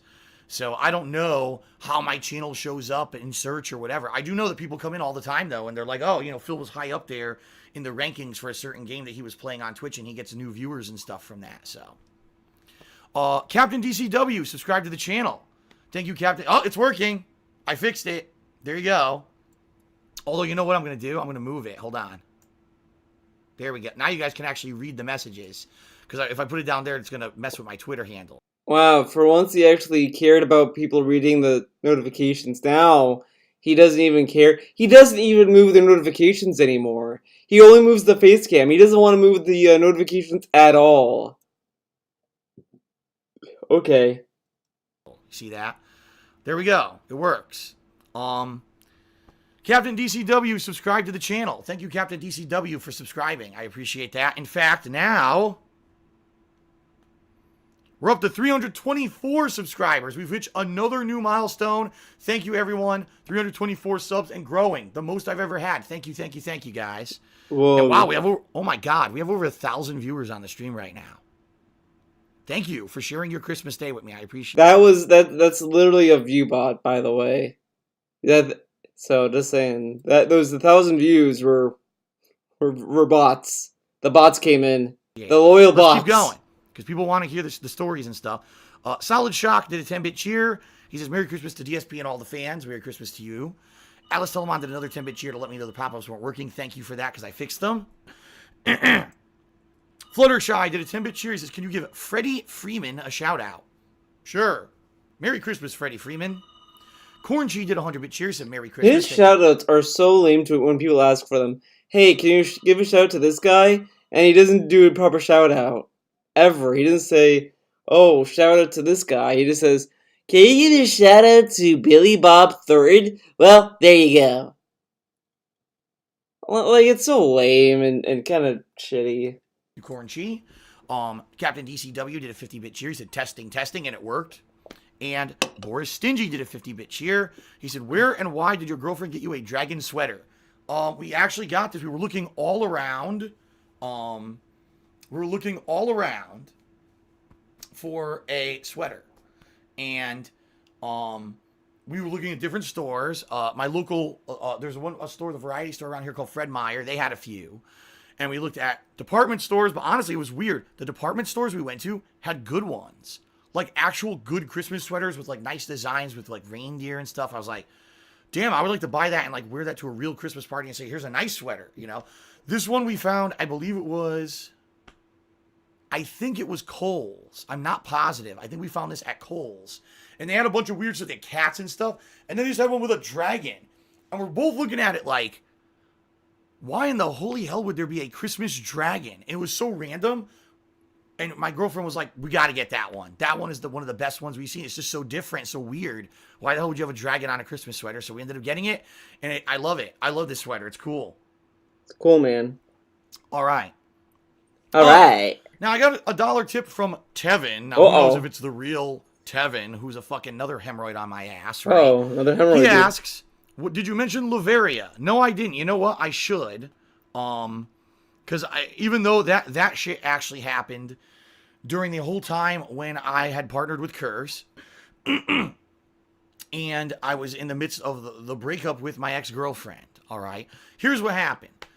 A company came to me, all right? And they promised me the world. They said, we will give you a managed partnership. We're going to pay you a higher percentage than what you're getting paid with Curse. We want your channels because we see the amount of traffic you get, and we have a relatively small network, and we feel that bringing your channels into our fold will give us way more traffic. And the best part is that he literally fell for it too. He literally fell for it. Because his ego literally was like, dude, they want you to join their company because you're a big shot. And he fell for it. Oh my god. He is low-key lucky that people were like kind of making a big stink about it being a scam because he could have been taken for a ride. Oh, sorry for the stretch. Sorry. Feel that this is going to be beneficial to us to do this, okay? And I said, well, you know, basically you're telling me exactly what I want to hear. All right. Now this was about, I believe, I can't remember if it was March or April at this point. I think it was April, but I'm not 100% positive on that. All right. So during this time period, this company, and by the way, they didn't call themselves Lavaria or anything like that. There was some other company I'd never heard of before. Were in contact with me, and I had multiple contacts. I was talking to 2 people there. They were trying to recruit me, basically, promising me, oh, we're going to give you this, we're going to give you that. For me, the only thing I really cared about was they said they were going to get me a managed partnership right away, and I knew that would be great, because now I could still play Nintendo games and keep all the ad revenue. Nintendo wouldn't steal all the ad revenue from my videos. I would be able to not have to worry about content ID matches. Basically, I'd be in the clear to upload whatever I wanted under a managed partnership, and I would be able to make all the profit off of that, okay? Now, what I decided Well, now to do, it's more interactive that he can't do that now. Big ups, amazing content. all right, was I said, here's what I'm going to do. And I did this for myself. I said, I don't know if I could trust these guys or not. Right now, I'm literally not doing anything important with my YouTube channel, KO Gaming. In fact, at this time, remember when I was adapting to this new streaming method where I was focused on streaming exclusively? I decided that I was just going to focus on that and not worry about edited content at all. So my KO Gaming edited gaming channel, edited gameplay channel, edited reviews and stuff went on hold while I was focusing on trying to get my streams to blow up on Twitch. So I said, gee, here's what I'll do. I will test what these people are saying with KO Gaming. And if they do what they promise on KO Gaming, all right, then I will bring all of my channels over to the fold. However, during my plan to do this, they basically said they wanted to prove that I was all in, and they wanted me to unlink both my DSP Gaming and KO Gaming channels from Curse. Now, this is a massive meme because there's a vlog on his vlogs channel where he might be on his DSP Gaming channel as well, but I don't know if I should even bother with it. Well, maybe that might be a different stream altogether. Okay, I'll put that. I might do that another day, maybe. But he did a video talking about how he couldn't. It was some Google issue that he was having. Like he said that I didn't have a valid AdSense and this and that. Excuse me. And this was just happened to be the time that he linked KO Gaming to. Okay, this is okay. You know what? Fuck it. We're gonna go on a little field trip. I might be able to find it. I might not. We're gonna find out. Let's see if I can find it. Hello, everyone, and welcome to the King of Hate Vlogs. This is my YouTube destination. Alert. This might be it. Trying to create here, and that AdSense is associated with KO Gaming. Ties on videos that were terrorism, racism, all kinds of that kind of stuff basis, I'm really feeling like I need to make an effort to take my YouTube/internet presence for gaming and move it to Twitch. All right. I'm going to try to get through this as quickly as possible. So please pay attention. Basically, right now I cannot upload any gameplay videos to either DSP Gaming or KO Gaming because advertisements are disabled on the channel, and it doesn't seem like there's any way I can get them enabled, at least right now. And I need to explain to everyone the situation because it's a huge oversight by YouTube, okay? Here's what happened. YouTube just lost over 250 videos that huge companies that were paying YouTube tons of money channels to have monetization on your YouTube channel in order to get monetization. And that was all that YouTube said. Close that not only do you need 10, regardless of the fact if you're going to use approval, okay, then if you have 10,000 views reviewed it and said, okay, partnered with a new network, for example, Machinima, then you finally get the ability to run ads on any of those networks. They all now have to have all this stuff done on. They just literally rolled it out and told what's going on with me. Why is this bad? Why am I stuck with no ads on DSP Gaming or KO Gaming? Well, I was partnered with Curse Network, and they were running ads and everything was fine. YouTube made this new change behind the scenes, okay, not telling anybody. And so my new network said, okay, we'll disassociate your channels. Ask that Curse release DSP Gaming and KO Gaming from those channels so we can partner you and we're going to put you into managed partnerships. That's the reason I'm leaving Curse and I'm going to a new network. How come this video, this little story here, doesn't line up with this?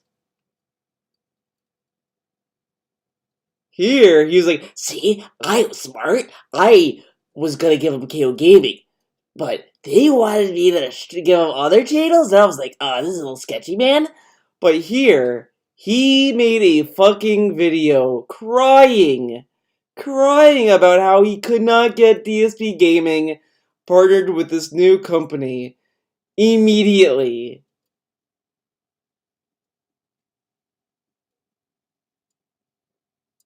But he figured out it was a scam. So I did that. Curse released me this morning. I went to go into to my channel to say, okay, is it released? And it says, oh, you cannot get partnered with anyone. You cannot run ads until you do these criteria first. And I'm looking at it like, what? The only thing I can think of is that he made this video for Laveria.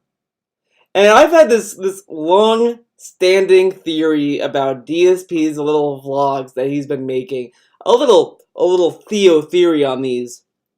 Now you can say that this is a grand theory of all theories, but my theory is that he has been making these kind of videos for people, for certain people that he wants to talk to, under the guise of, oh, I'm telling you guys this because you're my fans and you need to know. But he's making these videos for other people. Like I say this because if you go to the laid off stream, he goes out of his way to say to talk about these are all lies and this and that. I mean, come on.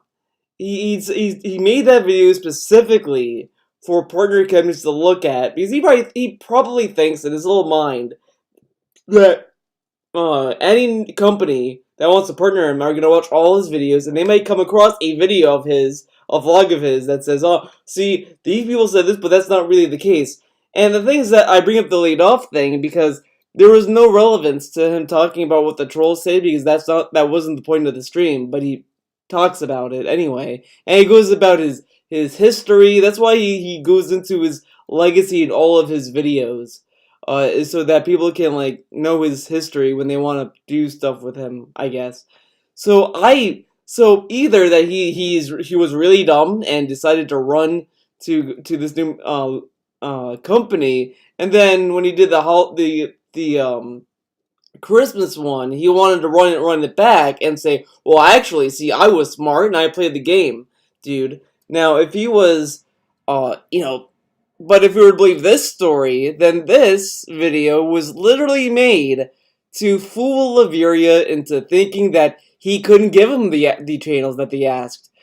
See, I couldn't give you the channels you asked because I can't. YouTube won't let me, dude.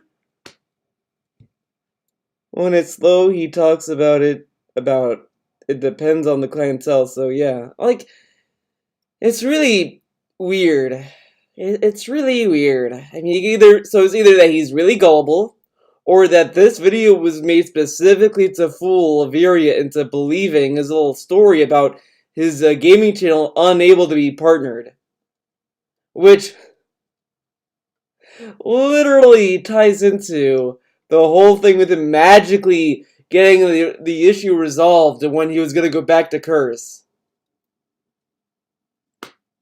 Okay. So I did. All right, I did. I unlinked both channels from Curse, and I took KO Gaming, and I said, okay, KO Gaming is unlinked right away. I can link this to your network right away.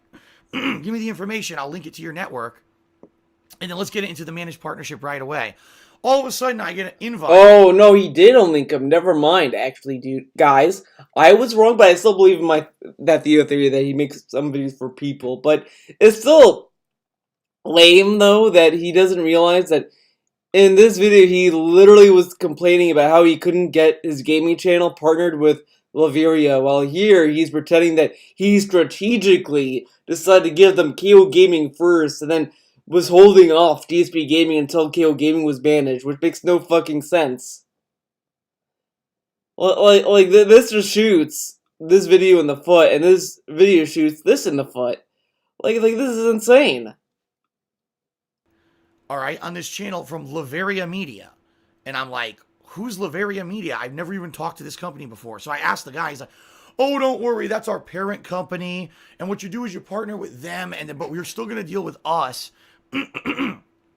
But if you partner with them, then we'll get you everything we promised you. And already, immediately, I'm skeptical. I'm like, this can't be legit. But I wanted to give him benefit of the doubt because I had already gone through the trouble of unlinking both my DSP Gaming and KO Gaming channels from Curse, and I wanted to see if these guys were legit or not, okay? So I did. I linked KO Gaming with Laveria Media, and I waited 1 day, and I waited 2 days, and nothing's happening. And I emailed these guys. I'm like, you promised me you were going to get me a managed partnership. When's it coming? Oh, don't worry. We're working on that for you right now. 3 days passed. Still, I like, guys, my DSP Gaming isn't partnered with anyone. I'm making no money on it. I need to know what the hell's going on here, because you promised me the world and you're not getting it for me. All of a sudden, I get a completely different response. Oh, well, we're eventually going to get you that managed partnership, but we need to bring you into the fold first, and you need to be with us for months and months. So we can build up rapport, and we can say that your channels are part of our network, and it'll give us attention and all of that, and all, you know what I mean? And at that point, I knew it was bullshit. Now, I like how this is his drawing point. I knew it was bullshit. They told me they wanted to wait and build a relationship with me. I knew it was bullshit. Now he says this. Now you go to his channel and he asks, "Hey Phil, can I be a mod?" I need to know you first. You need to wait, okay? And wait, and wait, and wait. So, unless you're a whale, whales go ahead of the line. But if you're not a whale, you have to wait and wait and wait until he decides that he can trust you. Which is just lame. Ooh, man. Shit. And I said, fuck this. And I went back to the guy immediately. And I said, you lied. I'm done with you. As of right now, I'm severing contact from KO Gaming from your company. Because I don't know if you guys are aware of this. When you partner now with a company on YouTube, you have the ability to sever the contract with any partnership company, and within 30 days, they're done. Even no matter, regardless of anything you've signed or anything, once you delink your channel, the whole thing is done. He really loves that sound effect. With any partnership company, and within 30 days, they're done. Even no matter, regardless of anything you've signed or anything, once you delink your channel, the whole thing is done. Now he says this, but whatever. Okay. I don't care. So the reason they did this is because a company is like this, that were lying and cheating and rigging people into these partnerships and then never releasing the channels. So I told the company, screw you, I'm done with you. I don't know who Laveria is. I never agreed to be with them. By the way, I never signed a contract to ever work with any company called Laveria Media. So legally, Laveria had no legal right to even have a partnership on any of my channels. I had signed paperwork with a different company completely. Okay. And by the way, I should mention this, their contracts were a joke. You could tell the contract they had copy and pasted from another company's contract because there were errors in grammar and there were things missing from the contract that were critical parts of information that I had to have them add in and shit. It was a joke. Basically, they were fake. All right. It was a fake bullshit thing. And luckily, I was smart enough to say, let's just try it with KO Gaming first because I don't really care about that channel right now. He didn't really care about KO Gaming, but back in 2016, oh boy, he really cared about that channel. It was part of the three-prong plan. And then, like he says, he doesn't really care about that channel, but he fucking cried a river about how YouTube fucked over that channel. But he didn't care about it, dude. Just like how the trolls don't care about DSP. Eck, eck, eck. And I did not go forward with DSP Gaming on purpose to see if they were legit or not, okay? So basically, I severed the contact with this company, and I never talked to them again, and that was it. Now, apparently, my detractors at the time decided to do entire podcasts where they brought in employees of Laveria Media and the CEO of Laveria Media, and they said, oh, I never talked to any of those people, ever. I never had any contact with any of them, and I never talked to anyone who ever worked at Laveria Media. So literally those entire podcasts and things that those idiots did were 100% illegitimate and a waste of time. So if you watch that, you wasted your time and shame on you because you believed their bullshit that they literally made up. I never worked with Laveria Media. The only thing I ever did, KO Gaming was temporarily for like 2 days linked to them. And then I unlinked them myself because I had no contract and no contact with any company called Laveria Media. Now, I like his no contact with Laveria Media, but the email correspondence he had mentioned Laveria. Okay. So, there you go. That's what happened with that. That was just another fucked up thing that happened to me during the whole time period of transition between like March to May. By the way, this was all happening again when I was breaking up with my ex, so it was just adding fuel to the fire and more stress for me on top of everything. And then luckily, I went right back to Curse. I explained the situation, and Curse said, all right, we'll take you back. You know, it wasn't your fault what happened. You know, Curse has been great. Twitch has been great. I love the companies, and I'm looking forward to staying with them for a long time. I really do. All right. Yeah, he stayed with Curse for a very long time until June 2018. Very long. He was only there for like less than a year. That's how great Curse is. He was there for less than a year. Shout out to That's how long. Swag Score, who subscribed to the channel. Thank you, Swag Score. Oh boy! Oh boy! Super Blind Man. Merry freaking Christmas, Phil. Wow, wrong version of your Super Blind Man. Your top-notch entertainment is a wonderful addition to the day. Okay. Nick tipped me $1 and says, I bet the company that claims they worked under Laveria wasn't a real company. It was actually a troll who forged your signature or applied to Laveria on your behalf with your information. That's why the contracts were wrong. Oh, that's what he meant. The guy applied to... But that goes against what DSP said. DSP said that, oh, they heard of me and this and that. But now he's saying, well, maybe they did sign a contract for me. So then their story's bullshit then. What? Okay. Maybe. It could be. Scrupula did a 10-bit cheer. Said Merry Christmas. Sub 4 Levo did an 1100-bit cheer. Thank you, Sub 4 Levo. Said been watching since 2008. I hope 2018 is a better year for you. So do I, and thank you very much for the cheer. Super Blind Man resubbed for the 13th month in a row. Thank you for over a year of support, Super Blind Man. He says, Merry freaking Christmas, Phil. Your top-notch entertainment is a wonderful addition to the day. Thank you very much for your support, Super Blind Man. And guess what? We're now up to 325 subscribers. We're still growing. Amazing. Thank you guys very much. Thank you to Dean, who just tipped me $5. He says, Phil, I think after almost 10 years of doing this thing, the fact that nothing these trolls and haters have done to ruin your business has worked really says a lot about your determination. You're an inspiration to all of us fans. Merry Christmas. Merry Christmas to you, Dean, and thank you for the tip and the sentiment. All right. Let me get a lozenge, and we're going to continue on with the story, because now we're talking about summer of 2017, because I told you about meeting my current girlfriend, how amazing that was. I told you how I overcame the copyright strikes in the summer of 2017 and how everything was going good with the streaming. But then things took a turn for the worse. So let's talk about that. All right, let me get a lozenge. Hold on. Uh-oh, things turned for the worse. What could it be? What could it be? What could it be? Yeah. Can't get this bag open. Oh, lozenge. Fuck. Complicated. Jesus Christ. Okay.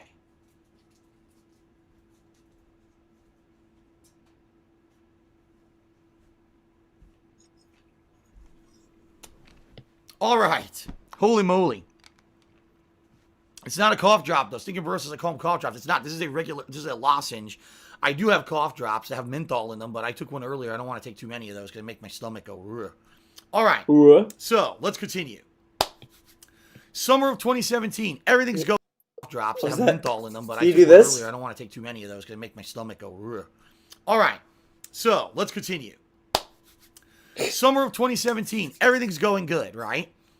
Copyright strikes, they're gone. I got a new girlfriend. Behind the scenes, again with that, going good, and my Twitch streams are on the up and up. I'm paying all my bills. I'm starting to raise enough funds where it's not an issue, and I'm like, damn, things are really going good. That is a lie, because he literally kept crying about paying bills and all this stuff when he needed tips. He did that a lot in the summer of 2017, and he's gonna tell us and pretend that he didn't see. Guys, I really need the tips, guys. Get the fuck out of here. All of a sudden. And the other thing that's also insane is that here he's like, well, I was making enough money for paying the bills and all this kind of stuff, and he made less money during that time when you compare it to now. He actually makes more now than he did back then, and he's telling us that he was able to afford the bills then, but not now, but he said he wasn't able to afford the bills then. Nothing makes sense, man. It's almost like he's a beggar, dude. All of a sudden, all right, I start to notice, and by the way, I apologize for the lozenge. It's obviously going to bother. It's going to make me sound weird. It's going to bother? I start to get all of this spam mail in the physical mail, not email. I've always gotten spam emails. I love how he tells the story like it's like a scary story. Well, little Timmy, I was in my house one day, and then I started noticing. Timmy, are you paying attention?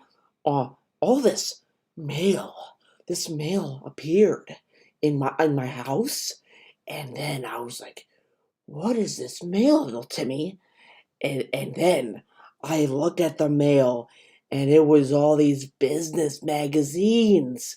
Now, I knew, Timmy, that this mail can't possibly be my mail. The spooky trolls signed me up to all kinds of stuff. And then the IRS came to me and said, Phil, you need to pay the back taxes. Ooh. He might as well just do that. It might make the stories more entertaining. My public, email accounts and stuff like that. That's just going to happen. My mailbox is starting to pile up with all this new mail.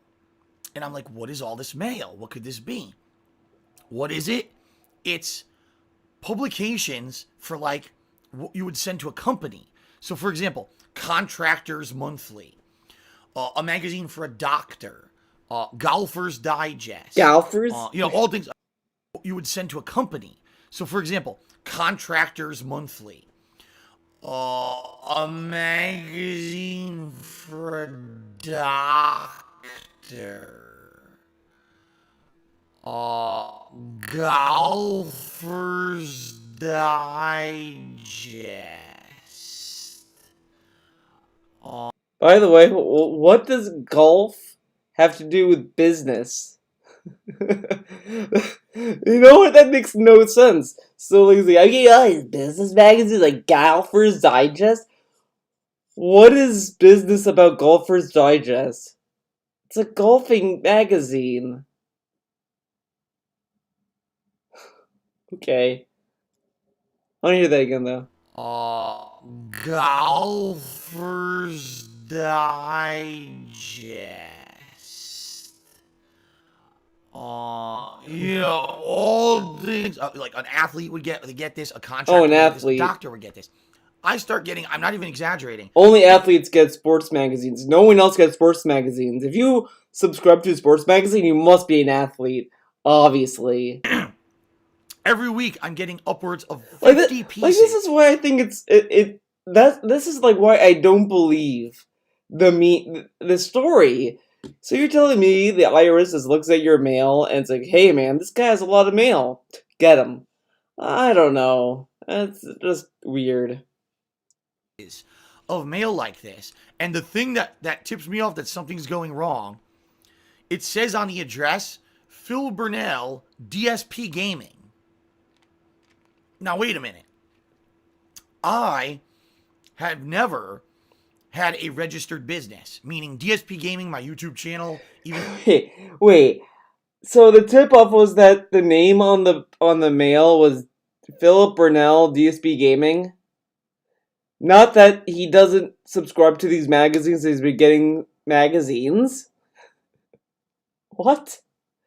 I mean, like, wouldn't that be kind of weird? You wake up one day, you check the mail, and you see a bunch of magazines for stuff you didn't subscribe for? I mean, that would be kind of alarming. Okay. Even though it's trademarked, I do trademark it. It's never been a registered business. I don't have a business address, okay? I don't have anything like that. So why would I be all of a sudden getting mail that says DSP Gaming? It doesn't make sense. And I've started to realize this is more troll activity. Some troll activity. must have registered me that on sounds some like a horror movie mailing list to it's get every possible Paranormal Activity 10. Troll activity. Fucking business mailing possible in the state of Washington. So I'm getting tons and tons of this shit in the mail, okay? It's one thing if it's like one piece a week. No, my mailbox is full after like 3 or 4 days with this amount of junk mail. While this is happening, I start getting tweets, I start getting YouTube comments, and I start getting emails saying, Phil, your days are done. And this is why I think troll activity is sealed on. Oh, yeah, and then that makes more sense, Lynn. Thank you, Lynn. Now, as I said this before, I like to believe that he deactivated YouTube comments because of this. Because it's so weird that like he mentions it so offhanded, like, oh yeah, I started getting YouTube comments saying that my deeds are done. Well, they can't say that anymore. I deactivated the comments. Heck. I just feel like he deactivated the comments when he saw that and was scared. Got scared. I like to believe that because that's a fun Theo theory that he deactivated YouTube comments because people were threatening him with vague threats. Beware the detractor mafia, Bill. We're gonna grab you. Oh yeah, this is a good face to get.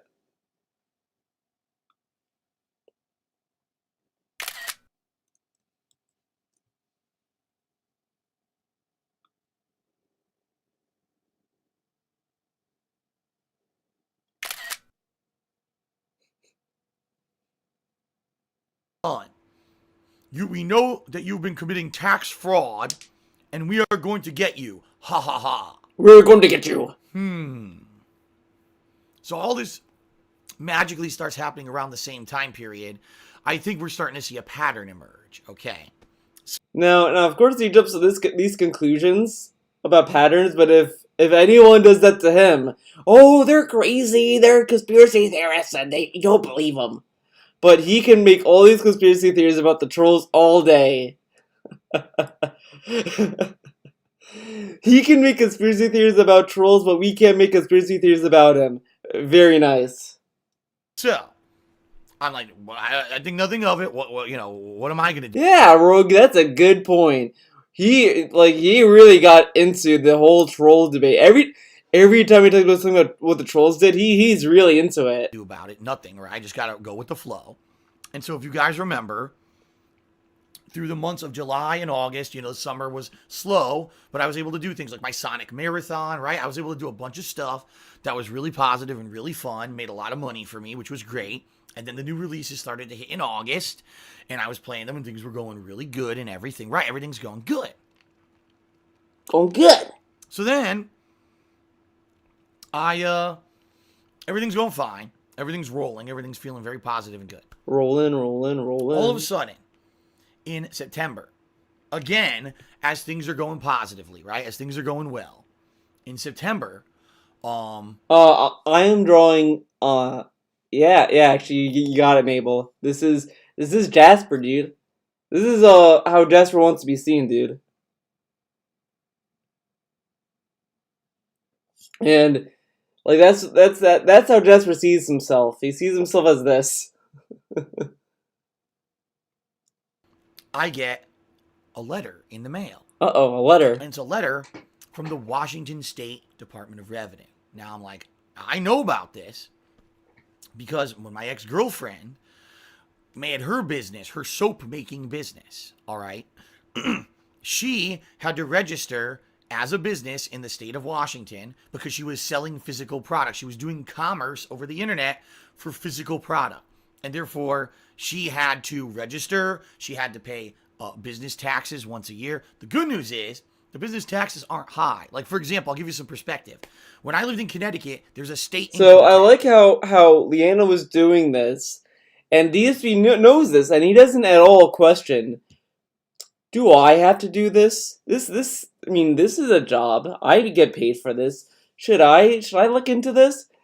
But no, he doesn't. He's just doing internet things for money, I guess. Okay. All right. The state income tax was ridiculous. It was like way too high for that state. The state doesn't do anything with that fucking money that's worth taking that much money from you. It's a ripoff. The business tax in Washington is very low. So, I knew all about the Washington State Department of Revenue. However, when I moved here in 2014, in writing, I even have this in writing. I saved the email on purpose in case I ever needed to bring it up. I had a tax attorney at the time who lived in Connecticut with me, right? Same state. He had always done my taxes for me. He had always filed my federal and my state income taxes for me. And I explained to him, I'm now moving across the country. Should I get a new tax attorney in Washington State? Because obviously that tax attorney would be more versed in the tax codes and things out there in case there are additional taxes and things I need to pay. And he literally in writing said, no, I am able to take care of all your tax needs moving forward. Now, look how DSP said that out loud, and he doesn't realize that maybe he should have done that. He says that out loud. Well, maybe the person in Washington is going to know Washington state law. And he doesn't say to himself, wait, I'm telling this to a guy who lives in Connecticut. Okay. Forward. And I did research and I found out that in the state of Washington, there's no state income tax. What you do is unique and it's not considered something that you would have to register as a business for. Therefore, all you need to do when you go out there is pay federal income taxes, period, and you're good. This is funny that this is coming from a guy that begs people to do research on him. You should research stuff about me. But then when it comes to him doing any research, oh no, that should be everyone else's job. And that's what I did since I moved. You knocked it off, Buster. No anime titties for you. Now, okay. So there you go. By the way, to clear the air here, because a lot of people have misconceptions. My tax attorney in the state of Connecticut was a certified public accountant, was a dean of accounting at a college for several years, and was one of the highest accredited guys in the state of Connecticut. This is not some Joe Schmo asshole who I just got. And by the way, I paid this guy thousands of dollars to do my taxes, all right? I think the most he ever charged me was like over $1,500 one year to do my taxes properly. So that being said, this was supposed to be like one of the best guys in Connecticut to do taxes. So when I'm paying that much and he has that much credit and that much accreditation, and he tells me, don't worry, Phil, I'll take care of you, I trust him. Boy, am I fucking stupid, right? Boy, am I stupid for trusting someone that's supposed to be held in high regard and high respect. Unbelievable, okay? Now, hold on. Some shout outs. Shout out to Retro Jim who did a 10-bit cheer. He says, have you thought about manually playing more ads for Twitch added revenue, say in between matches and fighting games? The bottom line, folks, the more ads you play, the more annoying your stream is. And ad revenue on Twitch is not great. Even if I were to run a ton of ads, I barely make any money. I'd rather just have entertaining streams for you guys than have ads. And the bottom line is, you guys cheer, sub, and tip enough that I don't really have to worry about running ads. That's why you don't see a lot of ads on my streams, okay? Golden Coast to the 30. Oh, he said no shout out. Never mind. Whoa. I got a $100 tip from Alcade. And he says, Merry Christmas, my dude. You've been through a lot over the years. I watched you since Web of Shadows. Haven't been able to keep up with the stream since I'm older now. Adulting sucks, but keep up the good work. Thank you, Alcade, for the $100 tip. I really do appreciate it. Thank you. I'm adulting, dude. Thank you for helping me. Goledin Silence subscribe to the channel. Thank you, Goledin Silence, for the sub. And we're now up to 326 subs, the most I've ever had at once on Twitch here, folks. Very nice, right? Very nice. Okay. By the way, a bunch of idiots in stream chat are spamming, why would Phil pay Leanna's bill? Why did Phil pay Leanna's hospital bill? I didn't. I don't know what you're talking about. Sounds like you're listening to detractors because you're stupid. Sorry, it just sounds like you're stupid. Apparently, it's a detractor comment. It's a detractor video that the King V Vlogs uploaded. Apparently, the King V Vlogs is a detractor channel. I didn't know this. But in that same video, he freaked out about having to pay Leanna's medical bill. He freaked out. He was like, I was going to give us a $1,000 bill. Okay. Okay, Phil. Because I didn't say I ever did that. Okay. All right, let's continue. So, I get this letter in the mail in September. Now, keep in mind, this is in the midst, the hardcore gaming season is starting up. I'm busy as hell. You guys remember, I was going overtime with streams and everything. I was going real heavy into the hardcore gaming season. I get this letter, all right? I get this letter. And the letter says, we suspect that you are doing business in the state of Washington under the name DSP Gaming, okay? We believe that you need to register and pay state business and occupation taxes. Please answer all of these questions for us regarding you and your business. Now, I get this letter. I'm like, what the hell is this? So I immediately write my tax attorney from Connecticut to let him know that I got this. I answer all their basic questions. Now, originally, they wanted me to fill out all these forms and shit. And I'm like, I don't even know if I can answer this information about how much I made each year or whatever. That's what my tax attorney does. So I basically called the guy, left him a voicemail. We played voice tag for a little bit. Finally, he emailed me, and I said, good, now we can finally talk and be in detail rather than just fucking doing voicemails and never reaching each other. So I answered all his initial questions via email, okay? In the meantime, my tax attorney comes back to me, and he goes, all right, so what kind of questions did he ask you and all that? And I tell him. He's like, okay, let's see how he responds. So this guy from the state of Washington, he responds and he says, well, it's not clear, but based off the initial information you've provided me, I think that you should have registered for a business in 2014. You should be paying these taxes all along. Therefore, here's this form, register to become a business. And now I'm going to calculate this. Like, whoa. I am not, I have not dealt with any of this shit. I'm going to turn you over to my tax attorney who's going to handle all this. So I did. I had my tax attorney fill out this information form and everything so that he could communicate with the guy from the state of Washington. This was all going on through September. How much for art? On my Twitter, I have my commission stuff. I'll link you to it.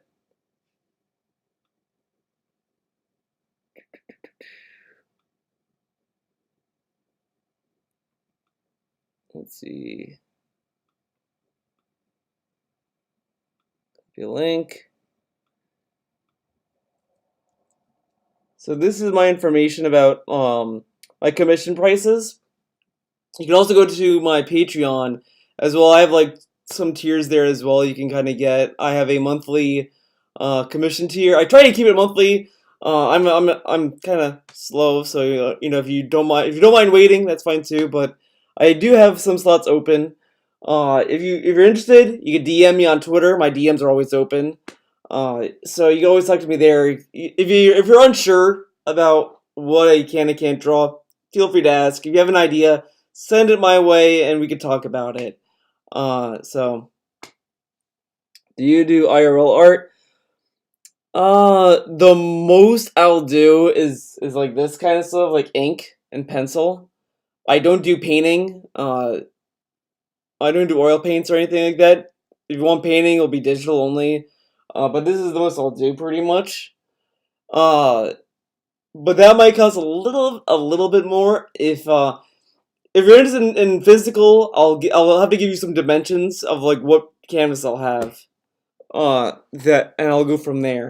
Because I've not done a lot of physical commissions. So I'll have to get back to you on that a little bit more. Because I think I would do like 11x14. And if it's 11x14, I'll have to see how much like the pad costs for that. So that covers it, etc., etc. So just putting that out there. Is that going to be a sketch of Phil and Don? No, dude. This is Jasper, Kitty, and Potion. Someone in chat said Jasper and Potion needs to love each other, and I'm making it. This is Jasper and Potion. Okay. So, finally, late September, I go to my tax attorney. I'll give Jasper a little cop hat. I said, "What is going on? You told me when I moved here that you did the research and you found out that all I owed was federal taxes. What this guy seems to be really going after me now. Okay, for this, what the hell is going on?" And he comes back to me and he says, "Phil, I'm going to be honest with you. At this point, I think that you should get a tax attorney in your state because it looks like this guy's coming after you and he'll know better than me." To which I said, "That is bullshit because I trusted you and I paid you to do my taxes properly. And now you're basically just throwing your arms up into the air and saying, oh, no responsibility here, right?" Now, the bottom line is, I think this guy knows that he's in trouble. I think he knows that if I were to go after him for this, that he could get into major trouble because I actually have email correspondence with him proving that he told me that no, he could handle my tax needs in the future, okay? And that he had researched. I even have it in writing. I researched, and there's no state income tax, therefore all you need to do is pay federal tax. I have this in writing. However, the problem here, folks, is that legally, all I could ever go after this tax attorney for is, number one, fees. Oh, I'll be right back. I have to go to the bathroom, guys. I'll be right back. It'll be quick. Lightning fast. I'll be back.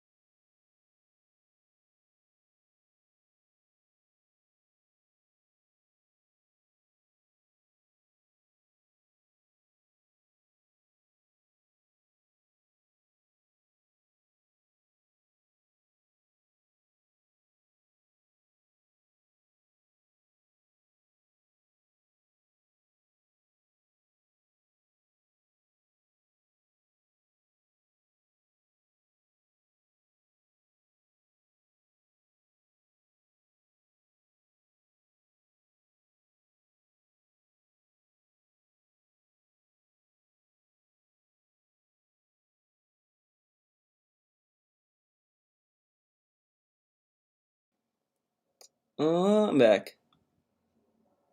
Yes, I'm back. Back again. Hello, friend. Ack, ack, ack. Dude, I got people, I got Twitter notifications. The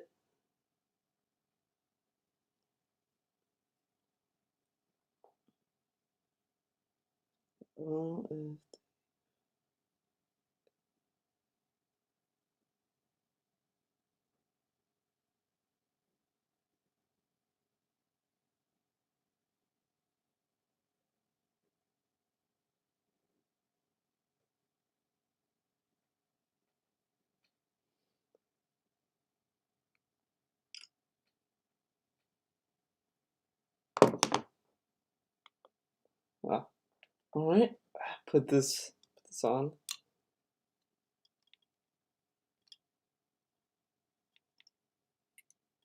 So, wait.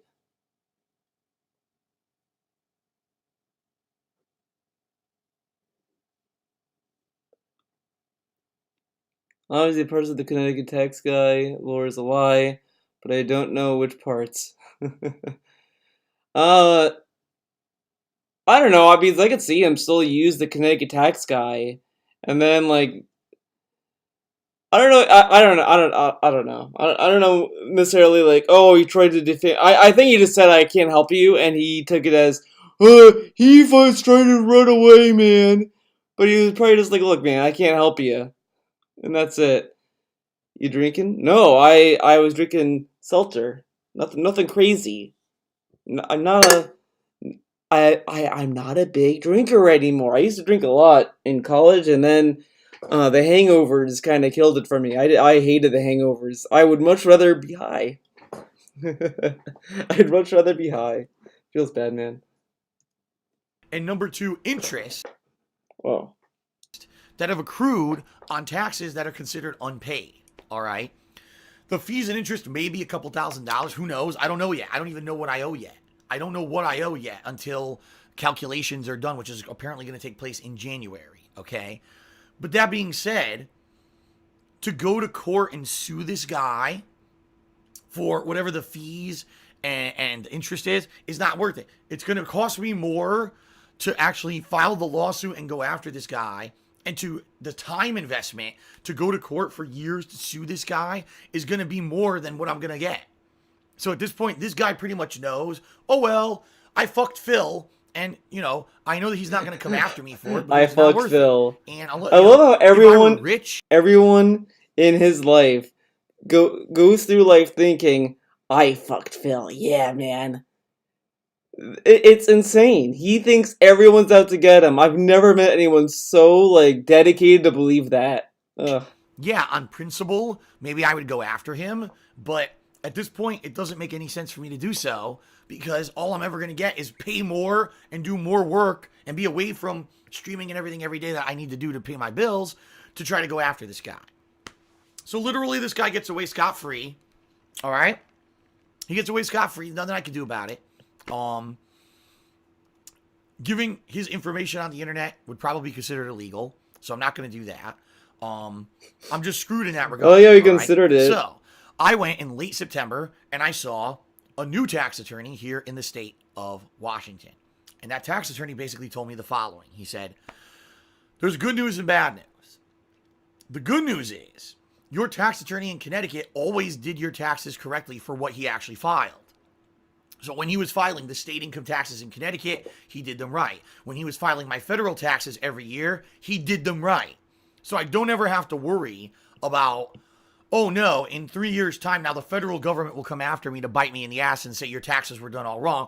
Even with this new tax attorney he says, no, your stuff was done correctly. Don't worry about that. But, yeah, basically, no matter what, if you're making money, you're going to pay taxes somehow, okay? So even though I don't pay state income tax, at least some of my income should have been considered taxable income since I moved here.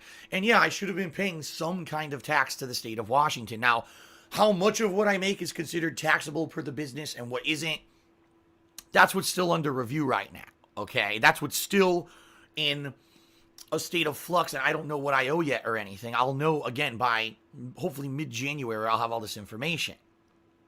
But basically, I got screwed.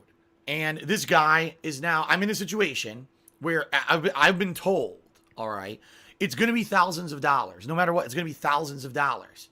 And I'm going to have one lump sum payment that's due at the end of January. And that's going to be the payment for all of 2017. So whatever I make by the end of this year, there's going to be a calculation done. I don't know if it's going to be all of my income or some of my income, whatever it is. A calculation will be done. And I'm going to owe that amount of money due at the end of January, no matter what, okay? Also, I'm going to be billed by my tax attorney for all the work that he's been doing. He's going to make that calculation for me. He's also going to be working with the state of Washington on the back taxes. Now, that means taxes that I should have been paying since mid-2014 when I moved here until the end of 2016, where those were all unpaid and considered overdue. So 2.5 years of back taxes, plus fees, plus interest, all that accrued. There's going to be a big lump there that I owe. Now, what I'm hoping is when I explain to the state of Washington my situation, that I'm literally barely He got income from YouTube. It's just he didn't file it. I don't fucking know this. This whole tax thing is confusing, and I, as I said before, like I'm like, okay, fine, we can accept he had these back taxes, but it's very odd he was able to pay it off with less than a year. Less than a year, he was able to pay off 3 years of the back taxes. I always thought that was a little odd, because you would think for 3 years of not paying it, it would be like a lot of money. I wouldn't say it would be like super duper amount of money, but it just doesn't feel like a thing you would kind of pay in a year. Unless, like, this situation was already handled, and he's just telling us after he got on a payment plan. That every month, I'm making minimum payments on a lot of things right now just to make every payment every month. And I'm not in a situation where I have any liquidity. I don't have the money to pay these taxes. That they'll put me on a payment plan that every month I pay a little bit, and maybe it'll be for 3 years, 5 years, who knows? But every month I'm paying these off gradually, all right? And my current new tax attorney now says he thinks he's fairly confident that he'll be able to work with the state of Washington and get them to agree to do something like that, all right? Not 100%, but he's hoping, okay? So we'll see. So that I don't even know yet. And I've actually was told by the state of Washington that that they don't even know when they're going to have that information done. Like, they can't even give me a date. Maybe it'll be January, maybe it won't. I don't even know when the hell they're going to do this calculation and tell me, here's what you owe, and let's put you on a payment plan. So it could spring at any moment. It could be due January as well, but I don't know, because they haven't assured me of any date when they're going to do that work and give me that information. All right. Now, interesting to know, I asked the state of Washington, that initial letter you sent me, and you said DSP here we go. Right? How did you get word that I had anything associated with me called DSP Gaming? It doesn't even make sense, because I'm not registered as DSP Gaming anywhere. It's just a YouTube channel. And that's when I was told that someone in my name had registered me for the business mailing list for the state of Washington. That's why during the summer I had suddenly started receiving all of these business mailings in the mail for contractors and doctors and everything. And what the state of Washington does is once a year it reviews that information, and they had received an anonymous tip. Now, for a year, I guess, he gets these mailings, and he doesn't think maybe there's a way to, like, call back and say, hey, I did not sign up for this. He didn't think of telling anyone that.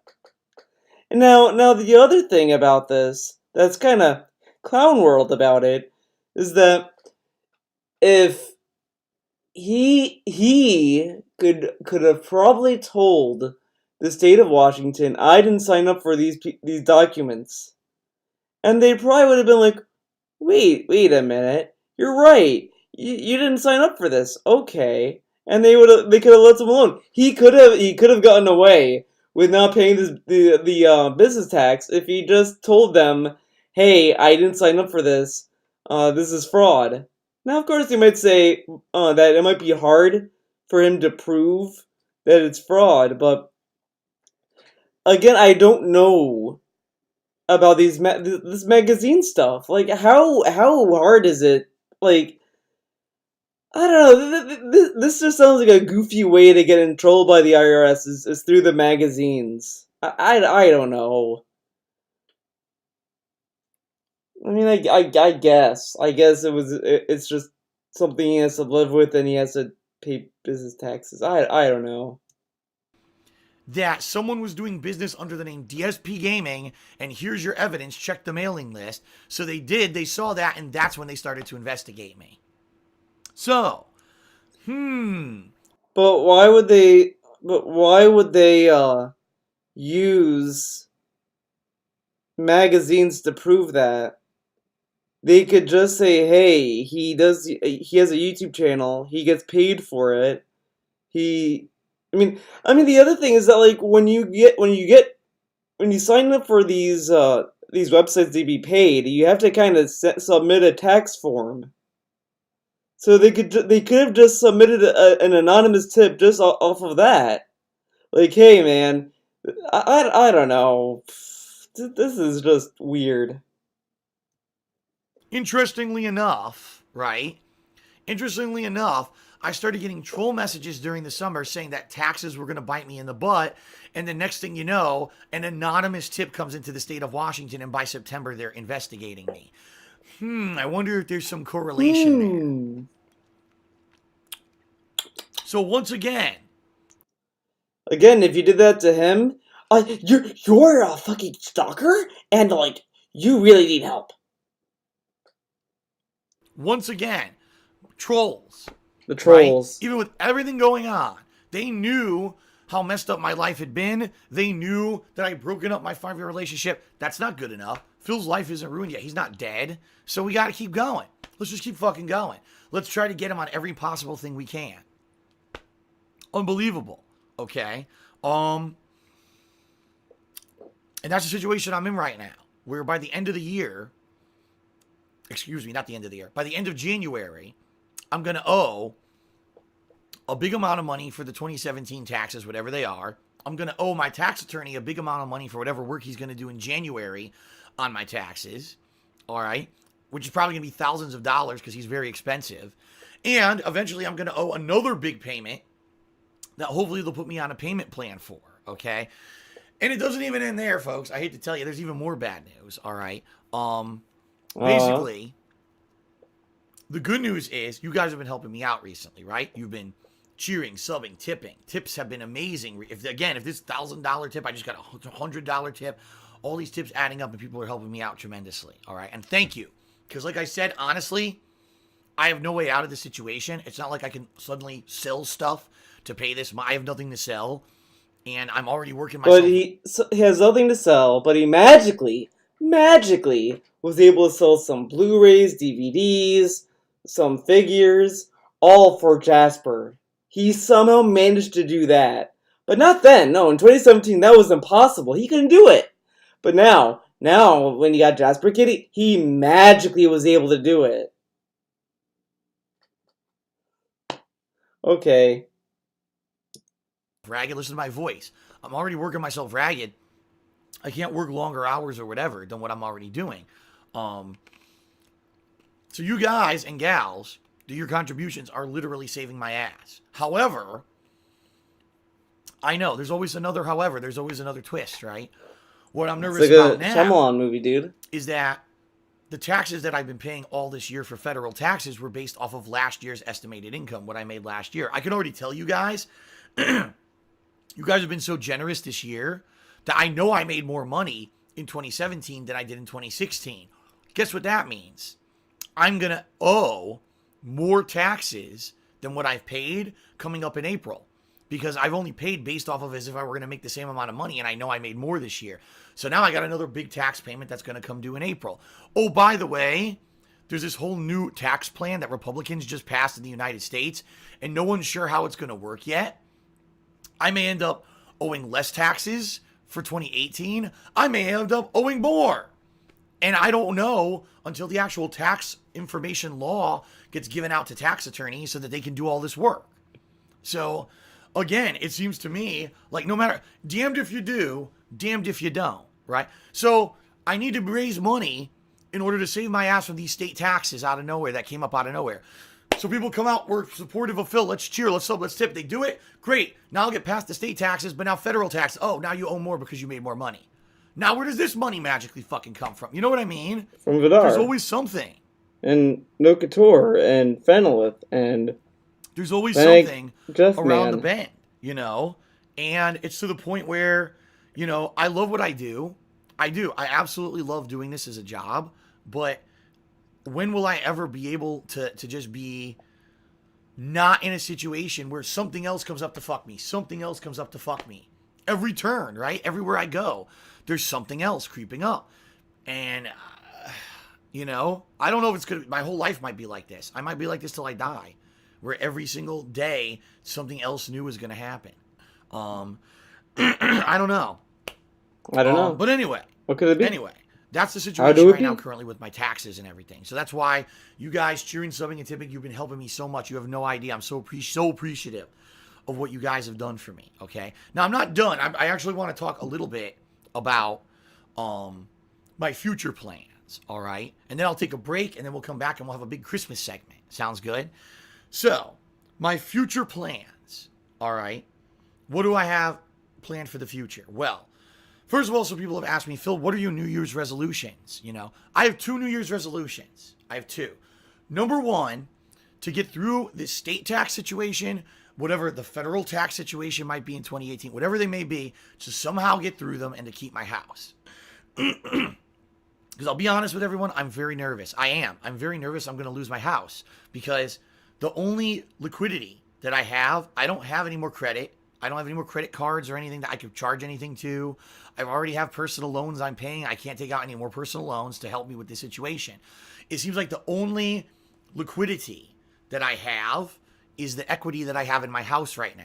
A lot of people have said, why don't you sell the condo in Connecticut? I tried. Last year I tried. They won't let me because I owe way more on the mortgage than that house. Since I bought that house, it was worth over $100,000. That's what I owe on the mortgage. Oh, boy. That condo in Connecticut is now worth $60,000 because the real estate market in Connecticut plummeted. So I can't sell it. I owe more than I can sell it for. Why can't I rent it? I looked into it. I can't find any reliable rental companies in Connecticut. The ones that I found are very shady. Oh, well, we're not registered on the internet, but you could call me and I'll take care of it. I'm like, and the only other rental company that's there I don't like. Wait, They are very that's shady. Gwen. I want that Oh, Gwen. well, we're not registered on the internet, but you could call me and I'll take care of it. I'm like, Oh, damn it. rental companies in Connecticut. The ones that I found are very shady. Oh, well, we're not registered on the internet, but you could call me and I'll take care of it. I'm like,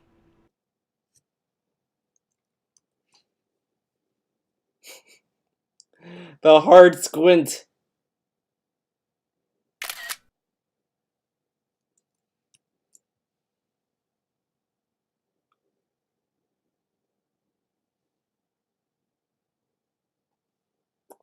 No.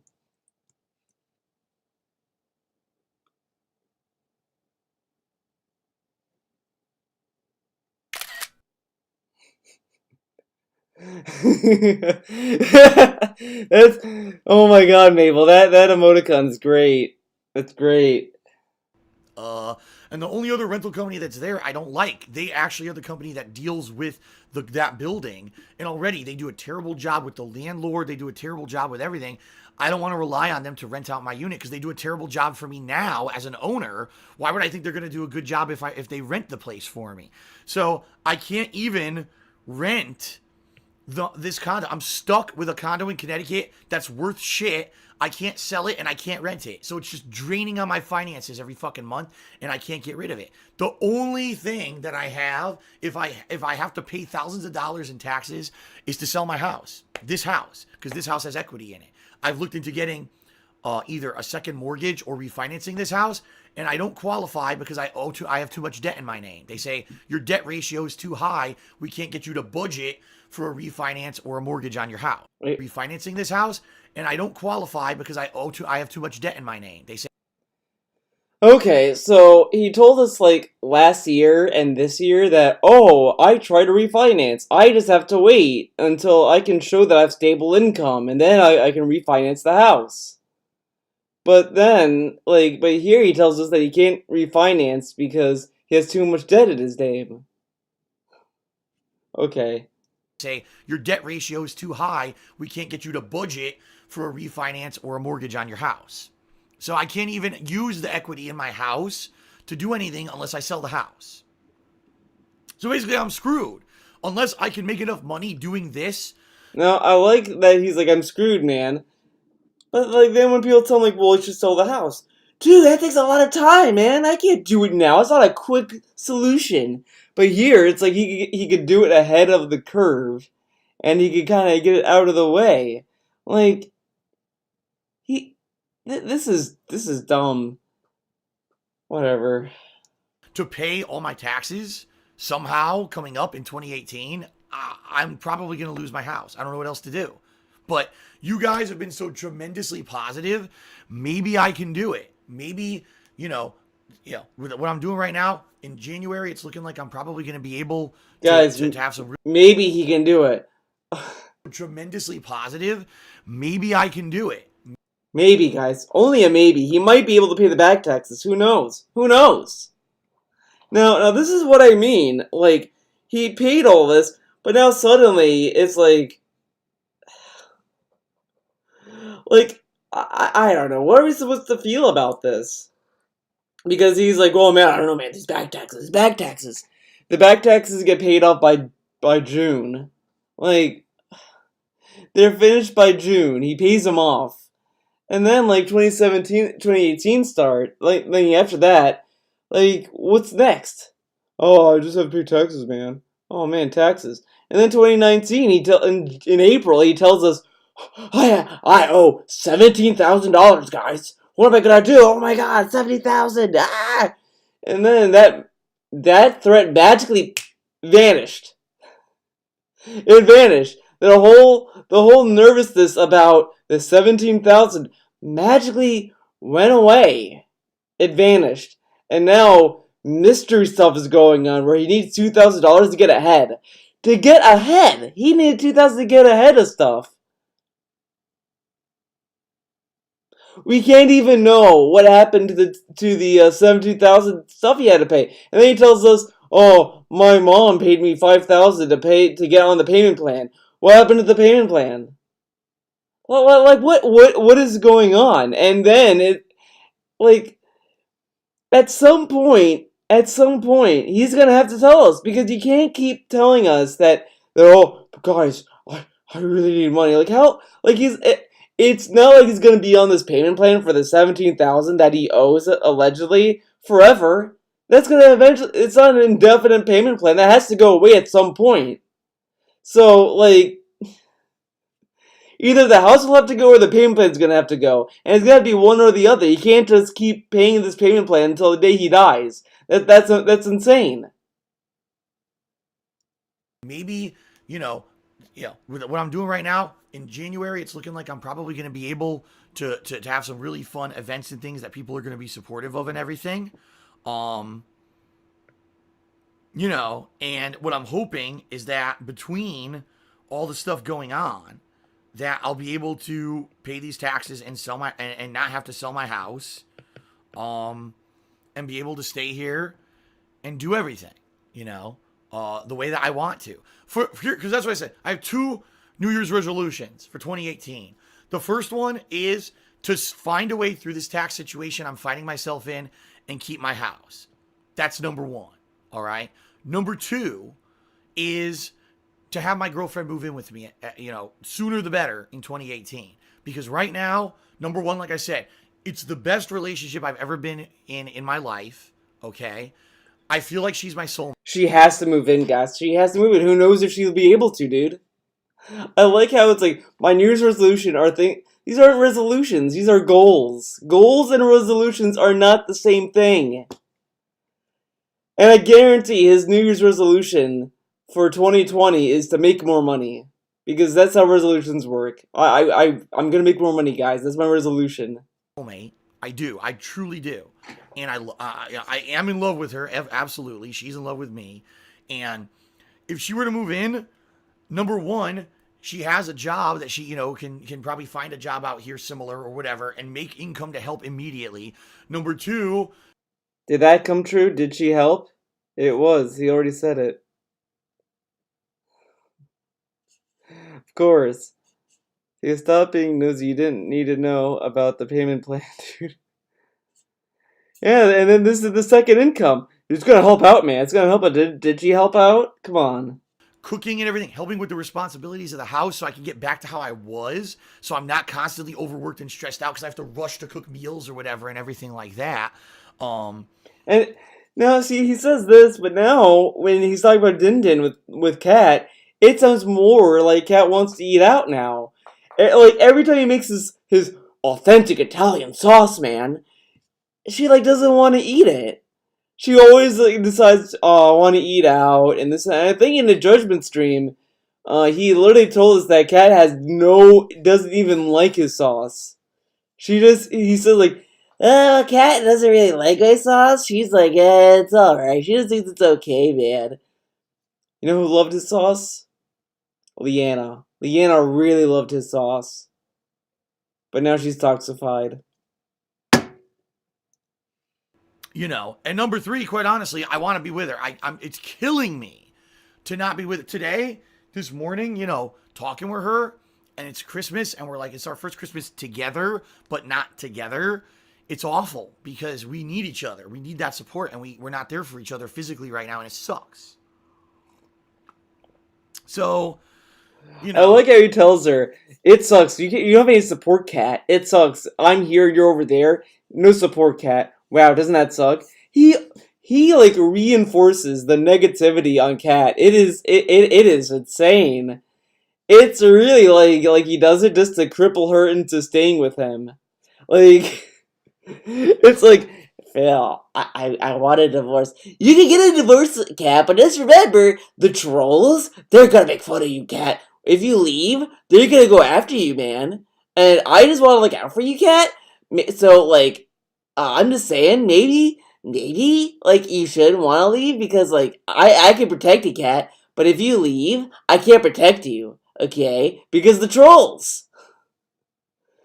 2 years, Kat is just a person who makes Phil's stream worse. Yeah, everything, he kind of makes it sound like she's a terrible person for the viewers. Everything she does ruins him, man.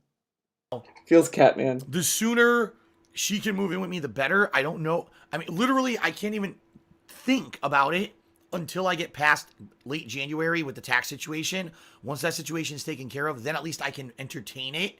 All right. But right now, Look, you can only entertain it after January. And then, immediately after January, guys, Kat's gonna move in. Kat's moving in, baby.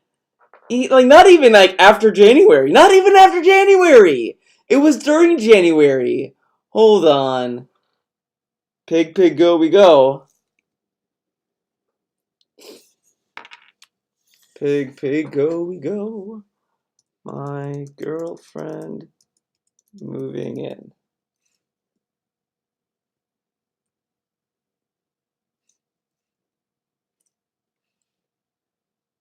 Let's see, March, February.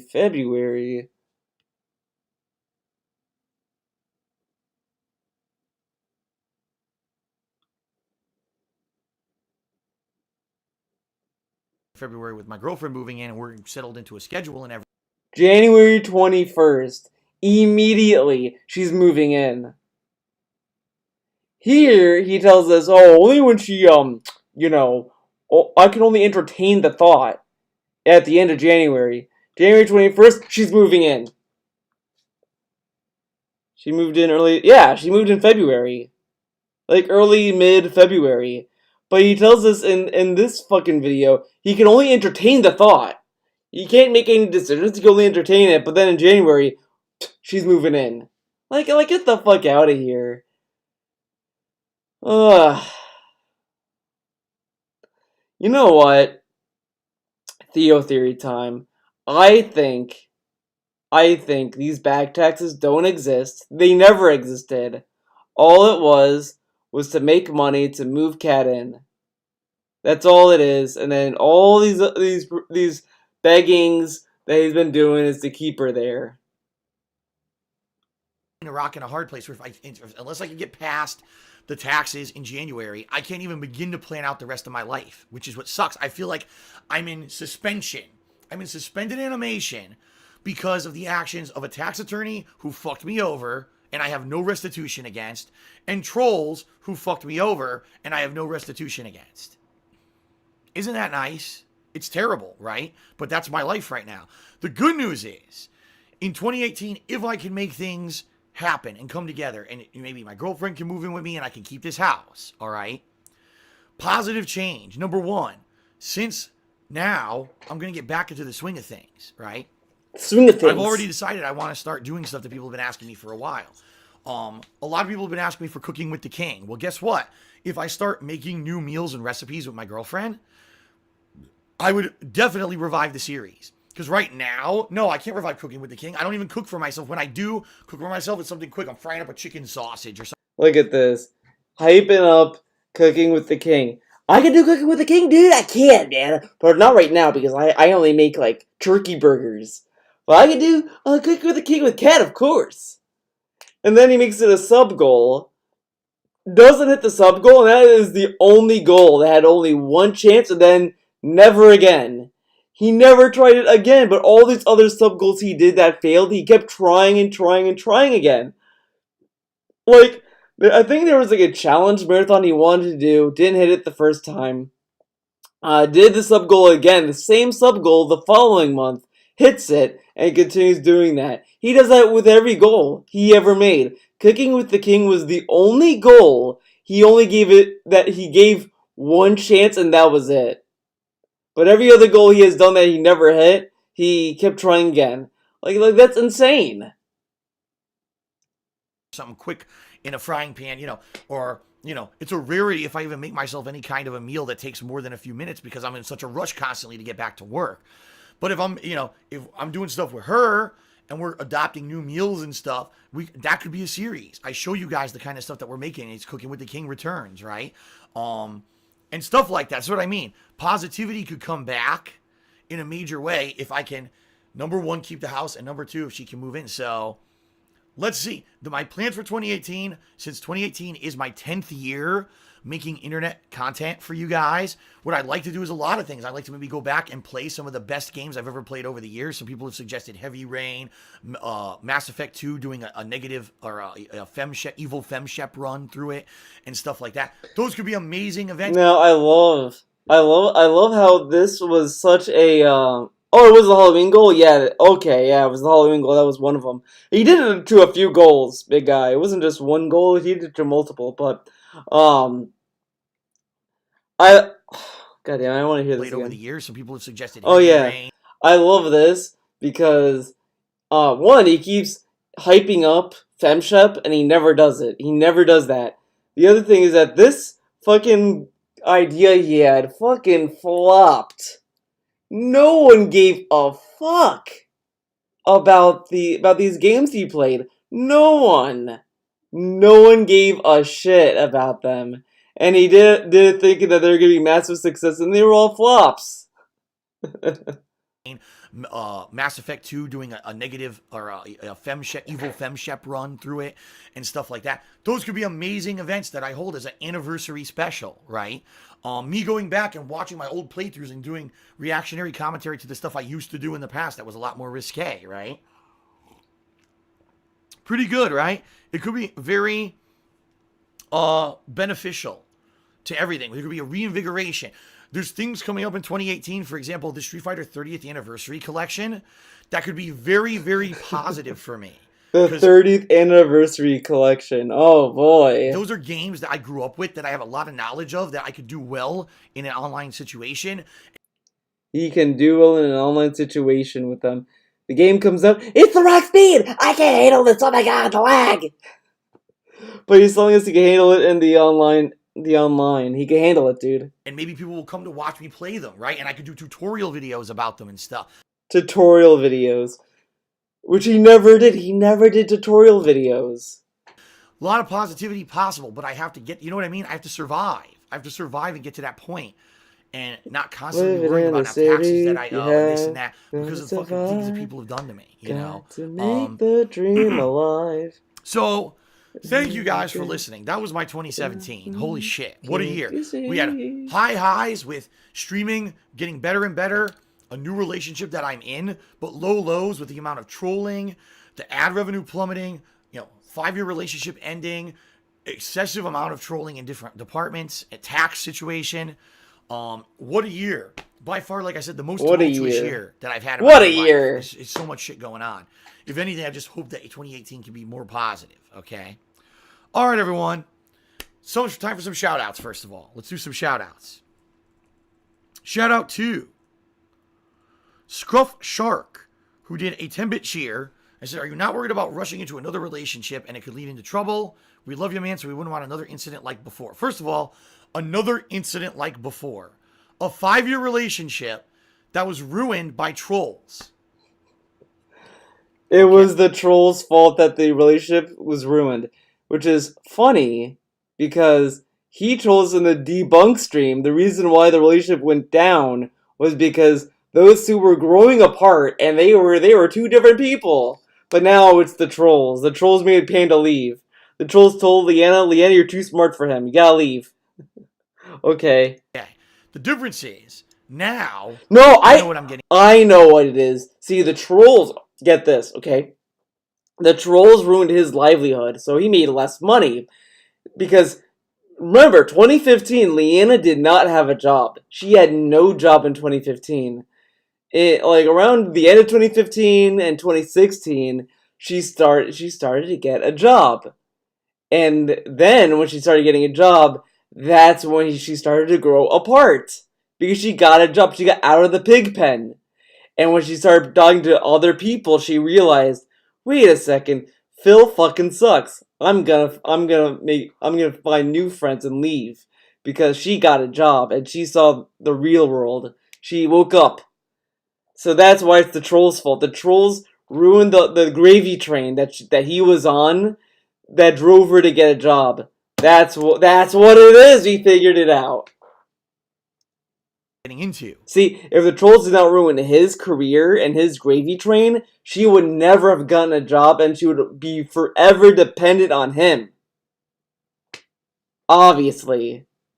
Versus back then, who knew when I started dating my ex-girlfriend that we were going to have all that shit happen to us, right? Who knew that, income levels could fluctuate, that we would have people swatting us. And we didn't know that. And we didn't know the amount of stress that we were going to be under. I don't think anyone could reasonably expect that because who knew it was a new thing. Being internet popular, internet famous as a YouTuber was a new thing. There was no way that you could predict what the fuck was going to happen.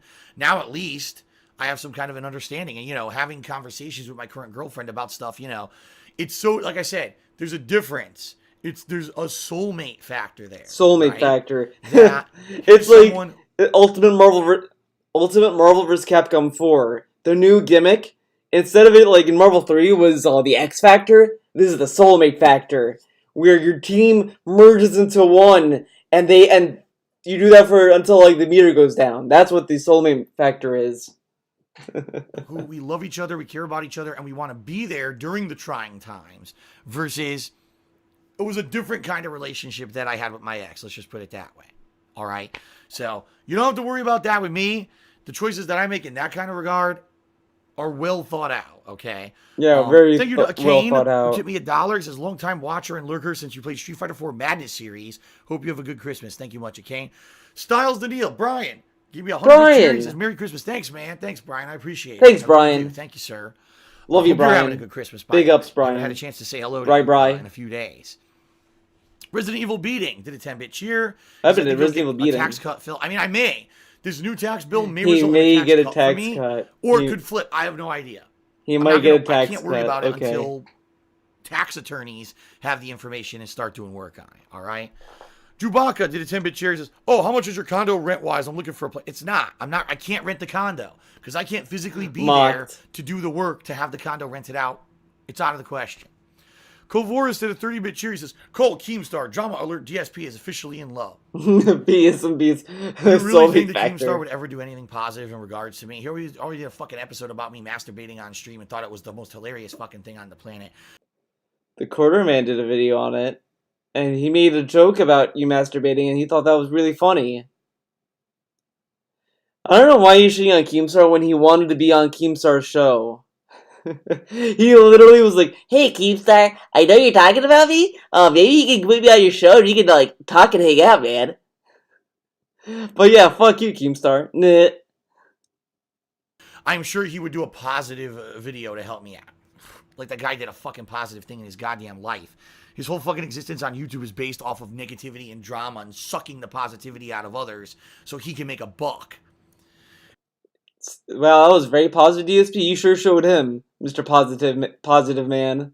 Anyway, Black Machine Side did a 10-bit cheer. I just love that he shits on people for being negative, but he goes out of his way to be negative. Like, Keemstar is not positive at all. He's a fucking negative troll, and he's an idiot, and he doesn't do anything positive in his life at all. Like, the guy could be doing something positive behind the scenes, but does have a shitty YouTube channel. And he's shitting on his private life with, okay, DSP. You're very positive, I agree. Here, and he says, "Don't be negative here." If you ever revive Cooking with the King, you got to make your comeback video on Dramatic Pause the Sauce. Well, the thing is... The sauce. The thing is, I already did the sauce. I already have a step-by-step video series. Yeah, but it has Leanna in it. Don't you want to do one without her? Come on. He redid a lot of stuff that had, like, Rambo in it and Leanna in it. He did a lot to like kind of wipe them out, and he doesn't want to do a Cooking with the King with Kat or by himself. Okay, all right, everyone. I think that's it for today's stream. I would like to say thank you guys for watching. Please have a safe holiday, and I'll see you guys probably Thursdays. Probably when I stream again, I'll stream the rest of this. Well, it's very little, maybe not, but I'll see you guys for the next part. Hope you guys have a happy holidays. Merry Christmas, happy holidays, have fun with your family, thank you, and remember to love each other.